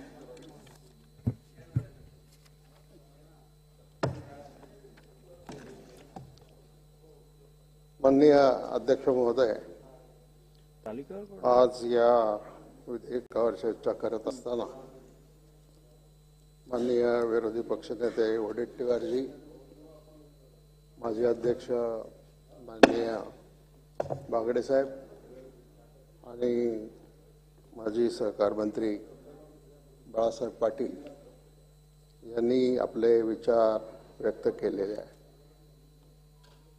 खरं पाहिलं तर ही सहकारी चळवळ ही महाराष्ट्रामधली आणि देशामधली एक मोठी चळवळ पहिल्यापासून आहे आणि आता केंद्र सरकार सहकार कायद्यामध्ये आणखीन काही बदल करण्याच्या संदर्भात सगळ्या राज्यांशी चर्चा विचारविनिमय सुरू आहे आणि त्यावेळेला की या सगळ्या संस्थांच्या मध्ये स्थिरता असली पाहिजे, अस्थिरतेचं वातावरण असू नये म्हणून या सहकार कायद्यामधल्या 73(1)(ड) मध्ये जी तरतूद होती 6 महिन्याच्या आत अविश्वासाचा ठराव आणता येणार नाही, ती तरतूद याच्यासाठी आपण बदलतोय की आता असं आहे की संचालक मंडळ निवडून आलं म्हणजे लगेच पहिल्या 6 महिन्यामध्ये काहीतरी झालं असं नाही, तर त्याच्यामध्ये आजकाल आपण बघतो तर याच्यामध्ये आपण 73(1)(ड) मध्ये सुधारणा करून हा कालावधी जो आहे आपण 2 वर्षाचा करतो, त्याला सभागृहाने मान्यता द्यावी ही विनंती. आता झालं, आता परत कुठे आता बिलावर चर्चा बोलू शकतो पण त्याच्यासाठी एक वेळ असते. अध्यक्ष महोदय आजच लोकमतला एक बातमी आहे. आजच एक तुमच्यामुळे सगळ्यांना संधी मिळाली. आजच एक लोकमतला बातमी आहे आणि त्या बातमीमध्ये जे काही माजी मंत्री आदरणीय बच्चू कडू नाराज आहेत त्या संदर्भात ती बातमी आहे. म्हणून हे बिल त्यांच्यासाठी आणलं काय याचा खुलासा आदरणीय सहकार मंत्री महोदयांनी करावा अशी मला अपेक्षा आहे. महोदय, अध्यक्ष महोदय, हा सन्माननीय सदस्यांनी केलेला हेतुआरोप आहे. कुठल्या असं आहे की वर्तमानपत्रामधल्या बातम्या किंवा या तेवढं आपण, तर मी एवढंच सांगतो की कोणासाठी नाही, तर हे सरकारला विचारांती सगळी चर्चा झाल्यावर ही आवश्यकता वाटल्यामुळंच हे विधेयक आणलेलं आहे. प्रश्न असा आहे की सन 2024 चे विधानसभा विधेयक क्रमांक 2 महाराष्ट्र सहकारी संस्था सुधारणा विधेयक 2024 विचारात घ्यावे काय? अनुकूल असतील तरी होय म्हणावे, प्रतिकूल असतील तरी नाही म्हणावे. होयते बहुमत आहे, होयते बहुमत आहे. विधेयक विचारात घेण्यात येत आहे. आता विधेयक खंडशः विचारात घेण्यात येईल. खंड 2 व 3 खंड 1 संपूर्ण शीर्षक आणि हेतुवाक्य हे विधेयकाचे भाग समजण्यात यावेत. अनुकूल असतील तरी होय म्हणावे, प्रतिकूल असतील तरी नाही म्हणावे. होयचे बहुमत आहे, होयते बहुमत आहे. खंड 2 व 3 खंड 1 संपूर्ण शीर्षक आणि हेतुवाक्य विधेयकाचे भाग झाले. मंत्री महोदय. महोदय, सन 2024 चे विधानसभा विधेयक क्रमांक 2 महाराष्ट्र सहकारी संस्था सुधारणा विधेयक 2024 सुधारणा स्वीकृत झाल्याप्रमाणे संमत करावे असा मी आपल्या अनुमतीने प्रस्ताव मांडतो. प्रस्ताव असा आहे की सन 2024 चे विधानसभा विधेयक क्रमांक 2 महाराष्ट्र सहकारी संस्था सुधारणा विधेयक 2024 संमत करावे. प्रश्न असा आहे की सन 2024 चे विधानसभा विधेयक क्रमांक 2 महाराष्ट्र सहकारी संस्था सुधारणा विधेयक 2024 संमत करावे. अनुकूल असतील तरी होय म्हणावे, प्रतिकूल असतील तरी नाही म्हणावे. होयचे बहुमत आहे, होयचे बहुमत आहे. विधेयक संमत झाले. सन 2024 चे विधानसभा विधेयक क्रमांक 4 मुंबई महानगरपालिका सुधारणा विधेयक 2024. अध्यक्ष महोदय, सन 2024 चे विधानसभा विधेयक क्रमांक 4 मुंबई महानगरपालिका सुधारणा विधेयक 2024 विचारात घेण्यात यावे असा मी आपल्या अनुमतीने प्रस्ताव मांडतो. प्रस्ताव असा आहे की सन 2024 चे विधानसभा विधेयक क्रमांक 4 मुंबई महानगरपालिका सुधारणा विधेयक 2024 विचारात घ्यावे काय? घेण्यात यावे. बोलायचंय? प्रश्न असा आहे की सन 2024चे विधान बोला. धन्यवाद अध्यक्ष महोदय. हे मालमत्ता कराच्या संदर्भातलं आपलं विधेयक आहे की 2023 आणि 2023 ते 2024 पर्यंत आहे. मला वाटतं यापूर्वी आपण 5 वर्ष मालमत्ता कर न वाढवण्याची सवलत दिली होती, तर ही मुदत 2023 पासून 5 वर्षाकरता करावं, जेणेकरून मुंबईकरांना दिलासा मिळेल.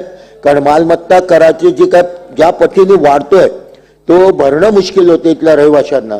म्हणून माझी आपल्याला नम्र सूचना आहे की 2023 ते 2024 पर्यंत आपण हे वाढवू नये म्हणून या विधेयकामध्ये मांडले. ती मुदत 5 वर्षाची करावी अशी आपल्याला माझी नम्र विनंती आहे.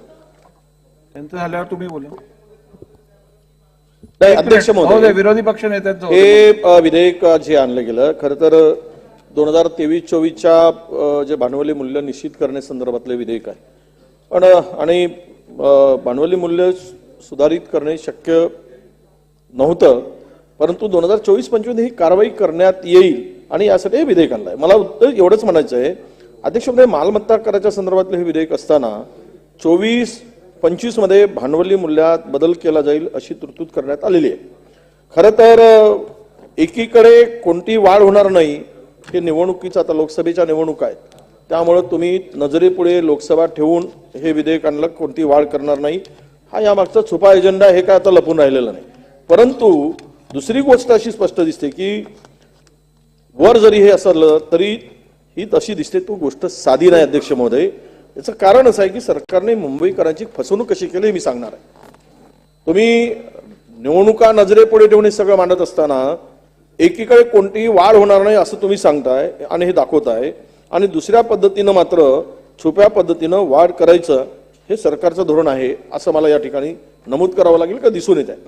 महापालिकेने दरवर्षी वर्षातून 2 वेळा मालमत्ता कराची देयके मुंबईकरांना पाठवत असतो, वर्षातून 2 वेळा. यावर्षी मालमत्ता कराची दोन्ही देयके डिसेंबरच्या शेवटच्या आठवड्यात आपण सगळी ती पाठवली आणि त्यामध्ये अध्यक्ष महोदय 25% वाढ ही करण्यात आली. जे ऑलरेडी तुम्ही मला हे कशासाठी आणलं मला काही कळत नाही. म्हणजे मुंबईकरांना एकीकडे आम्ही वाढवत नाही असं दाखवायचं, डिसेंबरच्या आत तुम्ही हे सगळं देऊन 25% वाढ करायची आणि मुंबईकरांना वेटीस धरायचं, ही ज्यामध्ये 25% वाढ करण्यात आली आहे. आणि याचा ज्यावेळेस मुंबईकरांमध्ये जो रोष निर्माण झाला प्रचंड, आणि म्हणून गुपचूपमध्ये हा जे काही ओरड झाली खिसा कापण्याची, खिसा कापून साफ करण्याची, मुंबईकरांचा खिशाला खरं म्हणजे लुटण्याचीच, आणि हे ओरड झाल्यानंतर ज्यावेळेस संताप व्यक्त केला गेला अध्यक्ष महोदय या सगळ्या परिस्थितीमध्ये, त्यावेळेस हे विधेयक आणून हे बिल जे आणलंय परत घेण्याचं, तर हे आश्वासन मला असं वाटतं की संताप व्यक्त केल्यानंतर हे वाढलेली बिले परत घेण्यासाठी हे खरं तर तुम्हाला पहिल्यांदा आश्वासन द्यावं लागेल. जे 25% वाढ ऑलरेडी केली आहे, तुम्ही पुढे वाढ करणार आहे असं सांगताय. डिसेंबर पर्यंत अध्यक्ष महोदय 2दा तुम्ही हे देयके जे दिली आणि 25% वाढ केली, हे पहिले वापस करणार आहात का हा खरा प्रश्न अध्यक्ष महोदय या ठिकाणी येतोय. म्हणून मला तुम्हाला या विधेयकाच्या माध्यमातून माझा सवाल आहे की अशा प्रकारे सरकारने जो काही मुंबईकरांचा खिसा कापण्याचा जो प्रकार सुरू केला आहे, तर पहिल्यांदा या ठिकाणी हे करण्याची आवश्यकता आहे. तर खरं तर यामध्ये विधेयकामध्ये कायदेशीर बाबी जर विचार केला अध्यक्ष महोदय, मालमत्ता कर जे आहे ते मुंबई महापालिकेच्या उत्पन्नाचा आणि महत्वाचा स्रोत आहे, हे कोणालाही सगळ्यांना माहिती आहे, ते असलंच पाहिजे मुंबई चालवायची.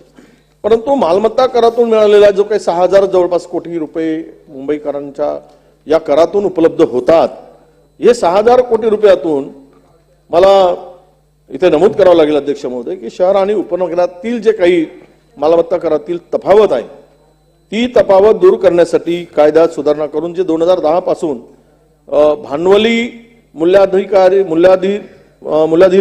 कर प्रणालीचा जो काही तुम्ही अवलंब केला आहे, तर हे सर्व पालिकेच्या विरोधात या संदर्भातल्या विविध याचिका अध्यक्ष महोदय दाखल आहे. सर्वोच्च न्यायालयाने या कर प्रणालीत 3 नियम रद्द करून हे नियम नव्याने तयार करण्यास सांगितले आहे. आणि अशा स्थितीत याबाबत मात्र पालिका प्रशासनाने कोणती कारवाई केली, ती कारवाई का केली नाही किंवा कारवाई करण्याऐवजी थेट जुन्याच प्रणालीप्रमाणे वाढीव देयके का दिली याचं उत्तर या बिलाच्यावर जर मंत्री महोदय उत्तरांतून मला अपेक्षित आहे. तुम्ही निवडणुकीच्या तोंडावर लोकसभा संपेपर्यंत किंवा लोकसभा नजरेपुढे ठेवून मतं मिळवण्यासाठी तुम्ही एकीकडे हे जर वाढवणार नाही असं सांगत असाल तर डिसेंबर पर्यंतची केलेली 25% वाढ ही परत घेणार का? ही परत घेतल्याशिवाय मुंबईकरांना दिलासा कसा मिळेल? जी ओरड झाली आणि एकीकडे मात्र थातूरमातूर त्यावर काहीतरी उपचार करायसाठी हे आपण आणलेलं बिल आहे आणि मुंबईकरांना लुटण्यासाठी म्हणून काही काळ फक्त थांबवला आहे, एवढंच त्याचा अर्थ निघतो. अध्यक्ष महोदय, खरं तर मागणी काय आमची, मालमत्ता करामध्ये वाढ करायची झाल्यास त्याला पालिका सभागृहाची परवानगी घ्यावी लागते. आज अध्यक्ष महोदय, आम्ही ज्यावेळेस या अर्थसंकल्पावर बोलताना मांडू किंवा विरोधी पक्षाच्या प्रस्तावामध्ये आम्ही तो विषय आणलाच आहे. मूळ प्रश्न असा आहे तो अध्यक्ष महोदय, निवडणुकाच झाल्या नाही महाराष्ट्रातील स्थानिक स्वराज्य संस्थांच्या, केंद्र सरकारचा पैसा परत मागून घेत आहे. तो हजारो कोटी रुपयाचा पैसा आहे राज्याच्या विकासासाठी असलेला. हे महाराष्ट्र एकमेव राज्य आहे की ज्या राज्यामध्ये स्थानिक स्वराज्य संस्थांच्या निवडणुका होत नाही, घेतल्या जात नाही. खरं तर सरकारने मनात आणलं तर हा विषय चुटकीसरशी सोडवता येईल, पण मानसिकताच नाही ती. आणि केंद्र सरकारने त्यामध्ये जे काही प्रावधान आहे की जोपर्यंत निवडणुका किंवा स्थानिक बॉडी अस्तित्वात नसेल तर केंद्र सरकार ते पैसे खर्च करायला परवानगी देत नाही. ते पैसे परत गेले आणि राज्याच्या विकासाचे पैसे, हक्काचे पैसे केंद्र सरकारला परत करावे लागले. अध्यक्ष महोदय, मला एवढंच म्हणायचं आहे की अध्यक्ष महोदय, जर सभागृहाची परवानगी घ्यावी लागते की नाही, सध्या निवडणूक झाली नसल्याने सभागृहच अस्तित्वात नाही आहे, मग ही नसताना ही वाढ कशी काय केली गेली मागची? तुम्हाला वाढ करायचा अधिकार आहे का आयुक्तांना, ज्यावेळेस बारीच अस्तित्वात नाही, महापालिका अस्तित्वात नाही, हे सभागृह अस्तित्वात नाही, मग कोणाच्या कशाचा आधार घेऊन गेला ते नियमानुसार आम्हाला सांगा. कुठला नियमाचा आधार केला गेला वाढ करत असताना? आणि हे केली गेली जर असेल, मुंबई महापालिकेने जर मुंबईकरांचा वाढीव कराची देयके पाठवली असेल तर कोणताही धोरणात्मक निर्णय न घेता, कोणत्याही कार्यपद्धतीचा अवलंब न करता अशा प्रकारे मुंबईकरांना मालमत्ता कराची वाढीव बिलं देणं पाठवली जातात. हे योग्य आहे का? म्हणून मुंबईकरांना पाठविण्यात आलेल्या बिलासंदर्भात अध्यक्ष महोदय, राज्य शासनाने नगर विकासाच्या सचिवाच्या माध्यमातून ही चौकशी करण्याची आवश्यकता आहे. ती चौकशी तुम्ही केली पाहिजे. सचिवांना, नगर विकास विभागाच्या सचिवांना सांगा ही चौकशी करा म्हणून, आणि त्यांच्या माध्यमातून ही चौकशीमध्ये काय पुढे येईल त्याचं उत्तर सुद्धा आम्ही प्रश्न उपस्थित केला म्हणून आमच्याकडे मिळाला पाहिजे. अध्यक्ष महोदय, खरं तर हा मुद्दाच असा आहे की या मुंबईकरांच्या पैशातून, या प्रशासकाच्या माध्यमातून राज्य सरकारची जे काही उधळपट्टी चालली आहे, वृत्तपत्रात छापून आले. मुंबई काही विशिष्ट एका लोकप्रतिनिधीला 50 कोटी, एकाला 1 रुपयाही नाही.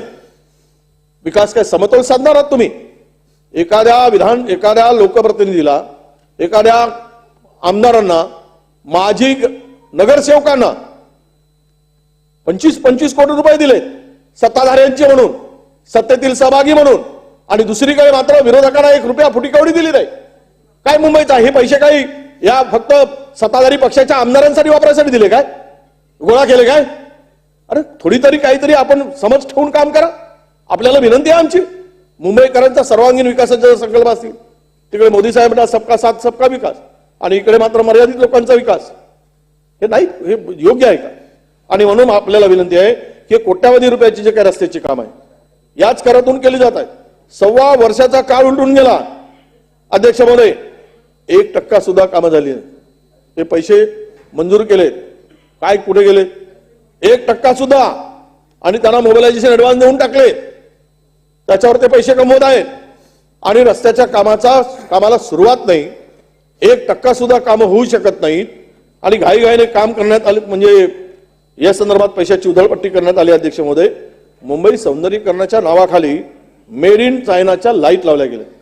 देशाचे पंतप्रधान म्हणतात आम्ही परदेशी, चायनावर बंदी आहे, आणि मला कळत नाही मेड इन चायनाचे लाईट लावून हे शहर सजवलं जात आहे, आणि या लाईटच्या माळा ज्या खांबांना लावण्यात आले आहेत यामध्ये सुद्धा कोट्यावधी रुपयाचा गैरप्रकार झाला. अध्यक्ष महोदय, कोट्यावधी रुपयाचं.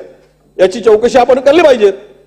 ज्या माळा लावल्या आहेत मेड इन चायनाच्या, हेच पैसा आहे, कराचा पैसा आहे. 25% तुम्ही वाढ करताय, मुंबईकरांना लुटताय आणि त्यानंतर मात्र याच्यातून अशा प्रकारचा गैरप्रकार आणि भ्रष्टाचार करताय.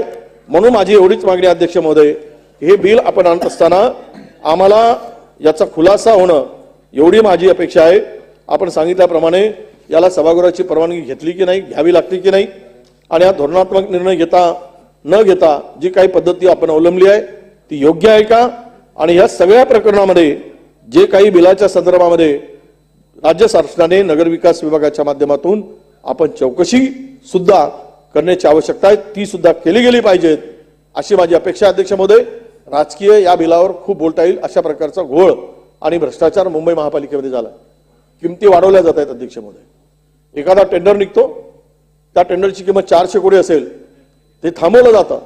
तेच टेंडर 8 महिन्यांनी निघतो आणि त्याची किंमत 1200 कोटी होती. 10 उदाहरणं आहेत अध्यक्ष महोदय. एवढा भ्रष्टाचाराचा कुरण महानगरपालिका झाली आहे.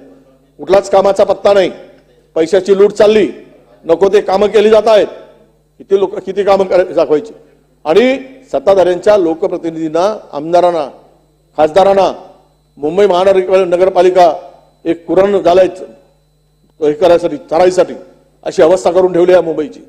म्हणून मला एवढीच विनंती आहे, बिल आणत असताना पहिल्यांदा तुम्ही 25% डिसेंबरच्या आत जे 2 देयक दिलेत आणि 25% वाढ केली, ते तुम्ही मागे घेणार का आणि दिलासा देणार का, आणि नंतर जे काही तुम्ही आता म्हणताय की आम्ही वाढ करणार नाही, तर ते वाढ हे केवळ फार्स आहे. निवडणुकीच्या तोंडावरचं, लोकसभेच्या निवडणुकीच्या तोंडावर असल्यामुळे तात्पुरता हा दिलासा देण्याचं काम करण्यापेक्षा हे आपण रद्द करा, तरच खऱ्या अर्थानं या बिलाचा उद्देश सफल होईल अशी मागणी या बिलाच्या माध्यमातून मी करतोय अध्यक्ष महोदय.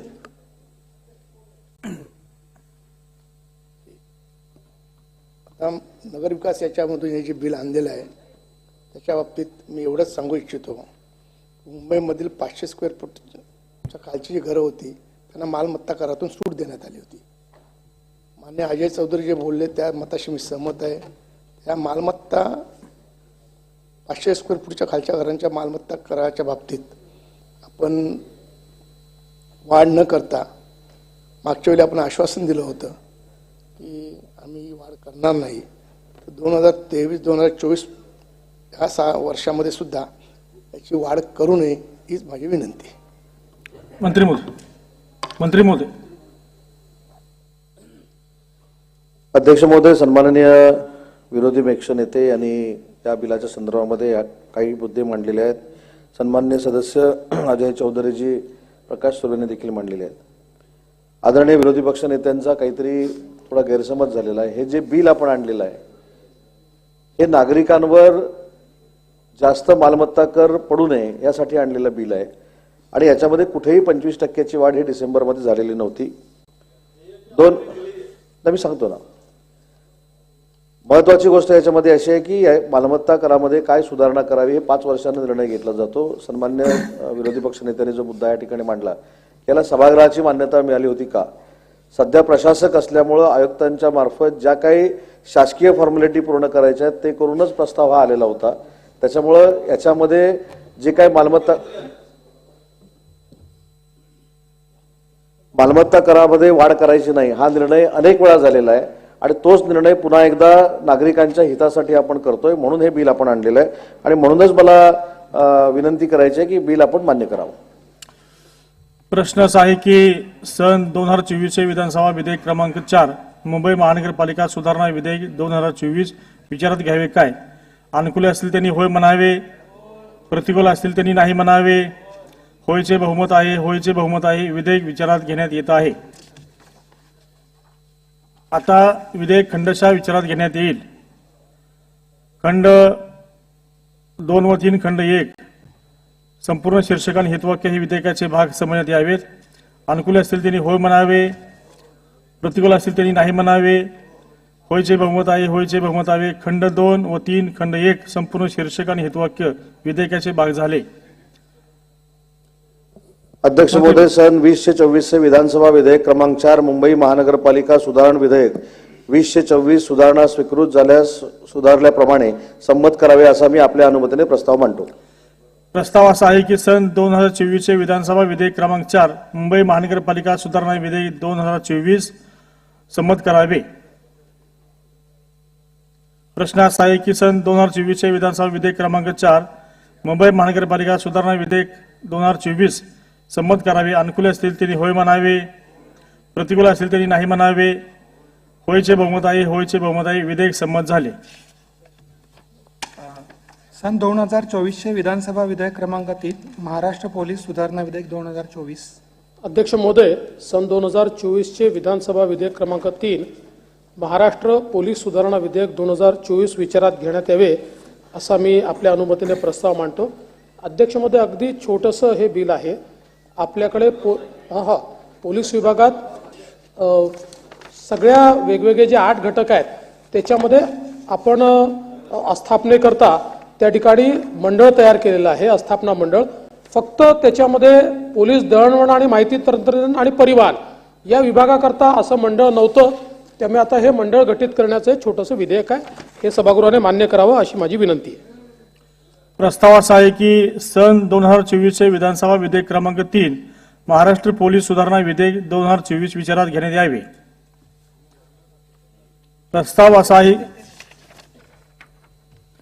प्रश्न असा आहे की सन 2024 चे विधानसभा विधेयक क्रमांक 3 महाराष्ट्र पोलीस सुधारणा विधेयक 2024 विचारात घ्यावे काय? अनुकूल असतील त्यांनी होय म्हणावे, प्रतिकूल असतील त्यांनी नाही म्हणावे.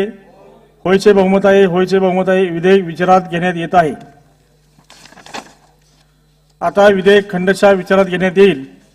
खंड 2 व 3 खंड 1 संपूर्ण शीर्षक आणि हेतुवाक्य हे विधेयकाचे भाग समजण्यात यावेत. अनुकूल असतील त्यांनी होय म्हणावे, प्रतिकूल असतील त्यांनी नाही म्हणावे. होयचे बहुमत आहे, होयचे बहुमत आहे. खंड 2 व 3 खंड 1 संपूर्ण शीर्षक आणि हेतुवाक्य विधेयकाचे भाग झाले. अध्यक्ष महोदय, सन 2024 चे विधानसभा विधेयक क्रमांक 3 महाराष्ट्र पोलीस सुधारणा विधेयक 2024 संमत करावे असा मी आपल्या अनुमतीने प्रस्ताव मांडतो. प्रस्ताव असा आहे की सन 2024 चे विधानसभा विधेयक क्रमांक 3 महाराष्ट्र पोलीस सुधारणा विधेयक 2024 संमत करावे. प्रश्न असा आहे की सन 2024 चे विधानसभा विधेयक क्रमांक 3 महाराष्ट्र पोलीस सुधारणा विधेयक 2024 संमत करावे. अनुकूल असतील त्यांनी होय म्हणावे, प्रतिकूल असतील त्यांनी नाही म्हणावे. होयचे बहुमत आहे, होयचे बहुमत आहे. विधेयक संमत झाले. सभागृहाची बैठक आता स्थगित होत आहे. सभागृहाची बैठक दुपारी 2 वाजता पुन्हा सुरू होईल.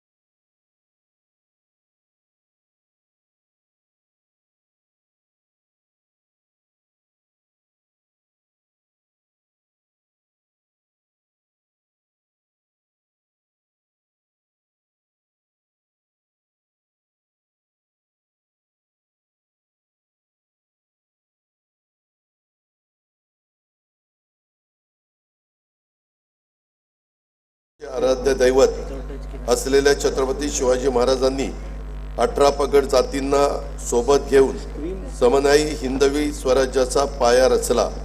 त्यांची 394वी जयंती आपण सर्वांनी नुकतीच उत्साहात साजरी केली. त्यानिमित्त राज्याच्या प्रेरणादायी इतिहासाची साक्ष सांगणारा भव्य हिंदवी स्वराज्य महोत्सव 2024 पुणे जिल्ह्यातील जुन्नर मध्ये संपन्न झाला. मौजे वडच तालुका जुन्नर येथे छत्रपती शिवाजी महाराजांच्या जीवनावर आधारित शिवनेरी संग्रहालय उभारण्याचे शासनाने निश्चित केले आहे. त्यात वस्तू संग्रहालय, शिवकालीन गाव, किल्ल्यांची प्रतिकृती, फुले सभागृह इत्यादी बाबींचा समावेश असेल. छत्रपती शिवाजी महाराजांनी सुरू केलेल्या शिवशकानुसार महाराजांच्या राज्याभिषेकाचे 350वे वर्ष राज्यात सध्या साजरे करण्यात येत आहे.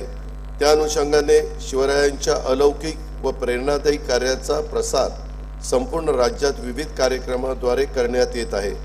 जगातल्या अनेक देशांनी महाराजांच्या सुशासन प्रणालीचे अनुकरण केले आहे. छत्रपती शिवाजी महाराजांच्या शौर्याचे साक्षीदार असलेल्या महाराष्ट्रातील 11 गड किल्ल्यांना जागतिक वारसा स्थळाचा दर्जा देण्याचा प्रस्ताव केंद्र शासनाने युनेस्कोला पाठविला आहे. केंद्र शासनाने राज्याला दिलेल्या सातत्यपूर्ण व भक्कम पाठबळासाठी भारताचे लोकप्रिय पंतप्रधान माननीय श्री नरेंद्र मोदी यांचे मी सुरुवातीलाच मनपूर्वक आभार मानतो. राज्याला या आर्थिक वर्षात वस्तू व सेवा कराची 8,618 कोटी रुपयांची नुकसान भरपाई मिळाली. भांडवली गुंतवणुकीकरता विशेष सहाय्य योजनेअंतर्गत 7,057 कोटी 73 लाख रुपयांचे 50 वर्ष मुदतीचे बिनव्याजी कर्ज देखील मंजूर झाले. राज्यात 6 वंदे भारत एक्सप्रेस रेल्वे सेवा सुरू झाल्या. केंद्र शासनाच्या सन 2024-25च्या अंतरिम अर्थसंकल्पात राज्यातील रेल्वे प्रकल्पासाठी 15,554 कोटी रुपयांची भरीव तरतूद करण्यात आली आहे. माननीय पंतप्रधान महोदयांनी युवक, महिला, गरीब आणि अन्नदाता या 4 प्रमुख घटकांच्यासाठी विविध कल्याणकारी योजना जाहीर केल्या आहेत. राज्यातील नागरिकांचे राहणीमान उंचावण्यासाठी दर्जेदार सुविधा उपलब्ध करून देण्यासाठी शासन कटिबद्ध आहे.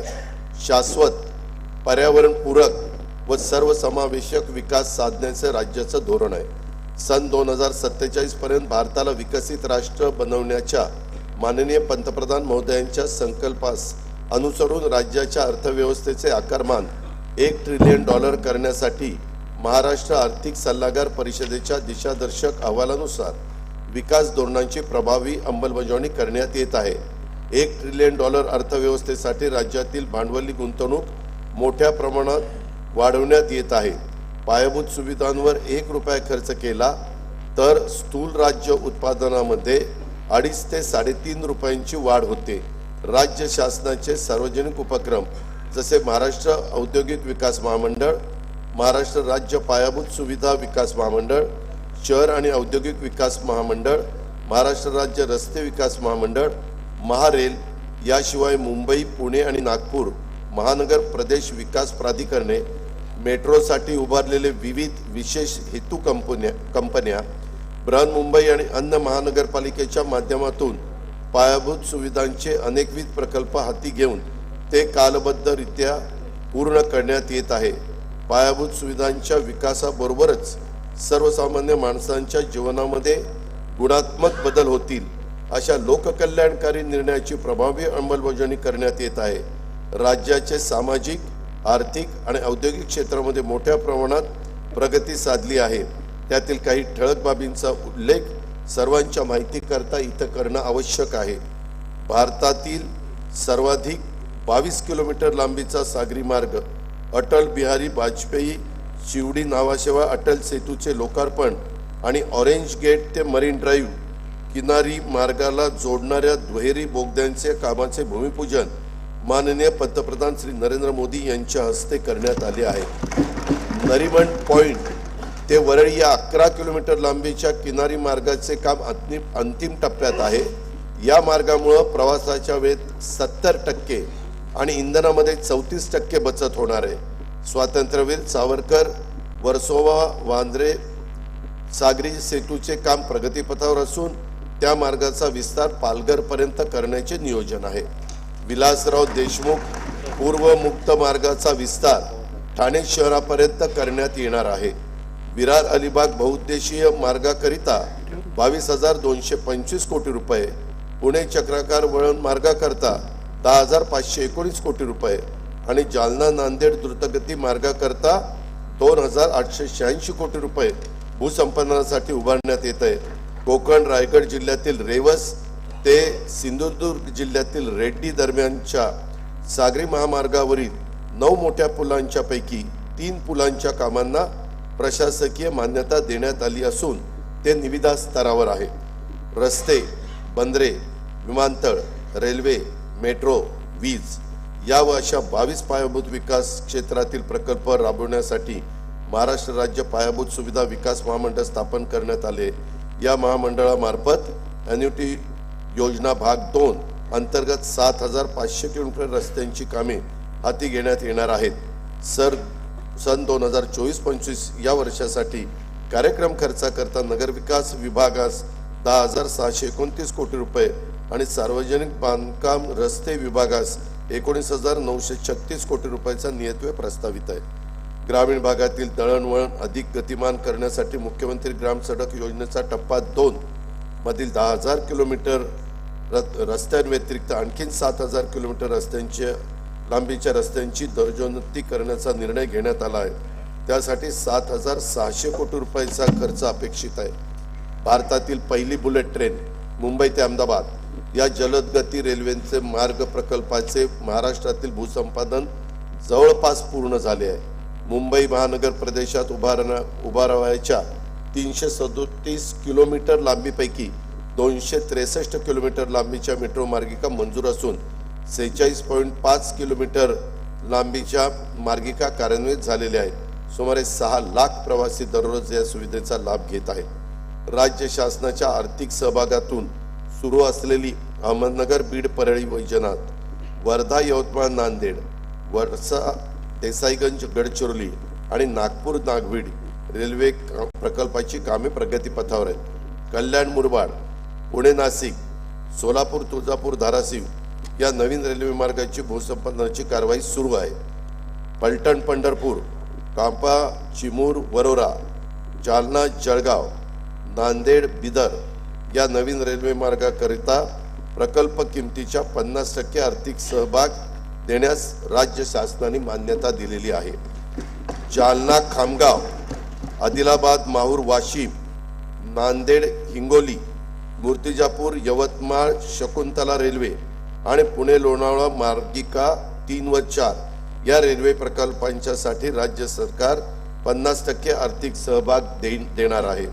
राज्याच्या अर्थव्यवस्थेला चालना देण्यासाठी JNPTचे सॅटेलाइट पोर्ट म्हणून वाढवण बंदर विकसित करण्याचे प्रस्तावित आहे.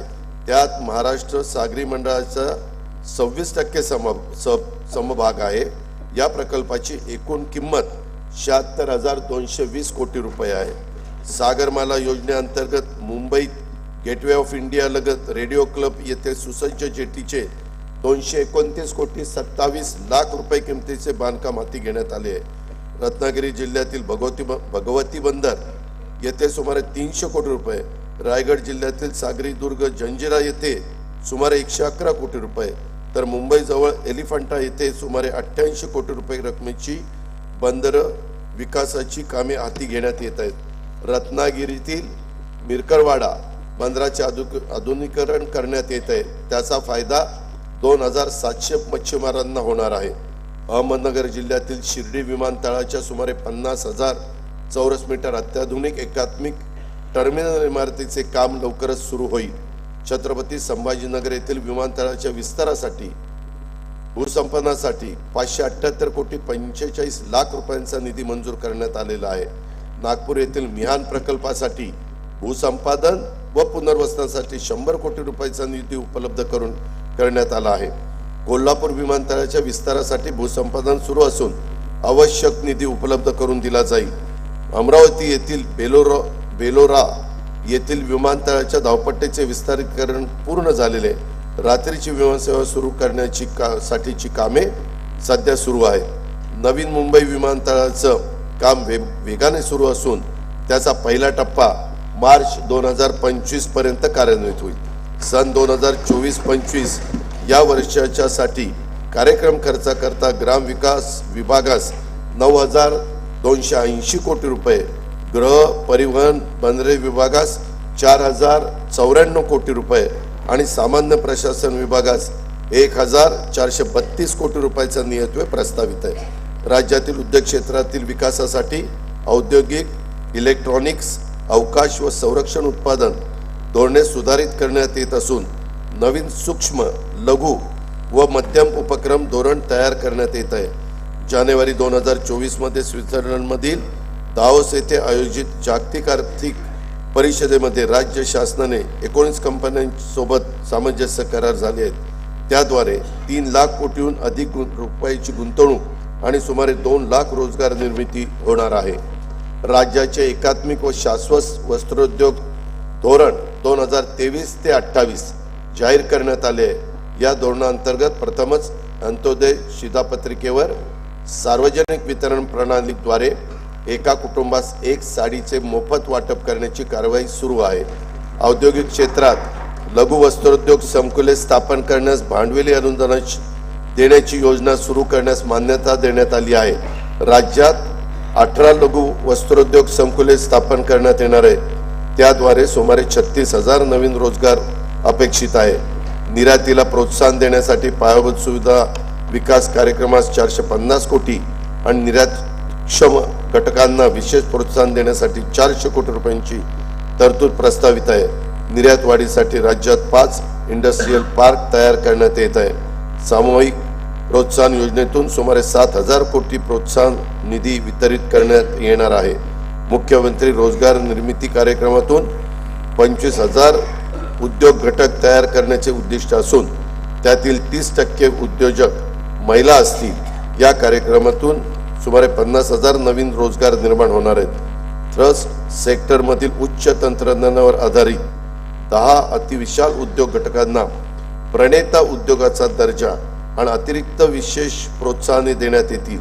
त्यामुळे राज्यात 1 लाख कोटी रुपयाची गुंतवणूक तसेच 20,000 रोजगार निर्मिती अपेक्षित आहे.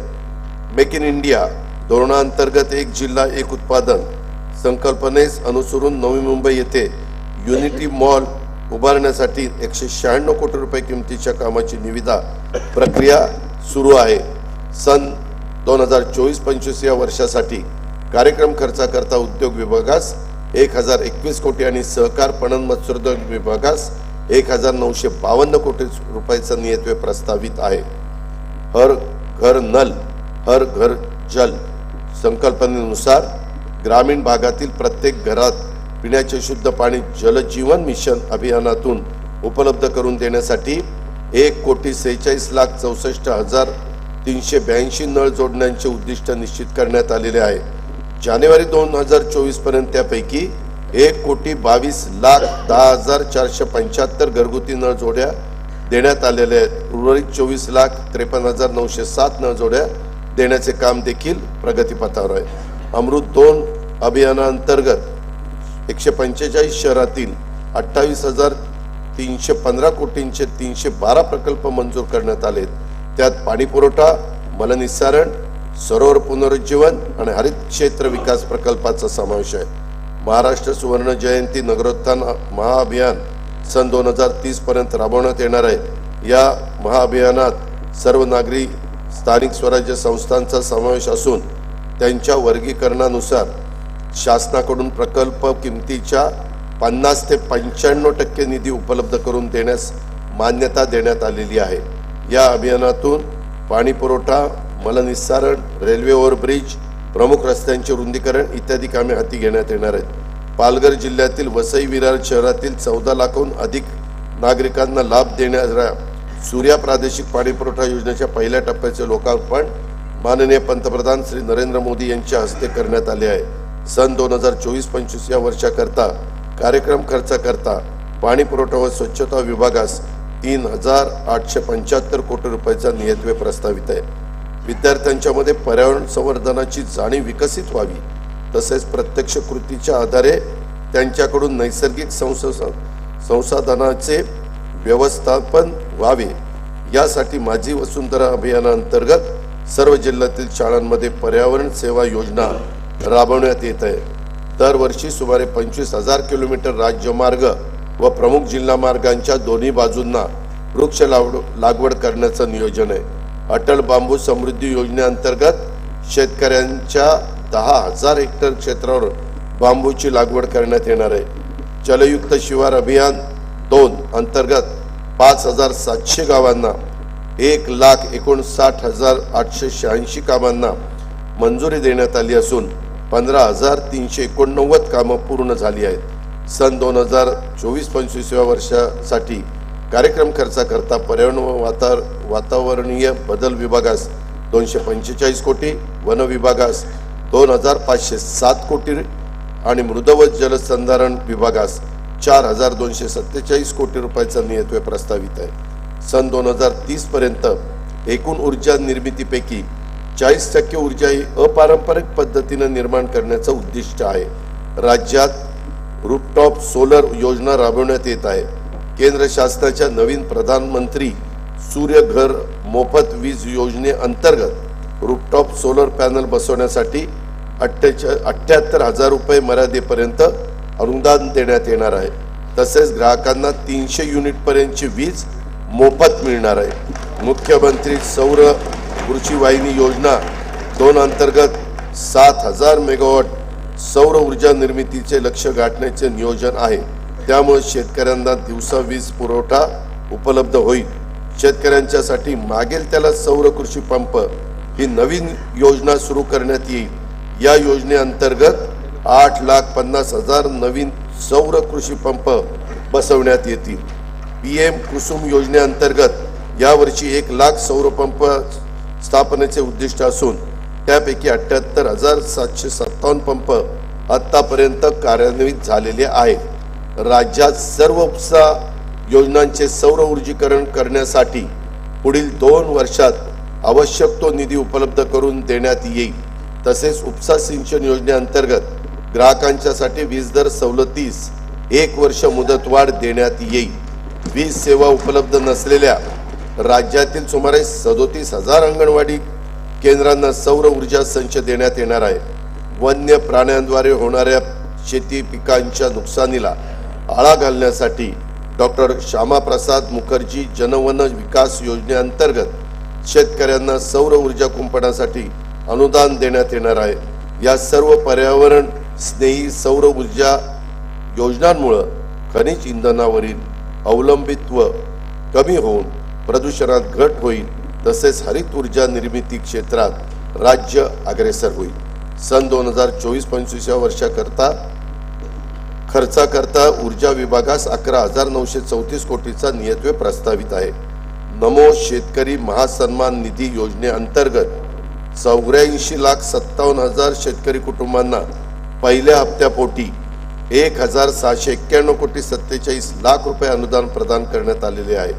खरीप हंगाम 2023 मध्ये 1 रुपयात पीक विमा योजनेतून 50,01,000 शेतकरी अर्जदारांना 2,268 कोटी 43 लाख रुपये विमा रक्कम अदा करण्यात आलेली आहे। नानाजी देशमुख कृषी संजीवनी प्रकल्पाच्या 6,000 कोटी रुपये किमतीच्या दुसऱ्या टप्प्यात मान्यता देण्यात आलेली आहे। वसंतराव नाईक कृषी विद्यापीठ परभणी अंतर्गत बीड जिल्ह्यातील मौजे जिरेवाडी तालुका परळी वैजनाथ येथे सोयाबीन संशोधन व प्रक्रिया उपकेंद्र, शासकीय कृषी महाविद्यालय आणि कृषी व्यवसाय व्यवस्थापन महाविद्यालय स्थापन करण्यास मान्यता देण्यात आलेली आहे। राष्ट्रीय पशुधन अभियानाअंतर्गत शेळी, मेंढी, वराह, कुक्कुट व वैरण विषयक योजनांचा लाभ शेतकरी व पशुपालकांना मिळावा यासाठी 129 प्रकल्पांचा प्रस्ताव केंद्र शासनास पाठवण्यात आलेला आहे।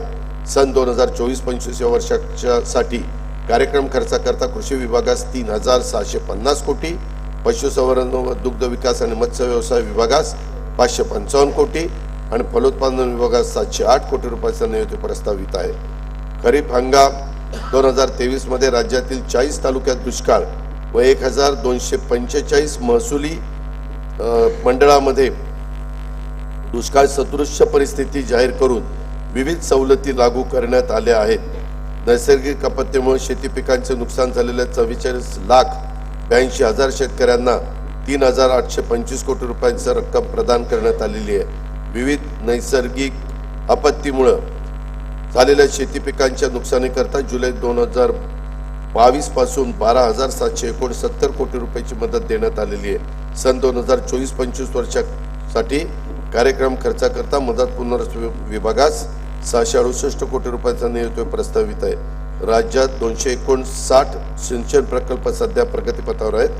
त्यापैकी 39 प्रकल्पाची कामं पूर्ण होऊन 2,34,000 हेक्टर जमीन सिंचन क्षमता निर्माण होणार आहे.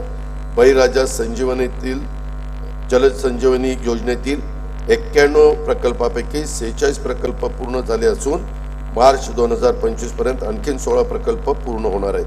कोल्हापूर आणि सांगली जिल्ह्यात पूर व इतर नैसर्गिक आपत्तीमुळे वारंवार होणारे नुकसान टाळण्यासाठी जागतिक बँक सहाय्य 3,200 कोटी रुपये किमतीचा प्रकल्प हा राबवण्यात येणार आहे.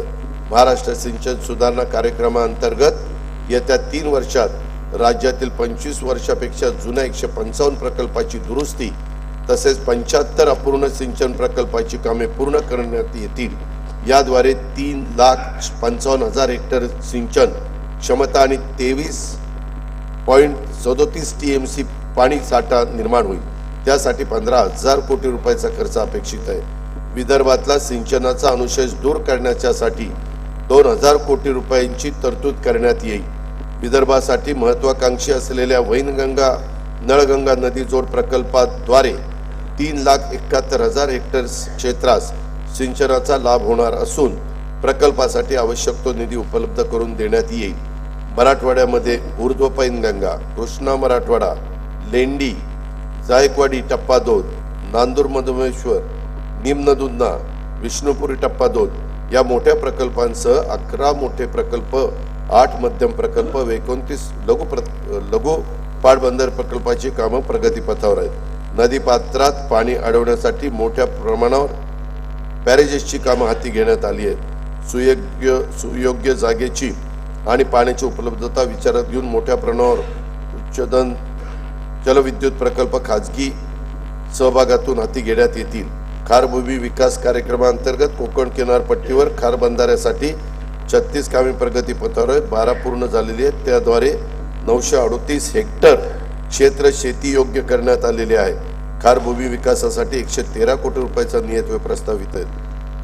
कोयदा धरणाच्या बुडीत क्षेत्रातील शेवटच्या भागातील 23 गावांच्यासाठी बंधारे बांधण्यात येतील. सन 2024-25 या वर्षासाठी कार्यक्रम खर्चाकरता जलसंपदा, लाभक्षेत्र विकास व खारभूमी विभागास 16,456 कोटी रुपयाचा नियतव्यय प्रस्तावित आहे. मुलींच्या सक्षमीकरणासाठी लेक लाडकी ही नवीन योजना 1 एप्रिल 2023 पासून सुरू करण्यात आली आहे. लाभार्थी मुलीला या योजनेतून तिच्या वयाच्या 18 वर्षापर्यंत टप्प्याटप्प्याने एकूण 1,01,000 रुपये मिळतील अशी तरतूद करण्यात आलेली आहे. अध्यक्ष महोदय, त्याच्यामध्ये सांगायचं झालं तर बिजली चमकती है तो आकाश बदल देती है, आंधी उठती है तो दिन रात बदल देती है, जब गरजती है नारी शक्ति तो इतिहास बदल देती है. शहरी भागातील कुपोषणाच्या समस्येवर मात करण्यासाठी नागरी बाल विकास केंद्र सुरू करण्यास मान्यता देण्यात आली असून त्यामुळे अतितीव्र कुपोषण बालकांना सर्वसाधारण श्रेणीत आणण्यात मदत होईल. राज्याचे मुख्यमंत्री महिला सशक्तीकरण अभियान राबवण्यात येत आहे. या अभियानांतर्गत प्रत्येक जिल्ह्यात किमान 1,00,000 महिलांना विविध शासकीय योजनांचा थेट लाभ देण्याचं उद्दिष्ट आहे. 10 मोठ्या शहरातील 5,000 महिलांना पिंक रिक्षा उपलब्ध करून देण्याची योजना प्रस्तावित आहे. राज्यातील अंगणवाडी सेविका आणि मदतनीसांची 14,000 रिक्त पदे भरण्यात आली आहे. उर्वरित देखील पद ताबडतोब भरण्याची कारवाई सुरू आहे. 2024 केली मी उत्तरात सांगतो केली आहे. आजच कॅबिनेटला निर्णय घेतला मुख्यमंत्री. 2024-25 या वर्षासाठी कार्यक्रम खर्चाकरता महिला व बाल विकास विभागास 3,107 कोटी रुपये नियतव्यय प्रस्तावित आहे.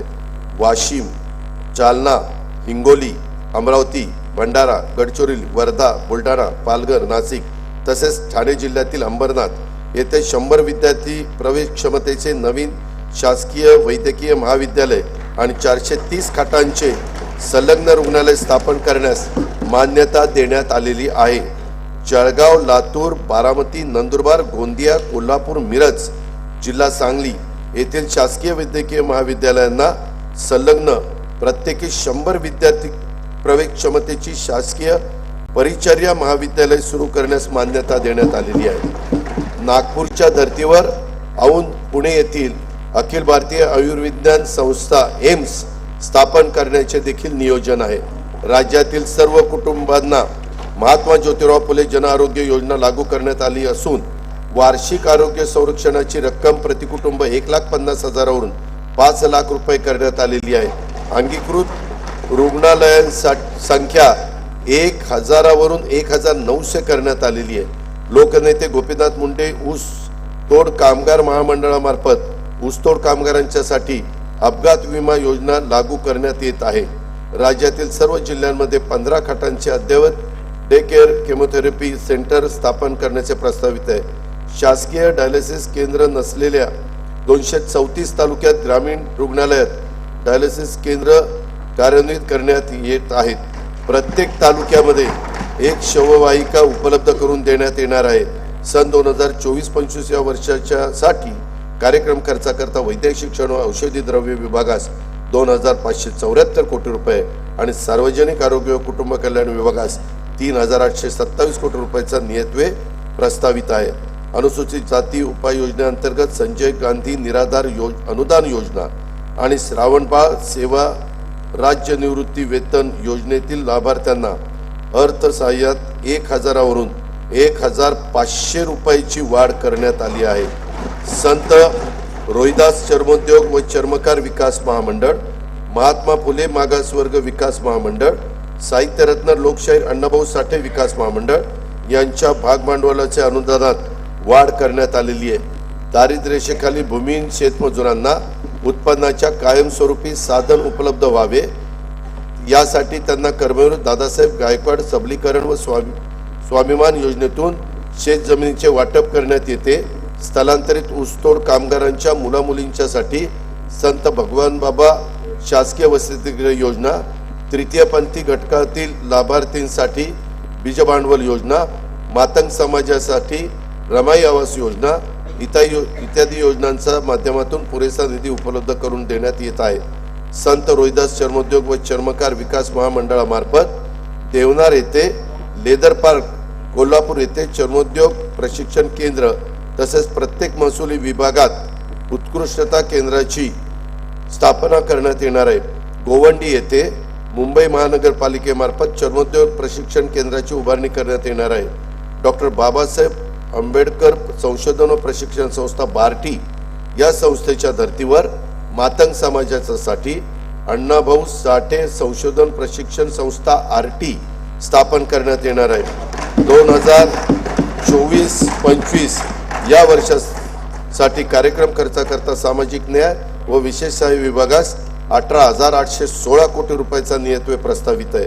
आदिवासी विकास उपाययोजनेअंतर्गत बालकांच्या पोषणामध्ये वाढ करण्यासाठी भारतरत्न डॉक्टर APJ अब्दुल कलाम अमृत आहार योजना, शासकीय आश्रमशाळांमध्ये विज्ञान केंद्राची उभारणी करण्याकरता नमो आदिवासी स्मार्ट शाळा अभियान, वसतिगृहात प्रवेश न मिळालेल्या विद्यार्थ्यांना उच्च शिक्षणासाठी पंडित दीनदयाळ उपाध्याय स्वयं योजना, घरकुले उपलब्ध करून देण्यासाठी शबरी आदिवासी घरकुल योजना, पाडे बारमाई रस्त्यांना जोडण्यासाठी भगवान बिरसा मुंडा जोड रस्ते योजना, वस्त्यांना पायाभूत सुविधा उपलब्ध करून देण्यासाठी ठक्कर बाप्पा आदिवासी विकास योजना आदी योजनांच्या माध्यमातून पुरेसा निधी उपलब्ध करून देण्यात येत आहे.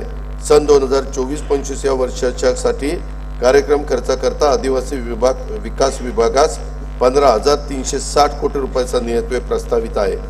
आदिवासी संशोधन व प्रशिक्षण संस्था TRTI डॉक्टर बाबासाहेब आंबेडकर संशोधन व प्रशिक्षण संस्था बार्टी, छत्रपती शाहू महाराज संशोधन व प्रशिक्षण संस्था सारथी, महात्मा ज्योतिराव फुले संशोधन व प्रशिक्षण संस्था महाज्योती, महाराष्ट्र संशोधन व प्रशिक्षण प्रबोधिनी अमृत या व इतर तत्सम संस्थांमार्फत कार्यान्वित असणाऱ्या योजना अंतर्गत शिष्यवृत्ती, अधिछात्रवृत्ती, प्रशिक्षण, कौशल्य विकास व अन्य कार्यक्रमामध्ये एक समानता आणण्याकरता सर्वकष धोरण निश्चित करण्यात आलेले आहे. इतर मागासवर्ग, विमुक्त जाती, भटक्या जमाती व विशेष मागास प्रवर्गातील विद्यार्थ्यांच्या करता आश्रमशाळा, विद्यानिकेतन, वसतिगृह इत्यादी योजना इत्यादी करता पुरेसा निधी उपलब्ध करून देण्यात येत आहे.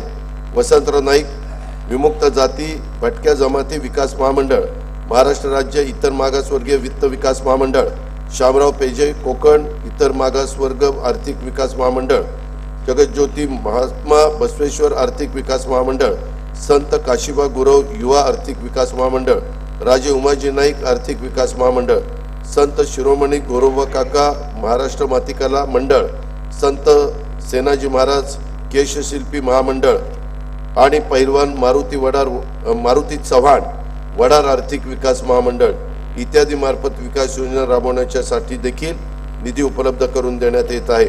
पुण्यश्लोक अहिल्यादेवी होळकर घरकुल योजनेसाठी तसेच क्रांतीज्योती सावित्रीबाई फुले घरकुल योजनेसाठी पुरेसा निधी उपलब्ध करून देण्यात येईल. धनगर समाजाच्या सर्वांगीण उन्नतीसाठी आदिवासी उपाययोजनेच्या धर्तीवर 22 योजना राबवण्यात येत असून त्यासाठी पुरेसा निधी उपलब्ध करून देण्यात येणार आहे. 12 बलुतेदार समाजाच्या सर्वांगीण विकासासाठी संत गाडगे बाबा 12 बलुतेदार आर्थिक मागास विकास महामंडळ स्थापन करण्यात येणार आहे. अल्पसंख्याक विद्यार्थ्यांना शिक्षणाच्या मुख्य प्रवाहात आणण्यासाठी डॉक्टर झाकीर हुसेन मदरसा आधुनिकीकरण योजनेत अनुदानात 2 लाखावरून 10 लाख रुपयाच्या पर्यंत वाढ करण्याचा निर्णय घेण्यात आलेला आहे. मौलाना आझाद आर्थिक विकास महामंडळामार्फत राबवण्यात येणाऱ्या मुदत कर्ज, डॉक्टर APJ अब्दुल कलाम शैक्षणिक कर्ज आणि सूक्ष्म पतपुरवठा योजना राबवण्यासाठी राज्य शासनाने दिली जाणारी हमी 30 कोटीवरून 500 कोटी रुपये करण्यास मान्यता देण्यात आलेली आहे. सन 2024-25 वर्षासाठी कार्यक्रम खर्चाकरता इतर मागासवर्ग, बहुजन कल्याण विकास आणि अल्पसंख्याक विकास विभाग 5180 कोटी रुपयाचा निधी प्रस्तावित आहे. पंडित दीनदयाळ उपाध्याय घरकुल जागा खरेदी अर्थसहाय्य योजनेअंतर्गत भूमिहीन लाभार्थ्यांना जागा खरेदी करण्याच्या करता 50,000 रुपयावरून 1 लाख रुपये आता देण्यात येणार आहे. सर्वांसाठी घरे 2024 धोरणाअंतर्गत दिव्यांग व्यक्तींच्यासाठी नवीन घरकुल योजना राबवण्याचे प्रस्तावित आहे. पहिल्या टप्प्यात 34,400 लाभार्थ्यांना घरकुल योजनेचा लाभ देण्यास प्रस्तावित आहे. प्रधानमंत्री आवास योजनेतील सोलापूर जिल्ह्यातील रेनगर कुंभारी प्रकल्पाच्या 30,000 घरकुलांपैकी पहिल्या टप्प्यातील 15,024 सदनिकांचे वितरण माननीय पंतप्रधान श्री नरेंद्र मोदी यांच्या हस्ते करण्यात आले आहे. सफाई, PD, बांधकाम, वस्त्रोद्योग आदी क्षेत्रातील असंघटित कामगार या प्रकल्पाचे लाभार्थी आहेत. ऑटो रिक्षा, टॅक्सी, प्रवासी तथा व्यावसायिक वाहन चालक, क्लीनर, डबेवाले, विडी कामगार, हमाल, घरेलू महिला कामगार, मच्छीमार, घरोघरी वृत्तपत्र वाटणारे तसेच पशुसंवर्धन, यंत्रमाग, हातमाग, आरोग्य इत्यादी क्षेत्रातील कामगारांना विविध कल्याणकारी योजनांचा लाभ व्हावा यासाठी असंघटित कामगार कल्याण महामंडळ स्थापन करण्यात आलेले आहे. गुढीपाडवा तसेच डॉक्टर बाबासाहेब आंबेडकर जयंती निमित्त राज्यातील 1,58,95,867 कुटुंबांना आनंदाचा सिधा वाटप करण्यात आला आहे. श्रीराम प्रतिष्ठा, प्राण प्रतिष्ठा सोहळा आणि छत्रपती शिवाजी महाराज जयंती निमित्त आनंदाचा सिधा वितरित करण्यात येत आहे. सन 2024-25 वर्षाकरता कार्यक्रम खर्चाकरता गृहनिर्माण विभागास 1,347 कोटी रुपये, दिव्यांग कल्याण विभागास 1,526 कोटी रुपये, कामगार विभागास 171 कोटी रुपये आणि अन्न नागरी पुरवठा व ग्राहक संरक्षण विभागास 526 कोटी रुपयाचा निधी प्रस्तावित आहे. खेळाडूंची आंतरराष्ट्रीय स्पर्धांमधील कामगिरी उंचावण्यासाठी मिशन लक्ष्य वेध योजनेअंतर्गत राज्य स्तरावर उच्च कामगिरी केंद्र, विभागीय स्तरावर क्रीडा उत्कृष्टता केंद्र आणि जिल्हा स्तरावर क्रीडा प्रतिभा विकास केंद्र अशी प्रशिक्षणाची त्रिस्तरीय यंत्रणा उभारण्यात येणार आहे। आशियाई क्रीडा स्पर्धेत पदक मिळवणाऱ्या महाराष्ट्रातील खेळाडूंना पारितोषिक रकमेमध्ये 10 पट वाढ करण्यात आलेली आहे। सुवर्ण पदकासाठी 1 कोटी रुपये, रौप्य पदकासाठी 75 लाख रुपये आणि कांस्य पदकासाठी 50 लाख रुपयाची पारितोषिके देण्यात येत आहेत। नागपूर येथील विभागीय क्रीडा संकुलात आंतरराष्ट्रीय दर्जाच्या क्रीडा व अनुषंगिक सुविधांचा समावेश करण्यात येणार आहे। त्याला राज्य क्रीडा संकुलाचा दर्जा देण्यात आला आहे। सन 2024-25 वर्षासाठी कार्यक्रम खर्चाकरता क्रीडा विभागास 537 कोटी रुपयाचा नियतव्यय प्रस्तावित आहे। शासनाने संशोधन, आरोग्य, कृषी विकास, कौशल्य विकास आणि हवामान या क्षेत्रामध्ये गुगल, इन्फोसिस, नॅस्कॉम, बर्मिंगहॅम विद्यापीठ, ब्रिटिश काउन्सिल, युनिसेफ अशा नामांकित संस्थांशी सामंजस्य करार केलेला आहे। महाराष्ट्र ड्रोन मिशन राबवण्याची मान्यता देण्यात आलेली आहे। सध्या 13 ठिकाणी जिल्हास्तरीय आणि 6 ठिकाणी विभागीय ड्रोन केंद्र स्थापन करण्यात येणार आहेत। या प्रकल्पाच्या पहिल्या 5 वर्षाच्या अंमलबजावणीसाठी 238 कोटी 63 लाख रुपये अंदाजित खर्चास मान्यता देण्यात आलेली आहे। मुंबई वरळी येथे आधुनिक प्रशिक्षण व कौशल्य विकास भवन हे उभारण्यात येईल। सन 2024-25 या वर्षाच्या साठी कार्यक्रम खर्चाकरता उच्च व तंत्र शिक्षण विभागास 2098 कोटी रुपये आणि शालेय शिक्षण विभागास 2959 कोटी रुपये नियतव्यय प्रस्तावित आहे। व्यावसायिक शिक्षण, नाविन्यता, कौशल्य वृद्धी विषयक योजनांची अंमलबजावणी तसेच गुणवत्तापूर्ण पायाभूत सुविधा आणि कार्यप्रणालीच्या बळकटीकरणासाठी जागतिक बँक सहाय्यित मानवी विकासासाठी उपयोजित ज्ञान आणि कौशल्य विकास दक्ष या 2307 कोटी रुपयांच्या प्रकल्पास शासनाने मंजुरी दिलेली आहे। युवकांना रोजगारक्षम आणि उद्योगक्षम बनवण्यासाठी प्रत्येक महसूल विभागामध्ये आंतरराष्ट्रीय कौशल्य विकास केंद्र आणि संत गाडगेबाबा स्वच्छ भारत कौशल्य प्रबोधिनी सुरू करण्यात येत आहे। या व्यतिरिक्त राज्यात नवीन 2000 प्रमोद महाजन कौशल्य विकास केंद्र स्थापन करण्यात येत आहे। 1000 महाविद्यालयांमध्ये कौशल्य विकास केंद्र सुरू करण्यात येणार आहेत। उद्योगांना आवश्यक तंत्रज्ञानाशी अनुरूप कौशल्य विकास प्रशिक्षण केंद्र कोराडी, नागपूर येथे उभारण्यात येणार आहे। राज्यातील प्रत्येक जिल्ह्यात 500 युवक युवतींना पर्यटन व आदरातिथ्य क्षेत्रातील कौशल्य प्रशिक्षणासाठी मान्यता देण्यात आली आहे। सन 2024-25 वर्षाकरता कार्यक्रम खर्चाकरता कौशल्य, नाविन्यता, रोजगार आणि उद्योजकता विकास विभागास 807 कोटी रुपयाचा नियतव्यय प्रस्तावित आहे। पर्यटनाला चालना देण्यासाठी शाश्वत पर्यटन धोरण आखण्यात येईल। राज्यातील 50 पर्यटन स्थळांची निवड करून त्या ठिकाणी theme park, adventure sports, shopping mall, water park आणि निवासी व्यवस्था करण्यात येत आहे। लोणार जिल्हा बुलढाणा, अजिंठा वेरूळ जिल्हा छत्रपती संभाजीनगर, कळसुबाई भंडारदरा जिल्हा अहमदनगर, त्र्यंबकेश्वर जिल्हा नाशिक तसेच कोकणातील सागरी किल्ल्यांच्या ठिकाणी पर्यटनासाठी उच्च दर्जाच्या सुविधा निर्माण करण्यात येणार आहे। लोणावळा येथे 333 कोटी 56 लाख रुपये अंदाजित किमतीचा जागतिक दर्जाचा स्कायवॉक प्रकल्प उभारण्यात येईल। शिवसागर जलाशय जिल्हा सातारा, गोसीखुर्द जलाशय जिल्हा भंडारा, वाघूर जलाशय जिल्हा जळगाव येथे नाविन्यपूर्ण जलपर्यटन प्रकल्प राबवण्यात येणार आहे। कोकण विभागात पर्यटनास चालना देण्यासाठी शिवकालीन 32 गडकिल्ल्यांचे नूतनीकरण व संवर्धन करण्यात येणार आहे। राज्यातील पर्यटकांना आणि भाविकांना किफायतशीर दरामध्ये उत्तम सुरक्षित सुविधा पुरवण्यासाठी श्रीनगर, जम्मू काश्मीर आणि श्रीराम जन्मभूमी अयोध्या येथे महाराष्ट्र भवन बांधण्याचा निर्णय घेतलेला आहे।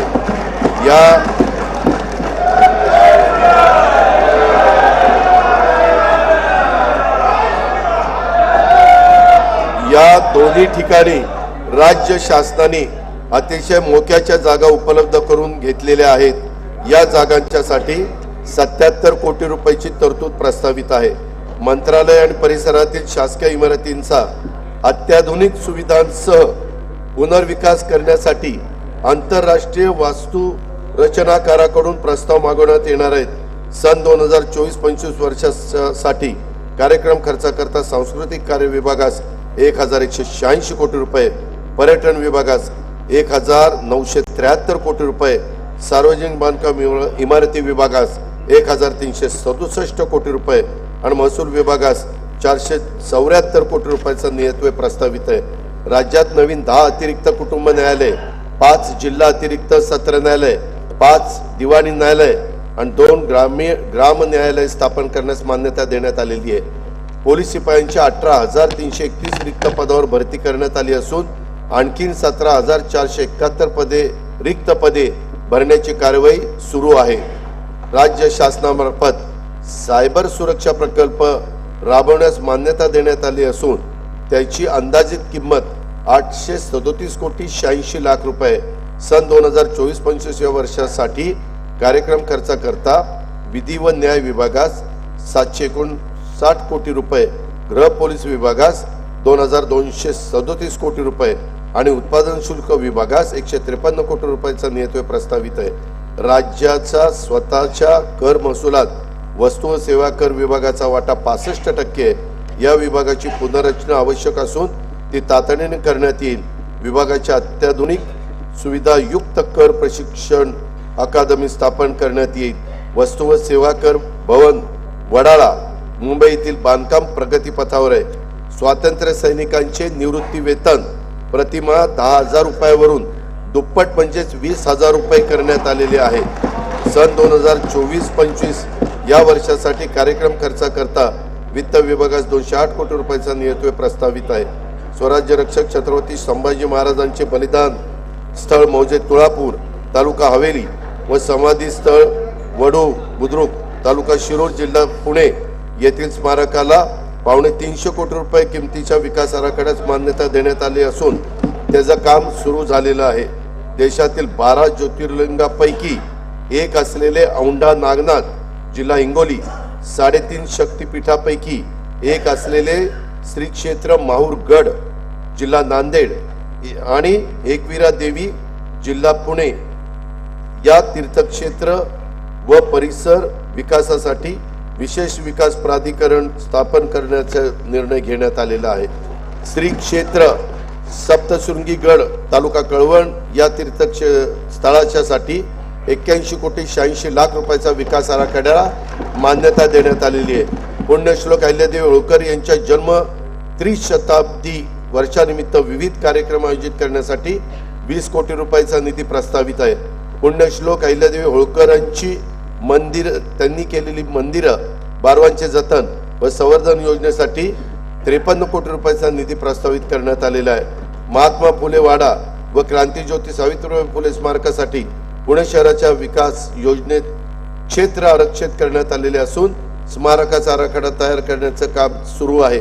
त्याकरता देखील लागेल तो निधी देण्याचे सरकारने मान्य केलेले आहे। धाराशिव जिल्ह्यात संत गोरोबा काका महाराज यांच्या स्मारकासाठी शासकीय जमीन व निधी उपलब्ध करून देण्यात येणार आहे। मौजे सदुंबरे तालुका मावळ जिल्हा पुणे येथे श्री संत जगनाडे महाराज यांच्या समाधी स्थळाच्या विकासासाठी 66 कोटी 11 लाख रुपयाच्या कामांना मान्यता देण्यात आलेली आहे। साने गुरुजींची कर्मभूमी असलेल्या अंमळनेर जिल्हा जळगाव येथे त्यांच्या कार्याला साजेचे स्मारक उभारण्यात येईल आणि त्याला देखील निधी देण्यात येणार आहे। राजगुरू नगर येथील हुतात्मा श्री शिवराम हरी राजगुरू जन्मस्थळ परिसर विकासासाठी पहिल्या टप्प्यात 102 कोटी 48 लाख रुपयांच्या आराखड्यास मान्यता दिलेली आहे। छत्रपती शिवाजी महाराजांचे विश्वासू सहकारी वीर जीवा महाला याच्या स्मारकासाठी प्रतापगडच्या पायथ्याशी जागा उपलब्ध करून त्यांचाही तिथं स्मारक करण्यात येणार आहे। होता जीवा म्हणून वाचला शिवा, माहिती का? पुणे महानगरपालिकेमार्फत संगमवाडी पुणे येथे लहुजी वस्ताद साळवे यांच्या स्मारकाचा कामाचा शुभारंभ आदेश देण्यात आलेले। 2 तारखेला माझ्या माहितीप्रमाणे त्याचं भूमिपूजन मुख्यमंत्री महोदय करणार आहेत। राजगडच्या पायथ्याशी असलेल्या मौजे पाल खुर्द तालुका वेले येथील राजमाता सईबाई स्मृती स्थळ विकास आराखड्यातील 29 कोटी 73 लाख रुपये रकमेच्या कामांना मंजुरी देण्यात आलेली आहे। इंदापूर शहरातील मालोजी राजे भोसले यांची गडी व हजरत चांद शाह वली बाबा दर्गा परिसर विकासासाठी 37 कोटी 28 लाख रुपये रकमेच्या कामांना मान्यता देण्यात आलेली आहे। सन 2024-25 वर्षासाठी कार्यक्रम खर्चाकरता नियोजन विभागास 9,193 कोटी रुपये आणि रोजगार हमी योजनेस 2,205 कोटी रुपयाचा नियतव्यय प्रस्तावित आहे। महाराष्ट्राबाहेर मराठी भाषेचे संवर्धन करणाऱ्या मराठी मंडळांना अनुदान देण्यात येईल। मराठी मंडळाच्या इमारती वास्तू व स्मारकासाठी संवर्धनासाठी आवश्यक निधी उपलब्ध करून दिला जाईल। गोवा व दिल्ली प्रमाणेच बेळगाव कर्नाटक येथे मराठी भाषा उपकेंद्र स्थापन केले जाईल, त्याकरता देखील आवश्यक तो निधी उपलब्ध करून दिला जाईल। रिद्धपूर जिल्हा अमरावती येथे मराठी भाषा विद्यापीठ स्थापन करण्यास मान्यता देण्यात आलेली आहे। मंगेश पाडगावकर कवितेचे गाव हा उपक्रम वेंगुर्ला जिल्ह्यात सिंधुदुर्ग येथे राबवण्यात येणार असून मराठी भाषेला अभिजात भाषेचा दर्जा प्राप्त करून घेण्यासाठी विशेष प्रयत्न केले जात आहेत। मुंबईतील गिरगाव येथे मराठी भाषा भवनाचे काम कालबद्ध पद्धतीनं पूर्ण करण्यात येणार आहे। सन 2024-25 या वर्षासाठी कार्यक्रम खर्चाकरता माहिती तंत्रज्ञान विभागास 920 कोटी रुपये, माहिती व जनसंपर्क विभाग विधानमंडळ सचिवालय प्रत्येकी 547 कोटी व मराठी भाषा विभागास 71 कोटी रुपयाचा नियतव्यय प्रस्तावित आहे। जिल्हा सन 2024-25 मध्ये जिल्हा वार्षिक योजनेअंतर्गत 18,165 कोटी रुपयाचा नियतव्यय प्रस्तावित करण्यात आलेला आहे आणि हा नियतव्यय मागील वर्षाच्या तुलनेत 20% अधिक दिलेला आहे। वार्षिक योजना 2024-25 कार्यक्रम खर्चासाठी 1,92,000 कोटी रुपयाचा नियतव्यय प्रस्तावित करण्यात आला आहे। त्यामध्ये अनुसूचित जाती उपाययोजनेच्या 15,893 कोटी रुपये आणि आदिवासी विकास उपाययोजनेच्या 15,360 कोटी रुपयाचा नियतव्यय प्रस्तावित आहे। 2024-25 मध्ये एकूण खर्चासाठी 6,522 कोटी रुपयांची तरतूद प्रस्तावित आहे। महसुली जमा 4,98,758 कोटी रुपये, महसुली खर्च 5,08,492 कोटी रुपये प्रस्तावित आहे। परिणामी 9,734 कोटी रुपयाचा महसुली तूट अपेक्षित त्या ठिकाणी आहे। राज्यातील राज्यकोषीय तूट आणि महसुली तूट राज्यकोषीय उत्तरदायित्व व वित्तीय व्यवस्थापन कायद्याचे निश्चित केलेल्या मर्यादेच्या आत ठेवण्यात शासन यशस्वी ठरलेले आहे। सन 2024-25 ची राज्यकोषीय तूट 99,288 कोटी रुपये आहे। अध्यक्ष महोदय, हा अर्थसंकल्प मांडून झाल्यानंतर प्रथेप्रमाणे विरोधी पक्षाच्या नेत्यांच्या प्रतिक्रिया येतीलच, त्या ठरलेल्याच असतात, हे आपल्याला सगळ्यांना माहिती आहे। अंतरिम अर्थसंकल्प मांडल्यानंतर त्यांना आपल्या नेहमीच्या प्रतिक्रियांचा थोडासा विचार करायला हवा। आज ज्यांची जयंती आहे त्या कुसुमाग्रजांच्या शब्दात सांगायचे तर, प्रकाश पेरा आपुल्या भोवती, दिव्याने दिवा पेटत असे, इथे भ्रष्टता तिथे नष्टता, शंखच पोकळ फुकू नका, भलेपणाचे कार्य उगवता, उगाच टीका करू नका। राज्याच्या आर्थिक विकासासाठी आणि समाजातील सर्व घटकांच्या कल्याणासाठी शासन सर्वतोपरी प्रयत्न करेल याची खात्री मी देतो। सन 2024-25 वर्षाच्या अंतरिम अर्थसंकल्पास मंजुरी द्यावी अशी विनंती मी सदनाला करतो। जय हिंद, जय महाराष्ट्र, जय मराठी भाषा।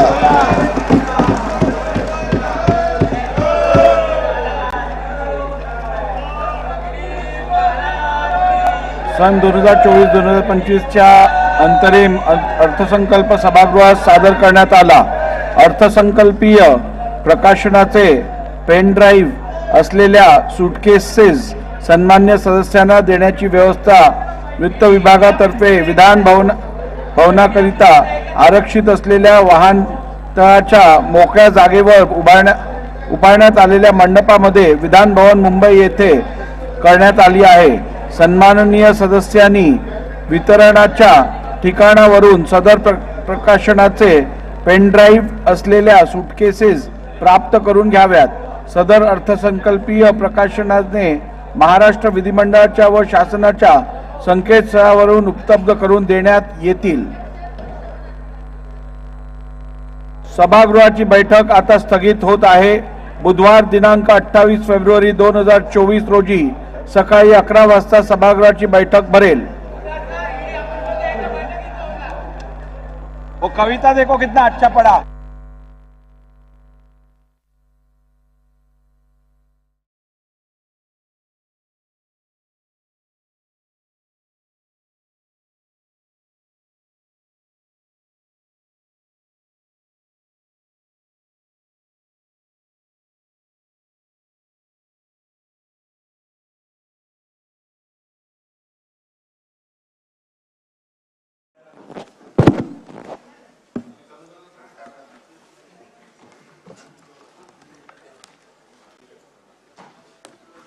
सन्माननीय अध्यक्ष महोदय, कविश्रेष्ठ कुसुमाग्रजांचा आज जन्मदिन, मराठी भाषा गौरव दिन म्हणून संपूर्ण महाराष्ट्र तो साजरा करतो।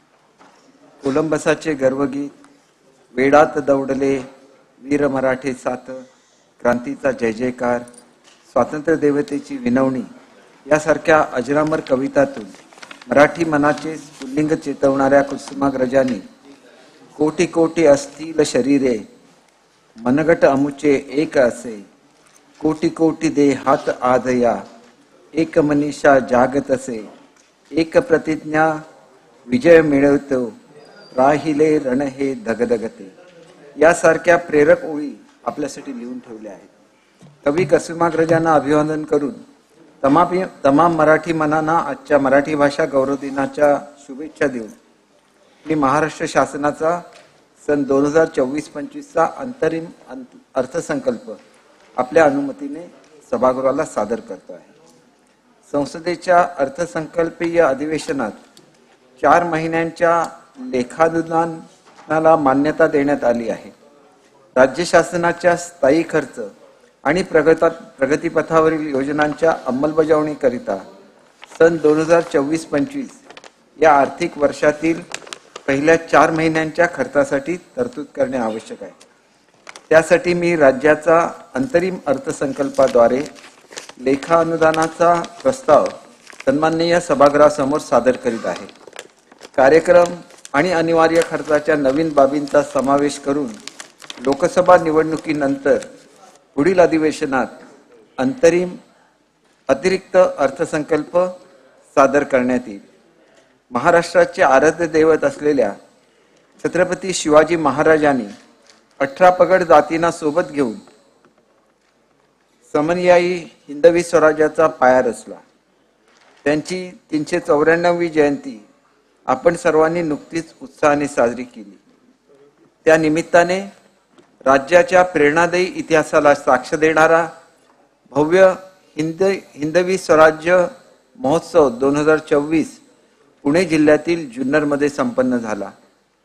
मौजे वडस तालुका जुन्नर येथे छत्रपती शिवाजी महाराजांच्या जीवनावर आधारित शिवनेरी संग्रहालय उभारण्याचे शासनाने निश्चित केले आहे। त्यात वस्तू संग्रहालय, शिवकालीन गाव, किल्ल्याची प्रतिकृती, खुले सभागृह इत्यादी बाबींचा समावेश असेल। छत्रपती शिवाजी महाराजांनी सुरू केलेल्या शिवशकानुसार महाराजांच्या राज्याभिषेकाचे 350वे वर्ष राज्यात सध्या साजरे करण्यात येत आहे। त्या अनुषंगाने शिवरायांच्या अलौकिक व प्रेरणादायी कार्याचा प्रसार संपूर्ण राज्यात विविध कार्यक्रमाद्वारे करण्यात येत आहे। जगातल्या अनेक देशांनी महाराजांच्या सुशासन प्रणालीचे अनुकरण केले आहे। छत्रपती शिवाजी महाराजांच्या शौर्याचे साक्षीदार असलेले महाराष्ट्रातील 11 गडकिल्ल्यांना जागतिक वारसा स्थळाचा दर्जा देण्याचा प्रस्ताव केंद्र शासनाने युनेस्कोला पाठवला आहे। केंद्र शासनाने राज्याला दिलेल्या सातत्यपूर्ण व भक्कम पाठबळासाठी भारताचे लोकप्रिय पंतप्रधान माननीय श्री नरेंद्र मोदी यांचे मी सुरुवातीलाच मनपूर्वक आभार मानतो। राज्याला या आर्थिक वर्षात वस्तू व सेवा कराचे 8,618 कोटी रुपयांची नुकसान भरपाई मिळाली। भांडवली गुंतवणुकीकरिता विशेष सहाय्य योजनेअंतर्गत 7,057 कोटी 73 लाख रुपयांचे 50 वर्ष मुदतीचे बिनव्याजी कर्ज मंजूर झाले. राज्यात 6 वंदे भारत एक्सप्रेस रेल्वे सेवा सुरू झाल्या. केंद्र शासनाच्या सन 2024-25च्या अंतरिम अर्थसंकल्पात राज्यातील रेल्वे प्रकल्पांसाठी 15,554 कोटी रुपयाची भरीव तरतूद करण्यात आली आहे. माननीय पंतप्रधान महोदयांनी युवक, महिला, गरीब आणि अन्नदाता या 4 प्रमुख घटकांसाठी विविध कल्याणकारी योजना जाहीर केल्या आहेत. राज्यातील नागरिकांचे राहणीमान उंचवण्यासाठी दर्जेदार सुविधा उपलब्ध करून देण्यासाठी शासन कटिबद्ध आहे. शाश्वत, पर्यावरणपूरक, सर्वसमावेशक विकास साधण्याचे राज्याचे धोरण आहे. सन 2047 पर्यंत भारताला विकसित राष्ट्र बनविण्याचा माननीय पंतप्रधान महोदयाच्या संकल्पास अनुसरून राज्याच्या अर्थव्यवस्थेचे आकारमान $1 ट्रिलियन करण्यासाठी महाराष्ट्र आर्थिक सल्लागार परिषदेच्या दिशादर्शक अहवालानुसार विकास धोरणांची प्रभावी अंमलबजावणी करण्यात येत आहे. $1 ट्रिलियन अर्थव्यवस्थेसाठी राज्यातील भांडवली गुंतवणूक मोठ्या प्रमाणात वाढविण्यात येत आहे. पायाभूत सुविधांवर ₹1 खर्च केला तर स्थूल राज्य उत्पादनामध्ये 2.5 ते 3.5 रुपयांची वाढ होते.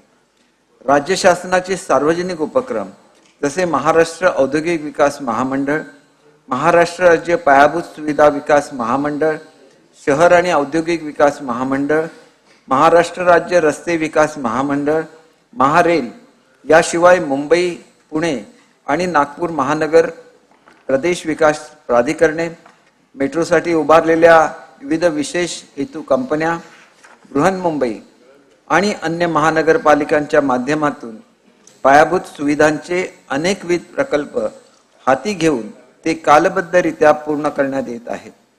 पायाभूत सुविधांच्या विकासाबरोबरच सर्वसामान्य माणसाच्या जीवनात गुणात्मक बदल होईल अशा लोककल्याणकारी निर्णयांची प्रभावी अंमलबजावणी करण्यात येत आहे. राज्याने सामाजिक, आर्थिक आणि औद्योगिक क्षेत्रामध्ये मोठ्या प्रमाणात प्रगती साधली आहे. त्यातील काही ठळक बाबींचा उल्लेख सर्वांच्या माहितीसाठी इथं करणं आवश्यक आहे. शाश्वत विकास. भारतातील सर्वाधिक 22 किलोमीटर लांबीचा सागरी मार्ग अटल बिहारी वाजपेयी शिवडी नावाशेवा अटल सेतूचे लोकार्पण आणि ऑरेंज गेट ते मरीन ड्राईव्ह पर्यंत किनारी मार्गाला जोडणाऱ्या दुहेरी बोगद्याच्या कामाचे भूमिपूजन माननीय पंतप्रधान श्री नरेंद्र मोदी यांच्या हस्ते करण्यात आले आहे. नरिमन पॉइंट ते वरळी या 11 किलोमीटर लांबीच्या किनारी मार्गाचे काम अंतिम टप्प्यात आहे.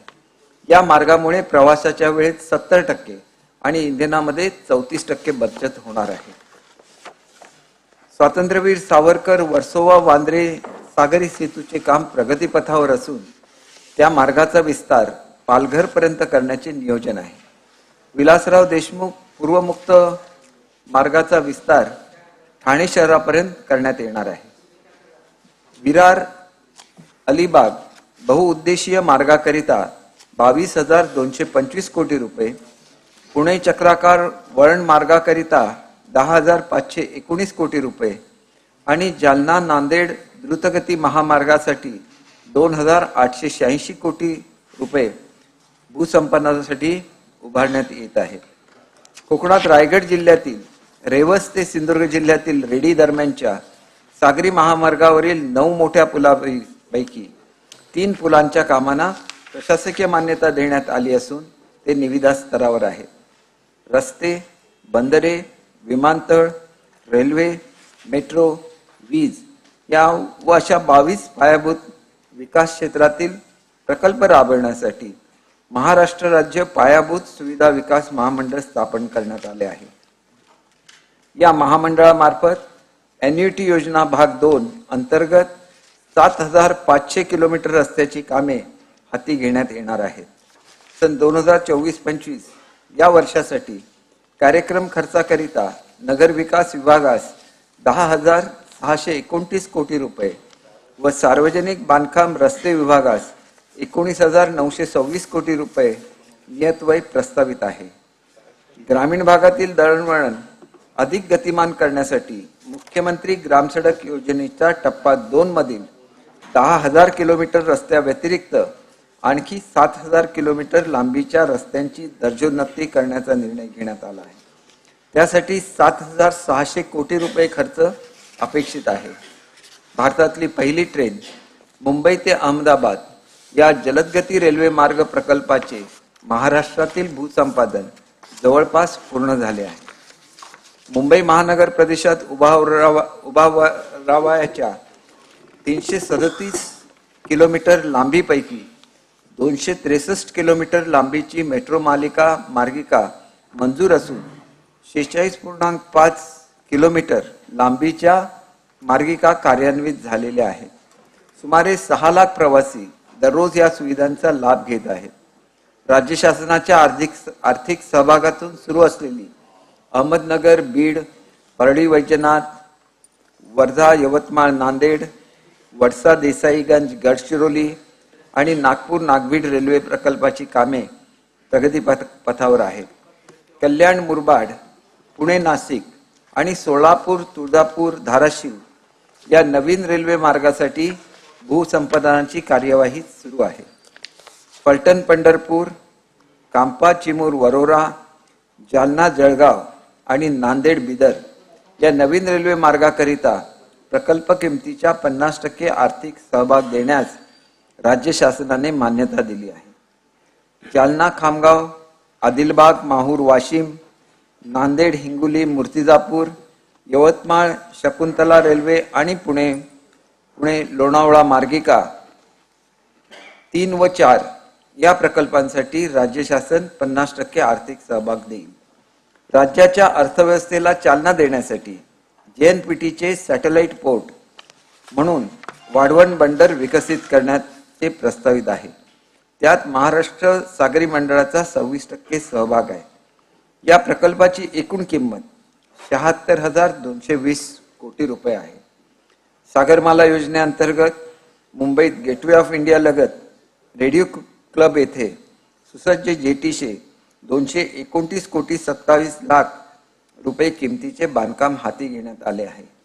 रत्नागिरी जिल्ह्यातील भगवती बंदर येथे सुमारे 300 कोटी रुपये, रायगड जिल्ह्यातील सागरीदुर्ग जंजिरा येथे सुमारे 111 कोटी रुपये, तसेच मुंबईजवळ एलिफंटा येथे सुमारे 88 कोटी रुपयाची बंदर विकासाची कामे हाती घेण्यात येत आहेत.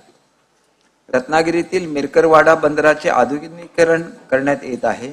त्याचा फायदा 2700 मच्छीमारांना होणार आहे. अहमदनगर जिल्ह्यातील शिर्डी येथील विमानतळाच्या सुमारे 50,000 चौरस मीटर अत्याधुनिक एकात्मिक टर्मिनल इमारतीचे काम लवकरच सुरू होईल. छत्रपती संभाजीनगर येथील विमानतळाच्या विस्ताराकरिता भूसंपादनासाठी 578 कोटी 45 लाखाचा निधी मंजूर करण्यात आला आहे. नागपूर येथील मिहान प्रकल्पासाठी भूसंपादन व पुनर्वसनासाठी 100 कोटी रुपये उपलब्ध करण्यात आला आहे. कोल्हापूर विमानतळाच्या विस्तारासाठी भूसंपादना सुरू असून आवश्यक निधी उपलब्ध करून दिला जाईल. अमरावती जिल्ह्यातील बेलोरा येथे विमानतळाच्या धावपट्टीचे विस्तारीकरण पूर्ण झाले आहे. रात्रीची विमानसेवा सुरू करण्यासाठीची कामे सध्या सुरू आहेत.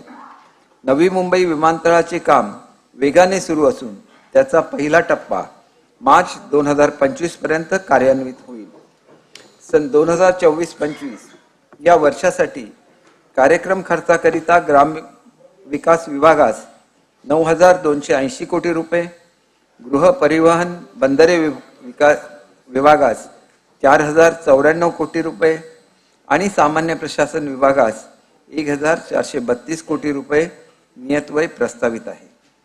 राज्यातील उद्योग क्षेत्राच्या विकासासाठी औद्योगिक, इलेक्ट्रॉनिक्स, अवकाश व संरक्षण उत्पादन धोरणे निश्चित करण्यात येत असून नवीन सूक्ष्म, लघु व मध्यम उपक्रम धोरण तयार करण्यात येत आहे. जानेवारी 2024 मध्ये स्वित्झर्लंडमधील दावोस येथे आयोजित जागतिक आर्थिक परिषदेमध्ये राज्य शासनाचे 19 कंपन्यांबरोबर सामंजस्य करार झाले असून त्याद्वारे 3 लाख कोटीपेक्षा अधिक रुपयाची गुंतवणूक व सुमारे 2 लाख रोजगार निर्मिती होणार आहे. राज्याचे एकात्मिक शाश्वत वस्त्रोद्योग धोरण 2023 ते 2028 जाहीर करण्यात आले आहे. या धोरणाअंतर्गत प्रथमच अंत्योदय शिधापत्रिकेवर सार्वजनिक वितरण प्रणालीद्वारे एका कुटुंबास एक साडीचे मोफत वाटप करण्याची कार्यवाही सुरू आहे. औद्योगिक क्षेत्रात लघु वस्त्रोद्योग संकुले स्थापन करण्यास भांडवली अनुदान देण्याची योजना सुरू करण्यास मान्यता देण्यात आली आहे. राज्यात 18 लघु वस्त्रोद्योगे संकुले स्थापन करण्यात येणार असून त्याद्वारे सुमारे 36,000 नवीन रोजगार अपेक्षित आहे. निर्यातीला प्रोत्साहन देण्यासाठी पायाभूत सुविधा विकास कार्यक्रमास 450 कोटी रुपये आणि निर्यातक्षम घटकांना विशेष प्रोत्साहन देण्यासाठी 400 कोटी रुपयांची तरतूद प्रस्तावित आहे. निर्यात वाढीसाठी राज्यात 5 इंडस्ट्रियल पार्क तयार करण्यात येत आहेत.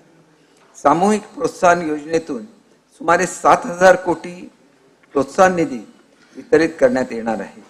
मुख्यमंत्री निर्मिती कार्यक्रमातून 25,000 उद्योग घटक तयार करण्याचे उद्दिष्ट असून त्यातील 30% उद्योजक महिला असतील. या कार्यक्रमासाठी सुमारे 50,000 नवीन रोजगार निर्माण होणार आहेत. फर्स्ट सेक्टरमधील उच्च तंत्रज्ञानावर आधारित 10 अतिविशाल उद्योग घटकांना प्रणेता उद्योगाचा दर्जा आणि अतिरिक्त विशेष प्रोत्साहने देण्यात येतील. त्यामुळे राज्यात 1 लाख कोटीची गुंतवणूक तसेच 20,000 रोजगार निर्मिती अपेक्षित आहे. मेक इन इंडिया धोरणाअंतर्गत एक जिल्हा एक उत्पादन संकल्पनेस अनुसरून नवी मुंबई येथे युनिटी मॉल उभारण्यासाठी 196 कोटी रुपये किमतीच्या कामांच्या निविदा प्रक्रिया सुरू आहे. सन 2024-25 या वर्षाकरिता कार्यक्रम खर्चाकरिता उद्योग विभागास 1021 कोटी आणि सहकार पणन व वस्त्रोद्योग विभागास 1952 कोटी रुपये नियतव्यय प्रस्तावित आहे. घर घर नळ हर घर जल या संकल्पनेनुसार ग्रामीण भागातील प्रत्येक घरात पिण्याचे शुद्ध पाणी जलजीवन मिशन अभियानातून उपलब्ध करून देण्यासाठी 1,46,64,382 नळ जोडण्याचे उद्दिष्ट निश्चित करण्यात आले होते. जानेवारी 2024 पर्यंत त्यापैकी 1,22,10,475 घरगुती नळ जोडण्या देण्यात आल्या आहेत. उर्वरित 24,53,907 नळ जोडण्या देण्याचे काम प्रगतीपथावर आहे. अमृत 2 अंतर्गत 145 शहरातील 28,315 कोटींचे 312 प्रकल्प मंजूर करण्यात आले आहेत. त्यात पाणी पुरवठा, मलनिस्सारण, सरोवर पुनर्जीवन आणि हरित क्षेत्र विकास प्रकल्पांचा समावेश आहे. महाराष्ट्र सुवर्णजयंती नगरोत्थान महाअभियान सन 2030 पर्यंत राबविण्यात येणार आहे. या महाअभियानात सर्व नागरी स्थानिक स्वराज्य संस्थांचा समावेश असून त्यांच्या वर्गीकरणानुसार शासनाकडून प्रकल्प किमतीच्या 50 ते 95% निधी उपलब्ध करून देण्यास मान्यता देण्यात आली आहे. या महाअभियानातून पाणी पुरवठा, मलनिस्सारण, रेल्वे ओव्हरब्रिज, प्रमुख रस्त्यांचे रुंदीकरण इत्यादी कामे हाती घेण्यात येणार आहेत. पालघर जिल्ह्यातील वसई विरार शहरातील 14 लाखाहून अधिक नागरिकांना लाभ देणाऱ्या सूर्या प्रादेशिक पाणी पुरवठा योजनेच्या पहिल्या टप्प्याचे लोकार्पण माननीय पंतप्रधान श्री नरेंद्र मोदी यांच्या हस्ते करण्यात आले आहे. सन 2024-25 या वर्षासाठी कार्यक्रम खर्चाकरिता पाणी पुरवठा व स्वच्छता विभागास 3,875 कोटी रुपये नियतव्यय प्रस्तावित आहे. विद्यार्थ्यांमध्ये पर्यावरण संवर्धनाची जाणीव विकसित व्हावी तसेच प्रत्यक्ष कृतीच्या आधारे त्यांच्याकडून नैसर्गिक संसाधनांचे व्यवस्थापन व्हावे याकरिता माझी वसुंधरा अभियानाअंतर्गत सर्व जिल्ह्यातील शाळांमध्ये पर्यावरण सेवा योजना राबवण्यात येत आहे. दरवर्षी सुमारे 25,000 किलोमीटर राज्यमार्ग व प्रमुख जिल्हा मार्गाच्या दोन्ही बाजूने वृक्ष लागवड करण्याचे नियोजन आहे. अटल बांबू समृद्धी योजनेअंतर्गत शेतकऱ्यांच्या 10,000 हेक्टर क्षेत्रावर बांबूची लागवड करण्यात येणार आहे. जलयुक्त शिवार अभियान 2 अंतर्गत 5,700 गावामधील 1,59,886 कामांना मंजुरी देण्यात आली असून 15,389 कामे पूर्ण झाली आहेत. सन 2024-25 या वर्षासाठी कार्यक्रम खर्चाकरिता पर्यावरण व वातावरणीय बदल विभागास 245 कोटी रुपये, वन विभागास 2,507 कोटी आणि मृद व संधारण विभागास 4,247 कोटी रुपये नियतव्यय प्रस्तावित आहे. सन 2030 पर्यंत एकूण ऊर्जा निर्मितीपैकी 40% ऊर्जा ही अपारंपरिक पद्धतीने निर्माण करण्याचे उद्दिष्ट आहे. राज्यात रूफटॉप सोलर योजना राबवण्यात येत आहे. केंद्र शासनाच्या नवीन प्रधानमंत्री सूर्य घर मोफत वीज योजनेअंतर्गत रूफटॉप सोलर पॅनल बसविण्यासाठी 78,000 रुपये मर्यादेपर्यंत अनुदान देण्यात येणार आहे. ग्राहकांना 300 युनिट पर्यंतची वीज मोफत मिळणार आहे. मुख्यमंत्री सौर कृषी वाहिनी योजना 2 अंतर्गत 7,000 मेगावॅट सौर ऊर्जा निर्मितीचे लक्ष्य गाठण्याचे नियोजन आहे. त्यामुळे शेतकऱ्यांना दिवसा वीज पुरवठा उपलब्ध होईल. शेतकऱ्यासाठी मागेल त्याला सौर कृषी पंप ही नवीन योजना सुरू करण्यात येईल. या योजनेअंतर्गत 8,50,000 नवीन सौर कृषी पंप बसवण्यात येतील. PM कुसुम योजनेअंतर्गत 1,00,000 सौर पंप स्थापनेचे उद्दिष्ट असून त्यापैकी 78,757 पंप आजपर्यंत कार्यान्वित झाले आहेत. उपसा सिंचन योजनांचे सौर ऊर्जीकरण करण्यासाठी पुढील 2 वर्षात आवश्यक तो निधी उपलब्ध करून देण्यात येईल. तसेच उपसा जलसिंचन योजनेअंतर्गत ग्राहकांसाठी वीज दर सवलतीस 1 वर्ष मुदतवाढ देण्यात येईल. वीज सेवा उपलब्ध नसलेल्या राज्यातील सुमारे 37,000 अंगणवाडी केंद्रांना सौर ऊर्जा संच देण्यात येणार आहे. वनप्राण्याद्वारे शेतपिकाच्या नुकसानीला आळा घालण्यासाठी डॉक्टर श्यामाप्रसाद मुखर्जी जनवन विकास योजनेअंतर्गत शेतकऱ्यांना सौर ऊर्जा कुंपणासाठी अनुदान देण्यात येणार आहे. या सर्व पर्यावरण स्नेही सौर ऊर्जा योजनांसाठी खनिज इंधनावरील अवलंबित कमी होऊन प्रदूषणात घट होईल. तसेच हरित ऊर्जा निर्मिती क्षेत्रात राज्य अग्रेसर होईल. सन 2024-25 या वर्षासाठी कार्यक्रम खर्चासाठी ऊर्जा विभागास 11,934 कोटी रुपये नियतव्यय प्रस्तावित आहे.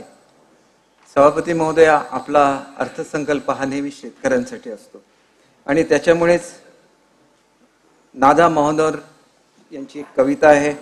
या नभाने ना धो, या नभाने या भुईला दान द्यावे आणि या मातीतून चैतन्य गावे. कोणती पुण्ये अशी येती फळाला, जोंधळ्याला चांदणे लगडून जावे. सर्वसमावेशक शेतकरी महिला यांच्यासाठी नमो शेतकरी महासन्मान निधी अंतर्गत 84,57,000 शेतकरी कुटुंबांना पहिल्या हप्त्यापोटी 1,691 कोटी 47 लाख रुपये अनुदान प्रदान करण्यात आले आहे. खरीप हंगाम 2023 मध्ये 1 रुपयात पीक विमा योजनेतून 50,01,000 शेतकरी अर्जदारांना 2,268 कोटी 43 लाख रुपये विमा रक्कम अदा करण्यात आली. नानाजी देशमुख कृषी संजीवनी प्रकल्पाच्या 6,000 कोटी रुपये किमतीच्या दुसऱ्या टप्प्यास मान्यता देण्यात आली आहे.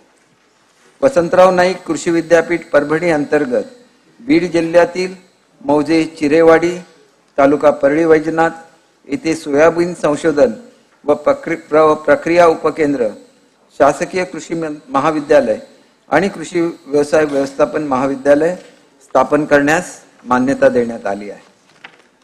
राष्ट्रीय पशुधन अभियान अंतर्गत शेळी, मेंढी, वराह, कुक्कुट व वैरण विषयक योजनांचा लाभ शेतकरी व पशुपालकांना मिळावा यासाठी 129 प्रकल्पांचा प्रस्ताव केंद्र शासनाकडे पाठवण्यात आला आहे.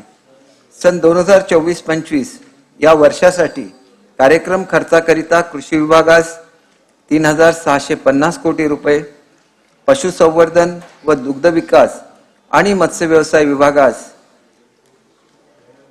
555 कोटी आणि फलोद्यान विकासात 708 कोटी रुपये नियतव्यय प्रस्तावित आहे. अध्यक्ष महोदया, आपल्यावर नेहमीच निसर्गाची संकट येत असतात, पण त्याला तोंड देत आपला शेतकरी ताठमानेने उभा असतो आणि म्हणून या संदर्भात मला कुसुमाग्रजांची कविता सांगावीशी वाटते. ओळखलत का सर मला, पैसे नकोत सर, जरा एकटेपणा वाटला, मोडून पडला संसार तरी मोडला नाही कणा, पाठीवरती हात ठेवून फक्त लढ म्हणा. निसर्गाने या ठिकाणी जरी वेगवेगळी संकट आणली असतील तरी आपला शेतकरी ताठ मानेने उभा आहे, याचा सार्थ अभिमान शासनाला आणि शासन त्यांच्या मागे ठामपणे उभा आहे, याची मी आपल्याला ग्वाही देऊ इच्छितो. खरीप हंगामामध्ये राज्यातील 40 तालुक्यात दुष्काळ व 1000 महसुली मंडळामध्ये दुष्काळ सदृश्य परिस्थिती जाहीर करून विविध सवलती लागू करण्यात आल्या आहेत. नैसर्गिक आपत्तीमुळे शेतपिकाचे नुकसान झालेल्या 44,82,000 शेतकऱ्यांना 3,825 कोटी रुपयाची रक्कम प्रदान करण्यात आली आहे. विविध नैसर्गिक आपत्तीमुळे शेतपिकांच्या नुकसानीकरिता जुलै 2022 पासून 12,769 कोटी रुपयाची मदत देण्यात आली आहे. सन 2024-25 या वर्षासाठी कार्यक्रम खर्चाकरिता मदत व पुनर्वसन विभागात 638 कोटी रुपये नियतव्यय प्रस्तावित आहे. राज्यात 259 सिंचन प्रकल्प सध्या प्रगती पथावर आहेत. त्यापैकी 39 प्रकल्पांची कामे पूर्ण होऊन 2,34,000 हेक्टर सिंचन क्षमता निर्माण होणार आहे. बळीराजा जलसंजीवनी योजनेतील 91 प्रकल्पापैकी 46 प्रकल्प पूर्ण झाले असून मार्च 2025 पर्यंत आणि 16 प्रकल्प पूर्ण होणार आहेत. कोल्हापूर आणि सांगली जिल्ह्यात पूर व इतर नैसर्गिक आपत्तीमुळे वारंवार होणारे नुकसान टाळण्यासाठी जागतिक बँक सहाय्यित 3,200 कोटी किमतीचा प्रकल्प राबविण्यात येणार आहे. महाराष्ट्र सिंचन सुधारणा कार्यक्रमाअंतर्गत येत्या 3 वर्षात राज्यातील 25 वर्षापेक्षा जुन्या 155 प्रकल्पांची दुरुस्ती तसेच 75 अपूर्ण सिंचन प्रकल्पाची कामे पूर्ण करण्यात येतील. याद्वारे 3,55,000 हेक्टर सिंचन क्षमता आणि 23.37 TMC पाणीसाठा निर्माण होईल. त्यासाठी 15,000 कोटी रुपये खर्च अपेक्षित आहे. विदर्भातील सिंचनाचा अनुशेष दूर करण्यासाठी 2,000 कोटी रुपयांची तरतूद करण्यात येईल.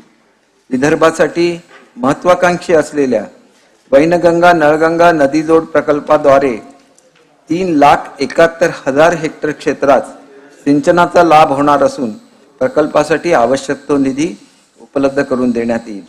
मराठवाड्यातील ऊर्ध्व पैनगंगा, कृष्णा मराठवाडा, लेंडी, जायकवाडी टप्पा 2, नांदूर मधमेश्वर, निम्न दुधना, विष्णुपुरी टप्पा 2 या मोठ्या प्रकल्पांसह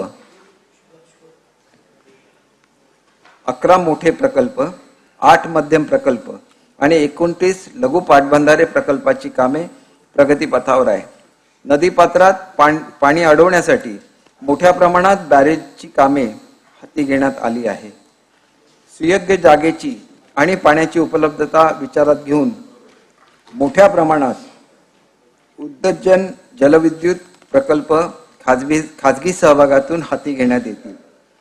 खारभूमी विकास कार्यक्रमाअंतर्गत कोकणी किनारपट्टीवर खार बंधाऱ्याची 36 कामे प्रगतीपथावर असून 12 कामे पूर्ण झाली आहेत. याद्वारे 938 हेक्टर क्षेत्र शेतीयोग्य करण्यात आले आहे. खारभूमीच्या विकासासाठी 113 कोटी रुपये नियतव्यय प्रस्तावित आहे. कोकणा धरणाच्या बुडीत क्षेत्रातील शेवटच्या भागातील 23 गावांसाठी बंधारे बांधण्यात येतील.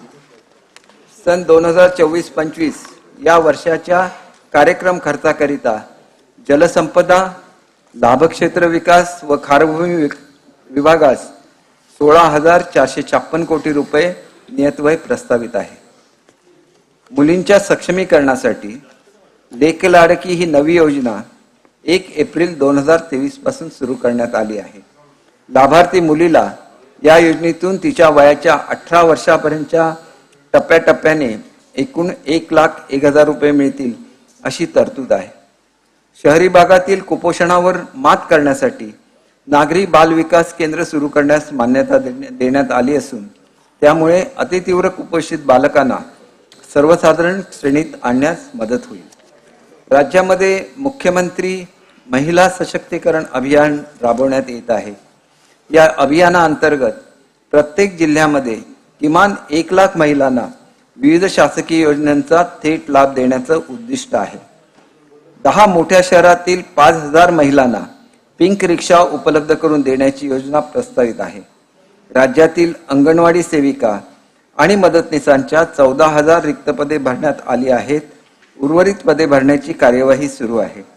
सन 2024-25 या वर्षासाठी कार्यक्रम खर्चाकरिता महिला व बाल विकास विभागास 3,107 कोटी रुपये नियतव्यय प्रस्तावित आहे. वाशिम, जालना, हिंगोली, अमरावती, भंडारा, गडचिरोली, वर्धा, बुलढाणा, पालघर, नाशिक तसेच ठाणे जिल्ह्यातील अंबरनाथ येथे प्रत्येकी 100 विद्यार्थी प्रवेश क्षमतेचे नवीन शासकीय वैद्यकीय महाविद्यालय आणि 430 खाटांचे संलग्न रुग्णालय स्थापन करण्यास मान्यता देण्यात आली आहे.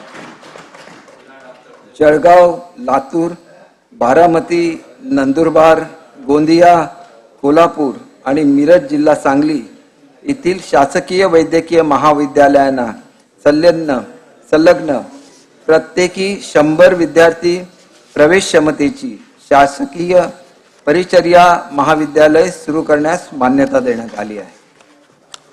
नागपूरच्या धर्तीवर औंध, पुणे येथे अखिल भारतीय आयुर्वेदिक संस्था एम्स स्थापन करण्याचे नियोजन आहे. राज्यातील सर्व कुटुंबांना महात्मा ज्योतिराव फुले जन आरोग्य योजना लागू करण्यात आली असून वार्षिक आरोग्य संरक्षणाची रक्कम प्रति कुटुंब 1,50,000 रुपयावरून 5 लाख रुपये करण्यात आली आहे. अंगीकृत रुग्णालयांची संख्या 1,000 वरून 1,900 करण्यात आली आहे. लोकनेते गोपीनाथ मुंडे ऊसतोड कामगार महामंडळामार्फत ऊसतोड कामगाराकरिता अपघात विमा योजना लागू करण्यात येत आहे. राज्यातील सर्व जिल्ह्यांमध्ये 15 खाटांचे अद्ययावत डे केअर केमोथेरपी सेंटर स्थापन करण्याचे प्रस्तावित आहे. शासकीय डायलिसिस केंद्र नसलेल्या 234 तालुक्यातील ग्रामीण रुग्णालयात डायलिसिस केंद्र कार्यान्वित करण्यात येत आहे. प्रत्येक तालुक्यात 1 शववाहिका उपलब्ध करून देण्यात येणार आहे. सन 2024-25 या वर्षाकरितासाठी कार्यक्रम खर्चाकरिता वैद्यकीय शिक्षण व औषधी द्रव्य विभागास 2,574 कोटी रुपये आणि सार्वजनिक आरोग्य व कुटुंब कल्याण विभागास 3,827 कोटी रुपये नियतव्यय प्रस्तावित आहे. मागास घटकांचा विकास अनुसूचित जाती उपयोजनेअंतर्गत संजय गांधी निराधार अनुदान योजना आणि श्रावणबाळ सेवा राज्य निवृत्ती वेतन योजनेतील लाभार्थ्यांच्या अर्थसहाय्यात 1,000 वरून 1,500 रुपये वाढ करण्यात आली आहे. संत रोहिदास चर्मोद्योग व चर्मकार विकास महामंडळ, महात्मा फुले मागासवर्ग विकास महामंडळ, साहित्यरत्न लोकशाहीर अण्णाभाऊ साठे विकास महामंडळ यांच्या भागभांडवली अनुदानात वाढ करण्यात आली आहे. दारिद्र्य रेषेखालील शेतमजुरांना उत्पन्नाचे कायमस्वरूपी साधन उपलब्ध व्हावे यासाठी त्यांना कर्मवीर दादासाहेब गायकवाड सबलीकरण व स्वाभिमान योजनेतून शेत जमिनीचे वाटप करण्यात येते. स्थलांतरित ऊसतोड कामगारांच्या मुलामुलींसाठी संत भगवान बाबा शासकीय वसतिगृह योजना, तृतीयपंथ घटकातील लाभार्थींसाठी बीज भांडवल योजना, मातंग समाजासाठी रमाई आवास योजना इत्यादी योजनांच्या माध्यमातून पुरेसा निधी उपलब्ध करून देण्यात येत आहे. संत रोहिदास चर्मोद्योग व चर्मकार विकास महामंडळामार्फत देवनार येथे लेदर पार्क, कोल्हापूर येथे चर्मोद्योग प्रशिक्षण केंद्र तसेच प्रत्येक महसुली विभागात उत्कृष्टता केंद्राची स्थापना करण्यात येणार आहे. गोवंडी येथे बृहन्मुंबई महानगरपालिकेमार्फत चर्मोद्योग प्रशिक्षण केंद्राची उभारणी करण्यात येणार आहे. डॉक्टर बाबासाहेब आंबेडकर संशोधन व प्रशिक्षण संस्था बार्टी या संस्थेच्या धर्तीवर मातंग समाजासाठी अण्णाभाऊ साठे संशोधन व प्रशिक्षण संस्था आरटी स्थापन करण्यात येणार आहे. सन 2024-25 या वर्षासाठी कार्यक्रम खर्चाकरिता सामाजिक न्याय व विशेष सहाय्य विभागास 18,816 कोटी रुपये नियतव्यय प्रस्तावित आहे.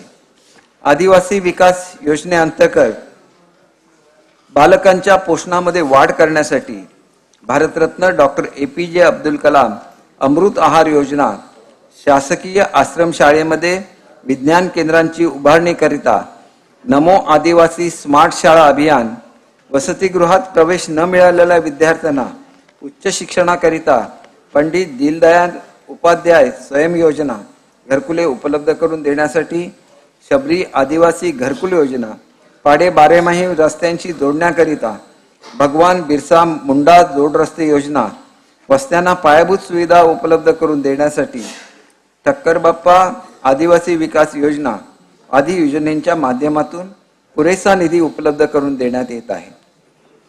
सन 2024-25 या वर्षासाठी कार्यक्रम खर्चाकरिता आदिवासी विकास विभागास 15,360 कोटी रुपये नियतव्यय प्रस्तावित आहे. आदिवासी संशोधन व प्रशिक्षण संस्था TRTI, डॉक्टर बाबासाहेब आंबेडकर संशोधन प्रशिक्षण संस्था बार्टी, छत्रपती शाहू महाराज संशोधन व प्रशिक्षण संस्था सारथी, महात्मा ज्योतिबा फुले संशोधन व प्रशिक्षण संस्था महाज्योती, महाराष्ट्र संशोधन व प्रशिक्षण प्रबोधिनी अमृत व या इतर तत्सम संस्थांमार्फत कार्यान्वित असणाऱ्या योजनेअंतर्गत शिष्यवृत्ती, अधिछात्रवृत्ती, प्रशिक्षण, कौशल्य विकास व अन्य कार्यक्रमांमध्ये एक समानता आणण्यासाठी सर्वकोश धोरण निश्चित करण्यात आले आहे. इतर मागासवर्गीय वर्ग, विमुक्त जाती, भटक्या जमाती, विशेष मागासवर्गीयातील प्रवर्गांकरिता विद्यार्थ्यांकरिता आश्रमशाळा, विद्यानिकेतन, वसतिगृह योजना इत्यादी करिता पुरेसा निधी उपलब्ध करून देण्यात येत आहे. वसंतराव नाईक विमुक्त जाती भटक्या जमाती विकास महामंडळ, महाराष्ट्र राज्य इतर मागासवर्गीय वित्त व विकास महामंडळ, शामराव पैजे कोकण व इतर मागासवर्ग आर्थिक विकास महामंडळ, जगज्योती महात्मा बसवेश्वर आर्थिक विकास महामंडळ, संत काशीबा गुरव युवा आर्थिक विकास महामंडळ, राजे उमाजी नाईक आर्थिक विकास महामंडळ, संत शिरोमणी गोराबा काका महाराष्ट्र मातीकला मंडळ, संत सेनाजी महाराज केशशिल्पी महामंडळ आणि पैलवान मारुती चव्हाण वडार आर्थिक विकास महामंडळ इत्यादी मार्फत विकास योजना राबविण्याकरता निधी उपलब्ध करून देण्यात येत आहे. पुण्यश्लोक अहिल्यादेवी होळकर घरकुल योजनेसाठी तसेच क्रांतिज्योती सावित्रीबाई फुले घरकुल योजनेसाठी पुरेसा निधी उपलब्ध करून देण्यात येईल. धनगर समाजाच्या सर्वांगीण उन्नतीसाठी आदिवासी उपाययोजनेच्या धर्तीवर 22 योजना राबविण्यात येत असून त्यासाठी पुरेसा निधी उपलब्ध करून देण्यात येणार आहे. 12 बलुतेदार समाजाच्या सर्वांगीण विकासासाठी संत गाडगेबाबा 12 बलुतेदार आर्थिक मागास विकास महामंडळ स्थापन करण्यात येणार आहे. अल्पसंख्याक विद्यार्थ्यांना शिक्षणाच्या मुख्य प्रवाहात आणण्यासाठी डॉक्टर झाकीर हुसेन मदरसा आधुनिकीकरण योजनेच्या अनुदानात 2 लाखावरून 10 लाख रुपयापर्यंत वाढ करण्याचा निर्णय घेण्यात आला आहे. मौलाना आर्थिक विकास महामंडळामार्फत राबविण्यात येणाऱ्या मुदत कर्ज, डॉक्टर APJ अब्दुल कलाम शैक्षणिक कर्ज आणि सूक्ष्म पतपुरवठा योजना राबवण्यासाठी राज्य शासनाद्वारे दिली जाणारी हमी 30 कोटी रुपयावरून 500 कोटी रुपये करण्यास मान्यता देण्यात आली आहे. पंडित दीनदयाळ उपाध्याय घरकुल जागा खरेदी अर्थसहाय्य योजनेअंतर्गत भूमिहीन लाभार्थ्यांना जागा खरेदीसाठीचे अनुदान 50,000 रुपयावरून 1 लाख रुपये करण्यात आले आहे. सर्वांसाठी घरे 2024 धोरणाअंतर्गत दिव्यांग व्यक्तीसाठी नवीन घरकुल योजना राबवण्याचे प्रस्तावित आहे. पहिल्या टप्प्यात 34,400 लाभार्थ्यांना घरकुल योजनेचा लाभ देण्याचे प्रस्तावित आहे. प्रधानमंत्री आवास योजनेतील सोलापूर जिल्ह्यातील रेनगर कुंभारी प्रकल्पाच्या 30,000 घरकुलापैकी पहिल्या टप्प्यातील 15,024 सदनिकांचे वितरण माननीय पंतप्रधान श्री नरेंद्र मोदी यांच्या हस्ते करण्यात आले आहे. सफाई, विडी, बांधकाम, वस्त्रोद्योग आदी क्षेत्रातील असंघटित कामगार या प्रकल्पाचे लाभार्थी आहेत. ऑटो रिक्षा, टॅक्सी, प्रवासी तथा व्यावसायिक वाहन चालक, क्लीनर, डबेवाले, बिडी कामगार, हमाल, घरेलू महिला कामगार, मच्छीमार, घरोघरी वृत्तपत्र वाटप करणारे तसेच पशुसंवर्धन, यंत्रमाग, हातमाग, आरोग्य इत्यादी क्षेत्रातील कामगारांना विविध कल्याणकारी योजनेचा लाभ व्हावा यासाठी असंघटित कामगार कल्याण महामंडळ स्थापन करण्यात आले आहे. गुढीपाडवा तसेच डॉक्टर बाबासाहेब आंबेडकर जयंती निमित्त राज्यातील 1,58,95,867 कुटुंबांना आनंदाचा शिधा वाटप करण्यात आला आहे. श्रीराम प्राणप्रतिष्ठा सोहळा आणि छत्रपती शिवाजी महाराज जयंती निमित्त आनंदाचा शिधा वितरण करण्यात येत आहे. सन 2024-25 या वर्षासाठी कार्यक्रम खर्चासाठी गृहनिर्माण विभागास 1,347 कोटी, दिव्यांग कल्याण विभागास 1,526 कोटी, कामगार कल्याण विभागास 171 कोटी आणि अन्न व नागरी पुरवठा ग्राहक संरक्षण विभागास 526 कोटी रुपये नियतव्यय प्रस्तावित आहे. युवा कल्याण खेळाडूंची आंतरराष्ट्रीय स्पर्धेतील कामगिरी उंचवण्यासाठी मिशन लक्षवेध योजनेअंतर्गत राज्यस्तरावर उच्च कामगिरी केंद्र, विभागीय स्तरावर क्रीडा उत्कृष्टता केंद्र आणि जिल्हास्तरीय क्रीडा प्रतिभा विकास केंद्र अशी प्रशिक्षणाची त्रिस्तरीय यंत्रणा उभारण्यात येणार आहे. आशियाई क्रीडा स्पर्धेत पदक मिळवणाऱ्या महाराष्ट्रातील खेळाडूंच्या रकमेत 10 पट वाढ करण्यात आली आहे. सुवर्ण पदकासाठी 1 कोटी रुपये, रौप्य पदकासाठी 75 लाख रुपये, कांस्य पदकासाठी 50 लाख रुपये पारितोषिके देण्यात येत आहेत. नागपूर येथील विभागीय क्रीडा संकुलात आंतरराष्ट्रीय दर्जाची क्रीडा व इतर अनुषंगिक सुविधांचा समावेश करण्यात येणार असून त्याला राज्य क्रीडा संकुलाचा दर्जा देण्यात आला आहे.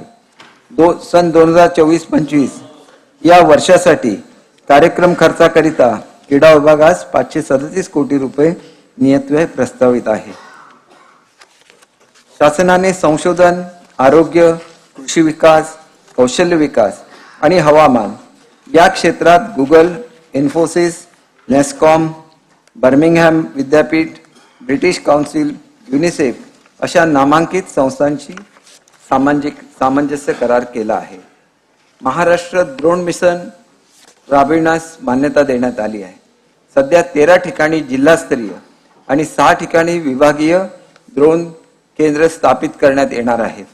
या प्रकल्पाच्या पहिल्या 5 वर्षाच्या अंमलबजावणीसाठी 238 कोटी 63 लाख रुपये अंदाजित खर्चास मान्यता देण्यात आली आहे.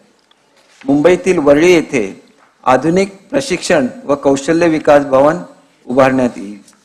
सन 2024-25 या वर्षासाठी कार्यक्रम खर्चासाठी उच्च व तंत्र शिक्षण विभागास 2,098 कोटी रुपये, शालेय शिक्षण विभागास 2,959 कोटी रुपये नियतव्यय प्रस्तावित आहे.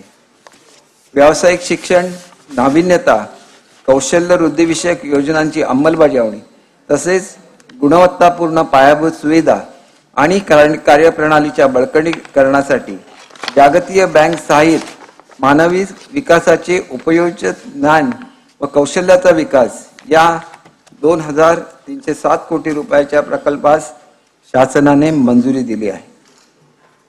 युवकांना रोजगारक्षम आणि उद्योगक्षम बनविण्यासाठी प्रत्येक महसुली विभागामध्ये आंतरराष्ट्रीय कौशल्य विकास केंद्र आणि संत गाडगे महाराज स्वच्छ भारत कौशल्य प्रबोधिनी सुरू करण्यात येणार आहे. या व्यतिरिक्त राज्यात नवीन 2,000 प्रमोद महाजन कौशल्य विकास केंद्र स्थापन करण्यात येत असून 1,000 महाविद्यालयामध्ये कौशल्य विकास केंद्र सुरू करण्यात येणार आहेत. उद्योगांना आवश्यक तंत्रज्ञानाशी अनुरूप कौशल्य विकास प्रशिक्षण केंद्र कोराडी नागपूर येथे उभारण्यात येणार आहे. प्रत्येक जिल्ह्यातील 500 युवक युवतींना पर्यटन व आदरातिथ्य क्षेत्रातील कौशल्य प्रशिक्षणासाठी मान्यता देण्यात आली आहे. सन 2024-25 या वर्षासाठी कार्यक्रम खर्चाकरिता कौशल्य, नाविन्यता, रोजगार व उद्योजकता विकास विभागास 807 कोटी रुपयाचा नियमितव्यय प्रस्तावित आहे. पर्यटनाला चालना देण्यासाठी शाश्वत पर्यटन धोरण आखण्यात येईल. राज्यातील 50 नवीन पर्यटन स्थळांची निवड करून त्या ठिकाणी theme park, adventure sports, shopping malls, water park आणि निवास व्यवस्था करण्यात येणार आहेत. लोणार जिल्हा बुलढाणा, अजिंठा वेरूळ जिल्हा छत्रपती संभाजीनगर, कळसुबाई भंडारदरा जिल्हा अहमदनगर, त्र्यंबकेश्वर जिल्हा नाशिक तसेच कोकणातील सागरी किल्ल्यांच्या ठिकाणी पर्यटकांसाठी उच्च दर्जाच्या सुविधा निर्माण करण्यात येणार आहेत. लोणावळा जिल्हा पुणे येथे 333 कोटी 56 लाख रुपये अंदाजित किमतीचा जागतिक दर्जाचा स्कायवॉक प्रकल्प उभारण्यात येईल. शिवसागर जलाशय जिल्हा सातारा, गोसीखुर्द जलाशय जिल्हा भंडारा, वाघूर जलाशय जिल्हा जळगाव येथे नाविन्यपूर्ण जलपर्यटन प्रकल्प राबविण्यात येणार आहेत. कोकण विभागातील पर्यटनास चालना देण्यासाठी शिवकालीन 32 गडकिल्ल्यांचे नूतनीकरण व संवर्धन करण्यात येणार आहे. राज्यातील पर्यटकांना आणि भाविकांना किफायतशीर दरामध्ये उत्तम सुरक्षित सुविधा पुरवण्यासाठी श्रीनगर, जम्मू काश्मीर आणि श्रीराम जन्मभूमी अयोध्या येथे महाराष्ट्र भवन बांधण्याचा निर्णय घेतला आहे. या दोन्ही ठिकाणी राज्य शासनाने मोक्याच्या जागा उपलब्ध करून दिल्या असून या जागांसाठी 77 कोटी रुपयाची तरतूद प्रस्तावित आहे. मंत्रालय आणि परिसरातील शासकीय इमारतींचा अत्याधुनिक सुविधांसह पुनर्विकास करण्यासाठी आंतरराष्ट्रीय वास्तुरचनाकारांकडून प्रस्ताव मागवण्यात येणार आहे. सन 2024-25 या वर्षासाठी कार्यक्रम खर्चासाठी सांस्कृतिक कार्य विभागास 1186 कोटी, पर्यटन विभागास 1973 कोटी, सार्वजनिक बांधकाम इमारती विभागास 1367 कोटी आणि महसूल विभागास 474 कोटी रुपये नियतव्यय प्रस्तावित आहे. राज्यात नवीन 10 अतिरिक्त कुटुंब न्यायालय, 5 जिल्हा व अतिरिक्त सत्र न्यायालय, 5 दिवाणी न्यायालय व 2 ग्राम न्यायालय स्थापन करण्यास मान्यता देण्यात आली आहे. पोलीस शिपायांच्या 18,331 रिक्त पदांवर भरती करण्यात आली असून आणि 17,471 रिक्त पदे भरण्याची कार्यवाही सुरू आहे. राज्य शासनामार्फत सायबर सुरक्षा प्रकल्प राबविण्यास मान्यता देण्यात आली. त्याची अंदाजित किंमत 837 कोटी 86 लाख रुपये आहे. सन 2024-25 या वर्षासाठी कार्यक्रम खर्चाकरिता विधी व न्याय विभागास 759 कोटी रुपये, गृह विभागास 2237 कोटी रुपये आणि उत्पादन शुल्क विभागास 153 कोटी रुपये नियतव्यय प्रस्तावित आहे. स्वतःचा कर महसुलात वस्तू व सेवा कराचा विभागाचा वाटा 65% आहे. या विभागाची पुनर्रचना करणे आवश्यक असून ती तातडीने करण्यात येईल. विभागासाठी अत्याधुनिक सुविधायुक्त कर प्रशिक्षण अकादमी स्थापन करण्यात येईल. वस्तू व सेवा कर भवनाचे वडाळा मुंबई येथील बांधकाम प्रगतीपथावर आहे. स्वातंत्र्य सैनिकांचे निवृत्ती वेतन प्रतिमाह 10,000 रुपयावरून दुप्पट म्हणजे 20,000 रुपये करण्यात आले आहे. 2024-25 या वर्षासाठी कार्यक्रम खर्चासाठी वित्त विभागास 208 कोटी रुपये नियतव्यय प्रस्तावित आहे. स्वराज्य रक्षक छत्रपती संभाजी महाराजांचे बलिदान स्थळ मौजे तुळापूर तालुका हवेली व समाधी स्थळ वडू बुद्रुक तालुका शिरूर जिल्हा पुणे येथील स्मारकासाठी सुमारे 270 कोटी रुपयाच्या किमतीच्या विकास आराखड्यास मान्यता देण्यात आली असून काम सुरू झाले आहे. देशातील 12 ज्योतिर्लिंगांपैकी एक असलेले औंढा नागनाथ जिल्हा हिंगोली, 3.5 शक्तिपीठांपैकी एक असलेले श्री क्षेत्र माहूरगड जिल्हा नांदेड आणि एकविरा देवी मंदिर जिल्हा पुणे या तीर्थक्षेत्र व परिसर विकासासाठी विशेष विकास प्राधिकरणे स्थापन करण्यात येतील. श्री क्षेत्र सप्तशृंगी गड तालुका कळवण या तीर्थक्षेत्रासाठी 81 कोटी 86 लाख रुपयाचा विकास आराखड्यास मान्यता देण्यात आली आहे. पुण्यश्लोक अहिल्यादेवी होळकर यांच्या जन्म त्रिशताब्दी वर्षानिमित्त विविध कार्यक्रम आयोजित करण्यासाठी 20 कोटी रुपये निधी प्रस्तावित आहे. पुण्यश्लोक अहिल्यादेवी होळकर मंदिरे बारवांचे जतन व संवर्धन योजनेसाठी 53 कोटी रुपये निधी प्रस्तावित करण्यात येत आहे. महात्मा फुले वाडा व क्रांतीज्योती सावित्रीबाई फुले स्मारकांसाठी पुणे शहराच्या विकास योजनेत क्षेत्र आरक्षित करण्यात आले असून स्मारकांचा आराखडा करण्याची कार्यवाही चालू आहे. धाराशिव जिल्ह्यात संत गोरोबा काका महाराज यांच्या स्मारकासाठी शासकीय जमीन व निधी उपलब्ध करून देण्यात येणार आहे. मौसे सुंदुंबरे तालुका मावळ येथे संत श्री जगनाडे महाराज यांच्या समाधी स्थळाच्या विकासासाठी 66 कोटी 11 लाख रुपयाच्या कामांना मान्यता देण्यात आली आहे. साने गुरुजींची कर्मभूमी असलेल्या अमळनेर जिल्ह्यात जळगाव येथे त्यांच्या कार्याला साजेल असे स्मारक उभारण्यात येईल. राजगुरुनगर येथे शिवराम हरी राजगुरू जन्मस्थळ परिसर विकासासाठी पहिल्या टप्प्यात 102 कोटी 48 लाख रुपयाच्या आराखड्यास मान्यता दिली आहे. छत्रपती शिवाजी महाराजांचे विश्वासू सहकारी वीर जीवा महाला यांच्या स्मारकासाठी प्रतापगडाच्या पायथ्याशी जागा उपलब्ध करून देण्यात येणार आहे. पुणे महानगरपालिकेमार्फत संगमवाडी पुणे येथे लहुजी वस्ताद साळवे यांच्या स्मारकाच्या कामाचे कार्यारंभ आदेश देण्यात आले आहेत. रायगडच्या पायथ्याशी असलेल्या मौजे पाल खुर्द तालुका वेल्हे येथील राजमाता सईबाई स्मृतीस्थळ विकास आराखड्यातील 29 कोटी 73 लाख रुपये रकमाला मान्यता देण्यात आली आहे. इंदापूर शहरातील मालवजी राजे भोसले यांची गडी आणि हजरत चांदशहा वलीबाबा दर्गा परिसर विकासासाठी 37 कोटी 28 लाख रुपये रकमेच्या कामांना मान्यता देण्यात आली आहे.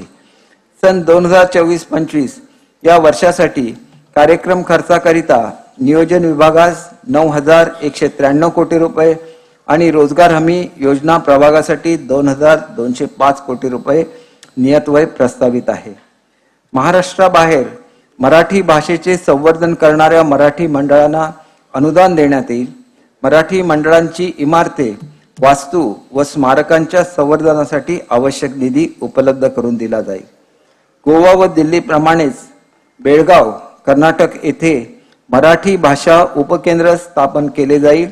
त्यासाठी आवश्यक निधी उपलब्ध करून दिला जाईल. रिद्धपूर जिल्हा अमरावती येथे मराठी भाषा विद्यापीठ स्थापन करण्यास मान्यता देण्यात आली आहे. मंगेश पाडगावकर कवितेचे गाव हा उपक्रम वेंगुर्ला जिल्हा सिंधुदुर्ग येथे राबवण्यात येणार आहे. मराठी भाषेला अभिजात भाषेचा दर्जा प्राप्त करून घेण्यासाठी विशेष प्रयत्न केले जाणार आहेत. मुंबई येथील तिरगाव येथे मराठी भाषा भवनाचे काम कालबद्ध पद्धतीने पूर्ण करण्यात येणार आहे. सन 2024-25 या वर्षासाठी कार्यक्रम खर्चाकरिता माहिती तंत्रज्ञान विभागास 920 कोटी रुपये, विधिमंडळ सचिवालयास प्रत्येकी 546 व मराठी विभागास 71 कोटी रुपये निधी प्रस्तावित आहे. सन 2024-25 जिल्हा वार्षिक योजनेअंतर्गत 18,165 कोटीचा नियतव्यय प्रस्तावित करण्यात आला आहे. हा नियतव्यय मागील वर्षाच्या तुलनेत 20% अधिक आहे. वार्षिक योजना 2024-25 मध्ये कार्यक्रम खर्चासाठी 1,92,000 कोटी रुपयाचा नियतव्यय प्रस्तावित करण्यात आला आहे. त्यामध्ये अनुसूचित जाती उपाययोजनेसाठी 15,893 कोटी रुपये आणि आदिवासी विकास उपयोजनेसाठी 15,360 कोटी रुपयाच्या नियतव्ययाचा समावेश आहे. सन 2024-25 मध्ये एकूण खर्चासाठी 6,522 कोटी रुपयांची तरतूद प्रस्तावित केली आहे. महसुली जमा 4,98,758 कोटी रुपये व महसुली खर्च 5,08,492 कोटी रुपये प्रस्तावित केला आहे. परिणामी 9,734 कोटी महसुली तूट अपेक्षित आहे. राज्याची राज्यकोषीय तूट आणि महसुली तूट राज्यकोषीय उत्तरदायित्व व वित्तीय व्यवस्थापन कायद्याने निश्चित केलेल्या मर्यादेच्या आत ठेवण्यात शासन यशस्वी ठरले आहे. सन 2024-25 ची राजकोषीय तूट 99,288 कोटी रुपये आहे. राज्याच्या आर्थिक विकासासाठी आणि समाजातील सर्व घटकांच्या कल्याणासाठी शासन सर्वोत्तपणे प्रयत्न करेल याची खात्री मी देतो. सन 2024-25च्या अंतरिम अर्थसंकल्पास मंजुरी द्यावी अशी विनंती सदनास करत असतानाच सरकारबद्दल सुद्धा 2 शब्द सांगतो. लोकांच्या हिताची युती, विकास कामांना गती, उत्तुंग ध्येयाचा दास करण्या आश्वासन पूर्ती, निरंतर ध्यासाची समृद्ध स्वप्नांची सफर दिमागदार महायुती सरकार. जय हिंद, जय महाराष्ट्र, जय मराठी भाषा. सन 2024-25 या वर्षाचा अंतरिम अर्थसंकल्प सभागृहात सादर करण्यात आला. अर्थसंकल्प प्रकाशाने असलेले पेन ड्राईव्ह सुटकेस सोबत सन्माननीय सदस्यांना देण्याची व्यवस्था वित्त विभागातर्फे विधान भवन परिसरातील वाहनतळाच्या मोकळ्या जागेवर उभारण्यात आलेल्या मंडपातील वितरण केंद्रावर करण्यात आली आहे. सन्माननीय सदस्यांनी वितरण केंद्रावरून सदर प्रकाशने घ्यावीत. घोषणा. सभागृहाची बैठक आता स्थगित होत आहे. बुधवार दिनांक 28 फेब्रुवारी 2024 रोजी सभागृहाची विशेष बैठक सकाळी 10 ते 11:45 या वेळेत होईल. या बैठकीत सन 2023 ते 10 ते 11:45 सकाळी 10 ते 11:45 विशेष बैठक होईल. पुढचं वाक्य ऐकून घ्या. ते मी आधी एकदा वाचलं, परत वाचते आपल्यासाठी. या बैठकीत सन 2023-24च्या पुरवणी मागण्यांवर चर्चा होईल. सभागृहाची नियमित बैठक दुपारी 12 वाजता भरेल. आता बैठक संस्थगित झाली.